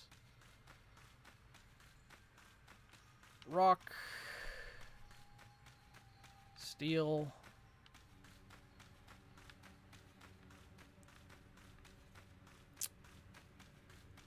Rock. Ice. Okay, easy enough. Ice. Rock. Steel. Rock. Ice. The last two will be a breeze. Yeah, well, we'll see. Dark Soul fight the Titan. You can do it. Maybe. Yeah, that was another one that I died to as well. Ugh, these patterns. Okay. So, starts with ice again. Nope.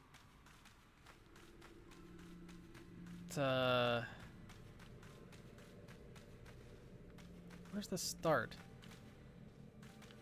I guess it starts here then. No, it starts over here. Okay. Steel. Ice. Rock. Ice. Okay. So steel, ice, rock, ice. Steel. Rock. Steel, ice, rock, ice, steel, rock.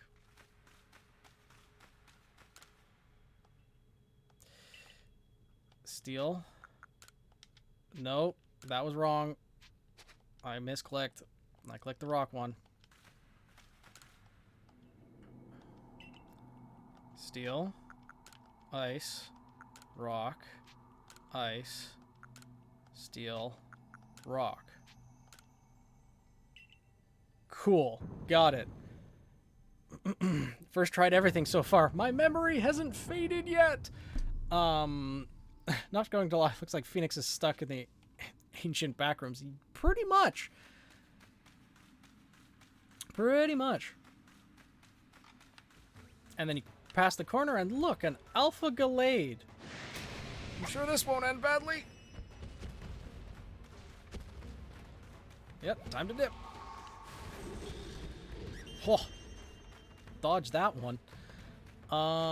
Ooh. Let's see. I should probably heal Samurott, because we're about to go into a interesting fight. It would be best to throw out here. I guess Sylveon? Wasn't anything. There wasn't a wisp or something over here, was there? No. Okay.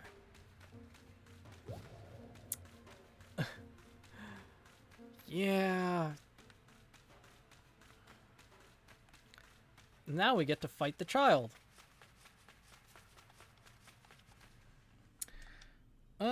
Guess I've been caught, so we're nearly done. Remember my clairvoyance? It showed me something else. I saw you flying with Braviary. Yes, it will come to pass. Well, it's not easy. If you really want to be able to fly high in the sky, prove to me that you're wrong. Sure. This is one of the less fair fights in the game. Now get ready, because here comes Rhyperior, Magmortar, and Electivire. All three of them. Just all three. Just slightly unfair. Just slightly unfair. Like, it's 3v1. Like, what? Oh,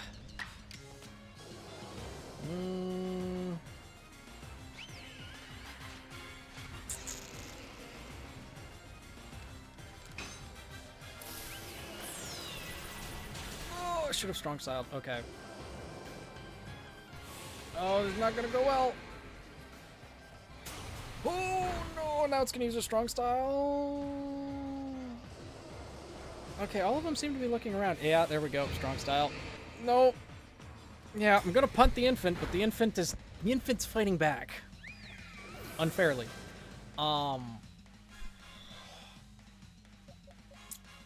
Okay. Yeep. I'm gonna send out Arcanine. Might be a bad choice, because the high horsepower is gonna be okay. Bulldoze the Rhyperior, get rid of that. And now... Okay. The other two shouldn't be too difficult to deal with. Oh, it's using Agile Style. That means it can get... Oh, okay. Thought it meant it could probably get the kill, but I don't think it can. It should be, yeah, resisted. Electricity should also be resisted? No, it's just neutral. Okay. Oh. This is just... They're just taking turns, going back and forth, just kicking the dog. This is not fair. It's paralyzed. No! This is abuse. It's not okay.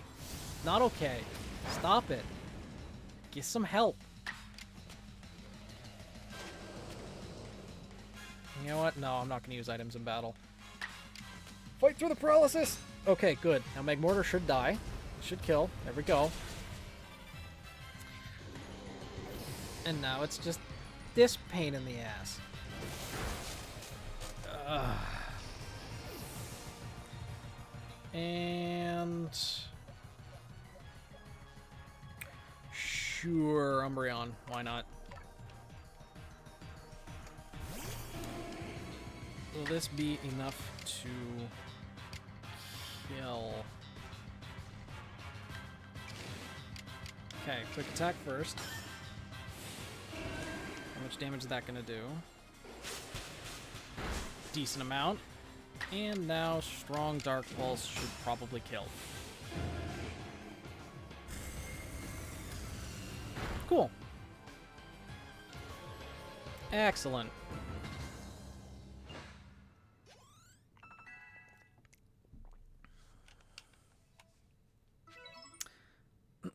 Oh, you caught us and you beat us. You've won all our games so far, but Braviary still won't get to know you even... Still wants to get to know you even better. Up to the roof. Great. Keep Samurott out front because the psychic flying bird's gonna go down now. Now I just have to run down the long hallway.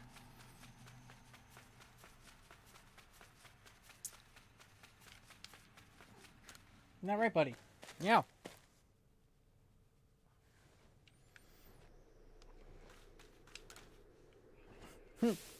Gawk, gawk. The bird. Alright, why not test out Zelina's strength for yourself? Time to punt a bird now. Time to cook a chicken. Extra crispy. I'm curious, would a strong style just one-shot it?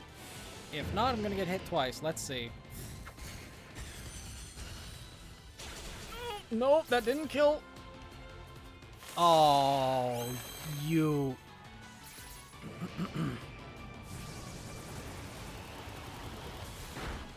Well, the spikes are gonna... Wow, the spikes do a lot of damage. Holy. Alright, well, let's finish it off with another strong one. Why not? Now.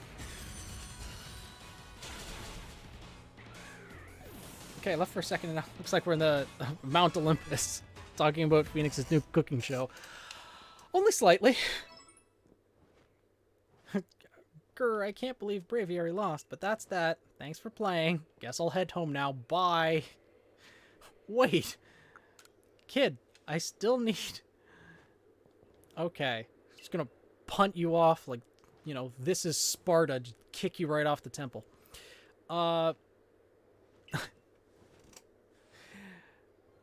She's standing pretty close to the edge. One swift kick would do it, right? I think just launch her off of the temple. Wonder if her clairvoyance would see that. I probably prove whether she really is clairvoyant or not, but... Yeah, no. The bird has acknowledged us. Does that mean we get more soap? Has opened its heart. Squawk. Soap! The light blue one. More soaps. All these Pokemon say that I'm filthy and I need to go shower. Keep giving me soap. Fly around should be fun for Braviary. Yeah, I'm glad. A world where people and Pokemon live together. It's a world that could be reality. Why do you think the lightning that comes from the rifts would cause these frenzies? Do you think this is Almighty Sinnoh's anger, or do you think it's a trial they put to us? If it's a trial, if we prove ourselves worthy, and quell the last noble, Do you think the rift would close? Even if one seems to be clearing this trial as a newcomer like you. Not one of us who've been living in Rahisui for ages now. How come you're playing all wise? I thought you weren't a big thinker, Adaman. Not impressed. Ushering in this new era is you, so if I stick with you, someday I might get to meet Almighty Sinnoh myself. Maybe. Does listening to Adaman fascinate you or bore you to tears? Just jump from here, take a leap of faith, and I'm sure Braviary will catch you after you just beat the crap out of the big chicken. Successful in drinking the hot cocoa? Nice, Nin. Don't forget the eternal ice. Yeah. Look! Here's the edge. Jump! This is what the girl asks of us. Just jump. Now go get a feel with flying with Braviary. When you're done soaring in the skies and want him to land, just ask him to dive.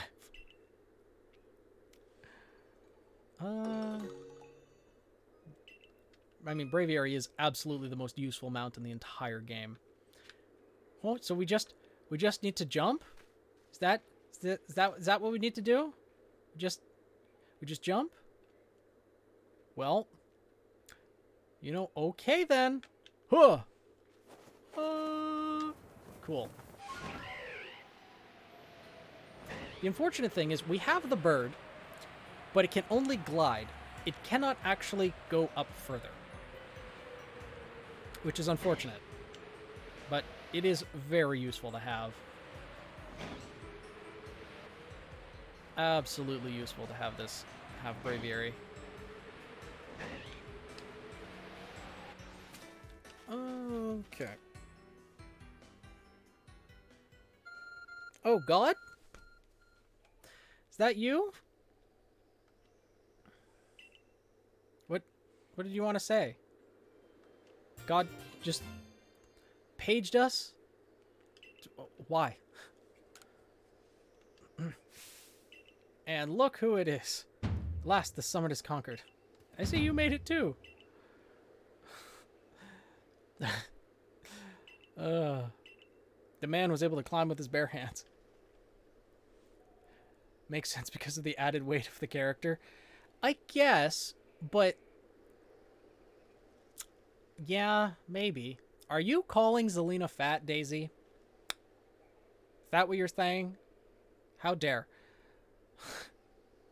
My body is warm, but my feet are still cold. Well, that's the trick. You need to give your feet the hot cocoa as well.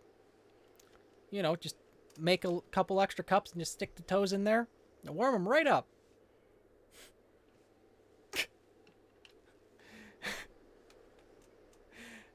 I'm calling bird bones hollow. Fair point. Fair point, Daisy. But, yeah. I do have to respect the effort you put in. It seems like Braviary was able to fly with Savvy, though, but she's a child, so that makes sense. I still have my own doubts weighing on my mind, but I'll make the necessary preparation so you can face Avlog. Soggy feet. Confusion intensifies. Sarah could carry Selena. Well, at least maybe. Yeah, her faunus trait I don't think does... I don't plan for her faunus trait to include the brittle bones.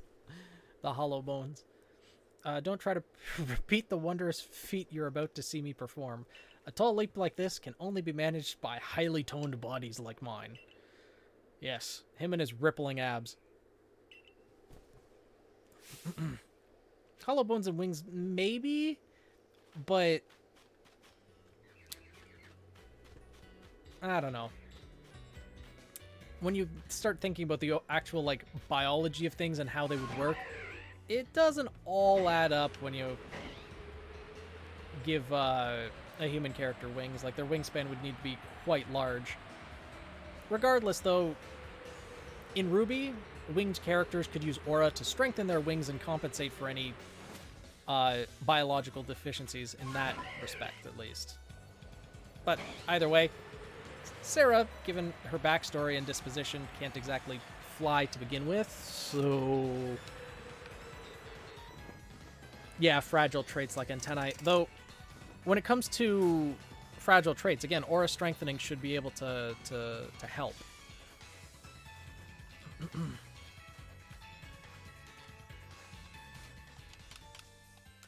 Oh, found some satchels. Nice.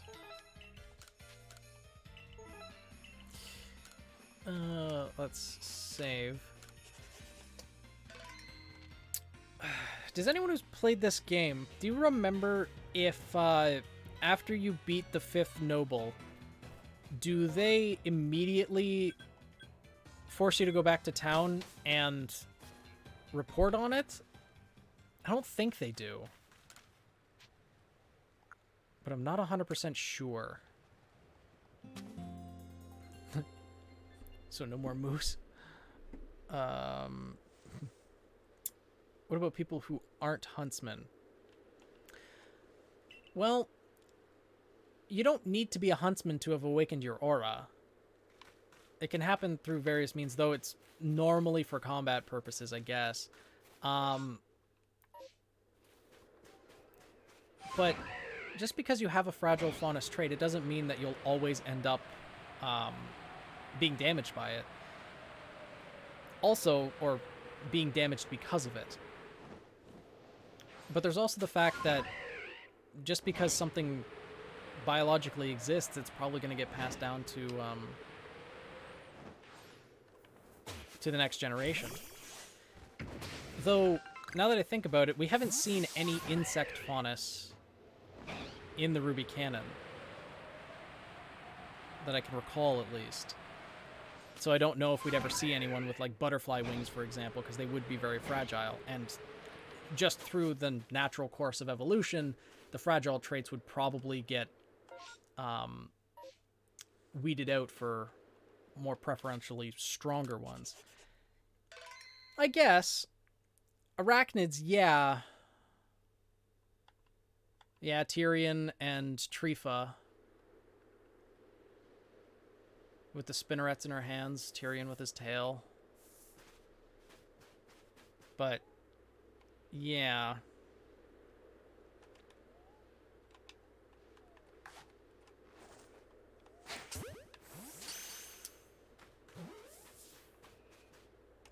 Look who it is again. What a pleasure finding a familiar face, or any face, in this far corner of the Alabaster Islands. I came to bring Garrick an order of sword caps, and he was more than willing to have a chat about Avalug. Sure, Volo. What do you got to say? Avalug, yes, 5th of Hiswi's nobles. That he is, and you know what? He's an absolute beast. Well, yes, according to what I was told, not only does he barrage you with chunks of ice, he also fires off massive icicles that he can cause sharp ice crystals to erupt from the ground below you. Seem a bit powerful to take on? Yeah, well, I'm kind of ordered to. Avalug Gold could be up to 100 feet tall. Doesn't that seem a bit too big? Nah. Received him sword caps to get to your training and all. Nothing better for building muscles than that. Now onward. Quite the chonker. Definitely a very large mocha-pan. Or mocha-pawn, I guess. Yes, well, I did want to see that Avalug, but perhaps not at the cost of my life. Freezing my digits don't be often. Yeah. Yeah, everyone's quite alright to let me risk my life, and they'll just sit back and not do anything.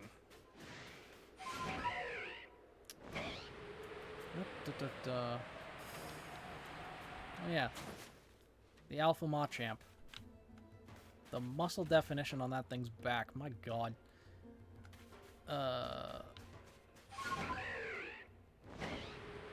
Okay. Well, are we ready for some more Dark Souls? 'Cause time to fight a Titan.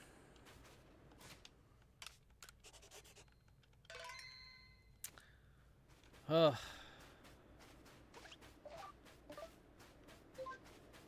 Here we go. So we are to quell Avalug as you wished. In the end, the strength of your feelings won out. Say, did somebody say the doors to darkness? Or maybe real strength comes from the way you walk among both people and Pokemon. Well, I suppose we got to work making some bombs from the Eternal Ice.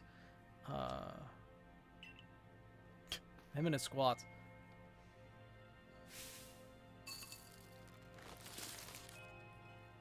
And there you go. All done. If you truly wish to quell Avalugg, then walk on. The path before you lies ahead. Yep. You'll need unrivaled dodging ability. Well, let's go. Dark Souls time. Just look at this. Look at the size of this.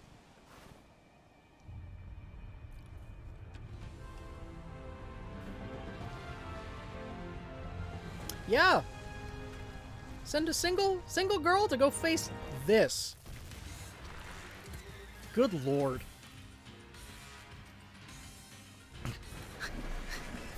Yeah, fair fight, you know. I'll just throw some of its favorite food in these tiny, like, palm-sized balls. Well.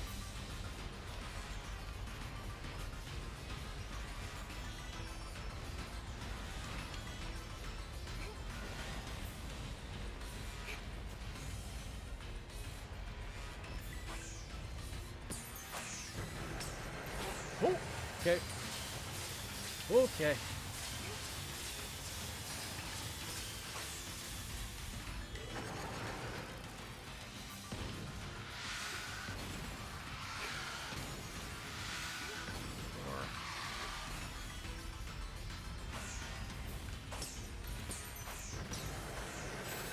Oh god.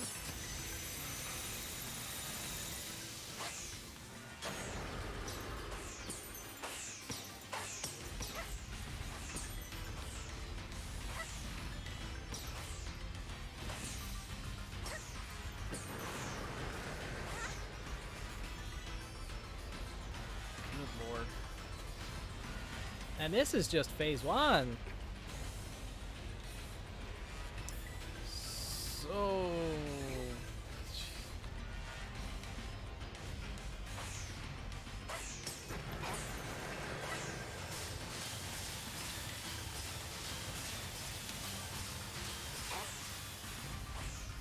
Okay. Don't get greedy, don't get greedy, don't get greedy.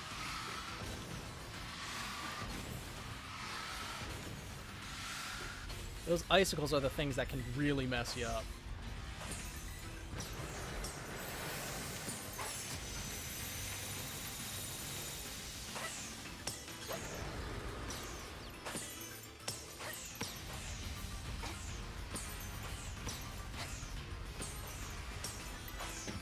I think this is going to initiate phase 2. I got it less than half.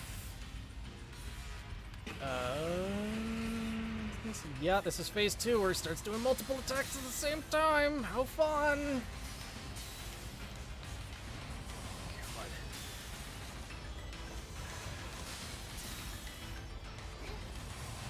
Great.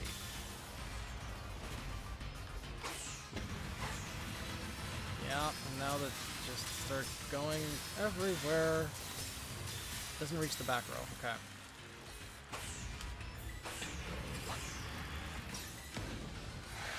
Oh god, they come faster now. Oh yeah, there we go.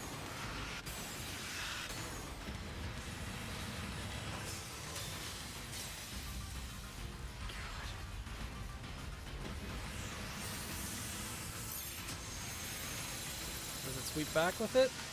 Nope, okay.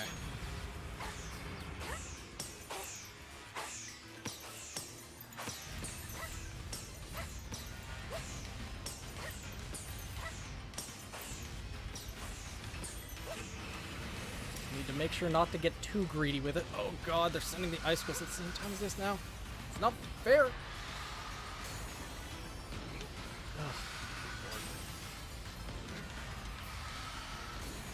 There's no break to it. Oh, oh. That was close. Oh god. Get out of the way, get out of the way, get out of the way, get out of the way.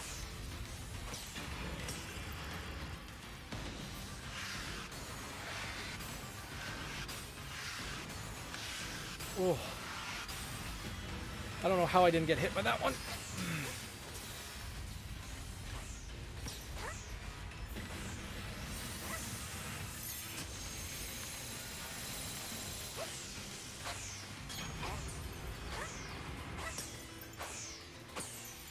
Oh, he didn't stay down for that long. Is this... Oh, there we go. Whew. Ooh. And the final bomb. Oh my god. Whew. Yeah, bro said Kamehameha. Quite literally.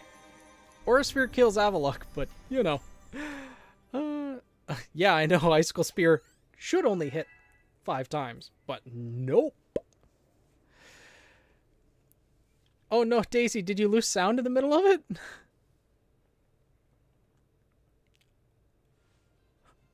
More so.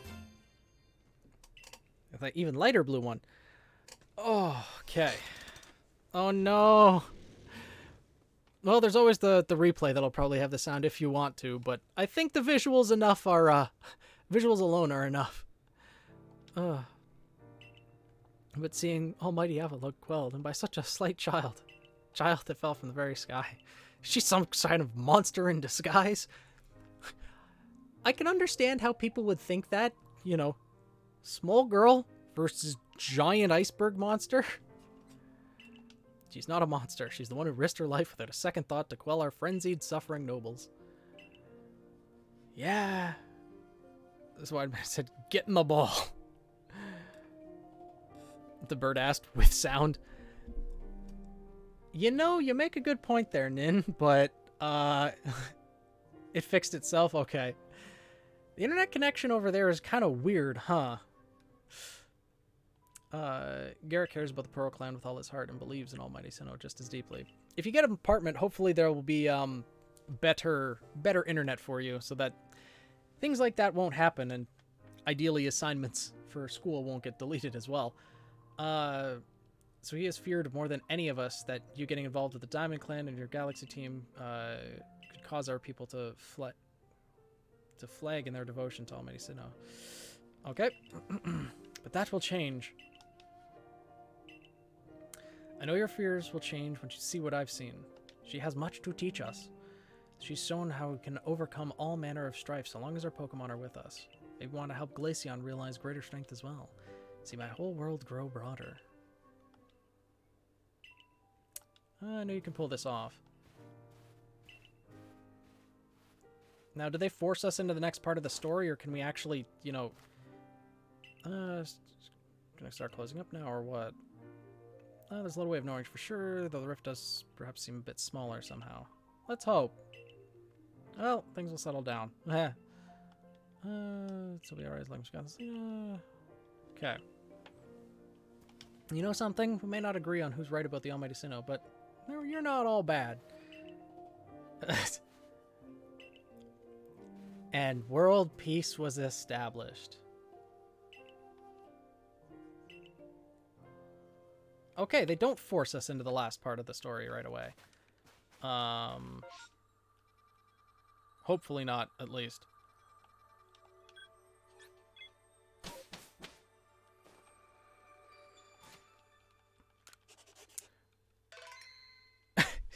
Gay Rick is such a homie. Okay. Caught 10 Pokemon. Sure. Let's report the findings.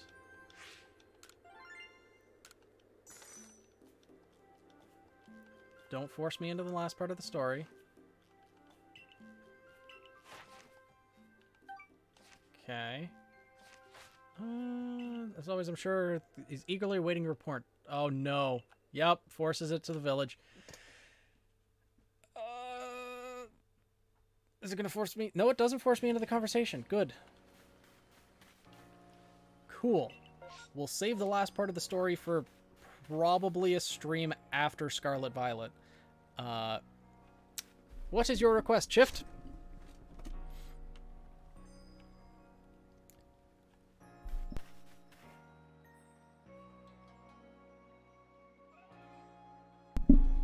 Whew, excuse me. Can you please beat God with Snorlax? But, well, the thing is, with beating God in this game, as with all the Dark Souls battles, I try to do them without Pokemon, but if you remind me when we go to fight God, I can throw Snorlax out at some point. Speaking of, I think it's about time we go catch the Snorlax now.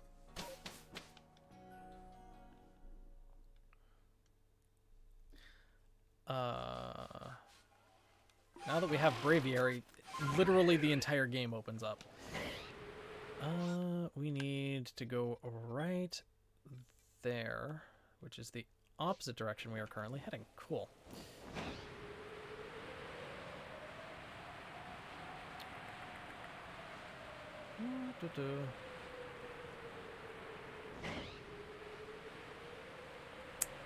That's a good question. I shall have to see.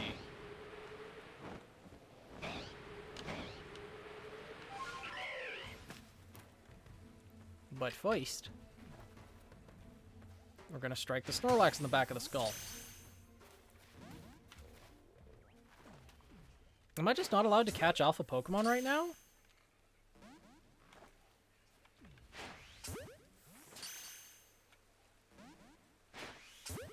Maybe I'm not allowed to catch alphas until the post-game? I didn't think that that was the case.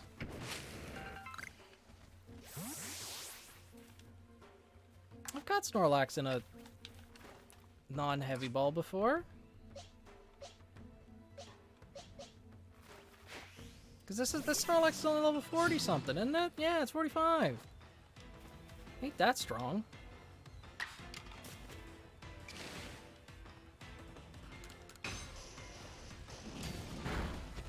You thick boy, though. Oh! Oh my god. Right, I forgot alphas are really powered up. Great.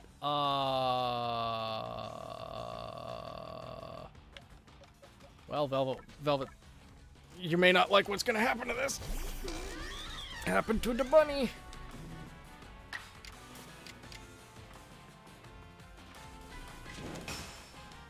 We'll see. We'll see what happens. Is she gonna win? Oh no. Oh no. Oh, you sheep. Ugh.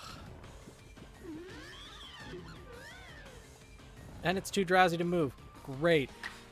Well, let's see if it can be caught.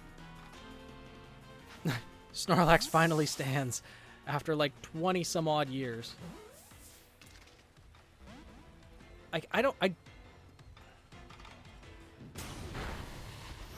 Okay. I'ma kill it. Bunny will win. I don't know if it can be caught, so I'm just going to get the experience from it.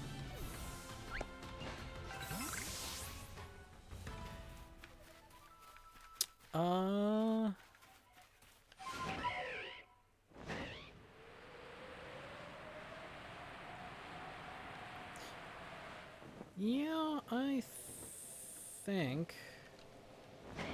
Is there anything else that we really, like, need to go? Oh, it's almost midnight, too. Huh. Well, I should probably end stream, honestly. We need to find a champion to beat God. I think they appear in the distortions, so it should be possible enough. Actually, do I have one? I don't know if I do.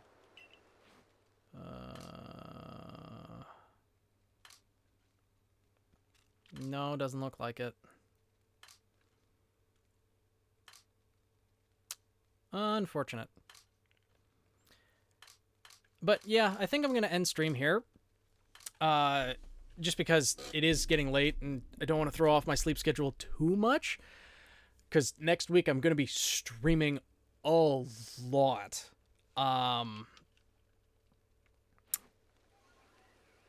But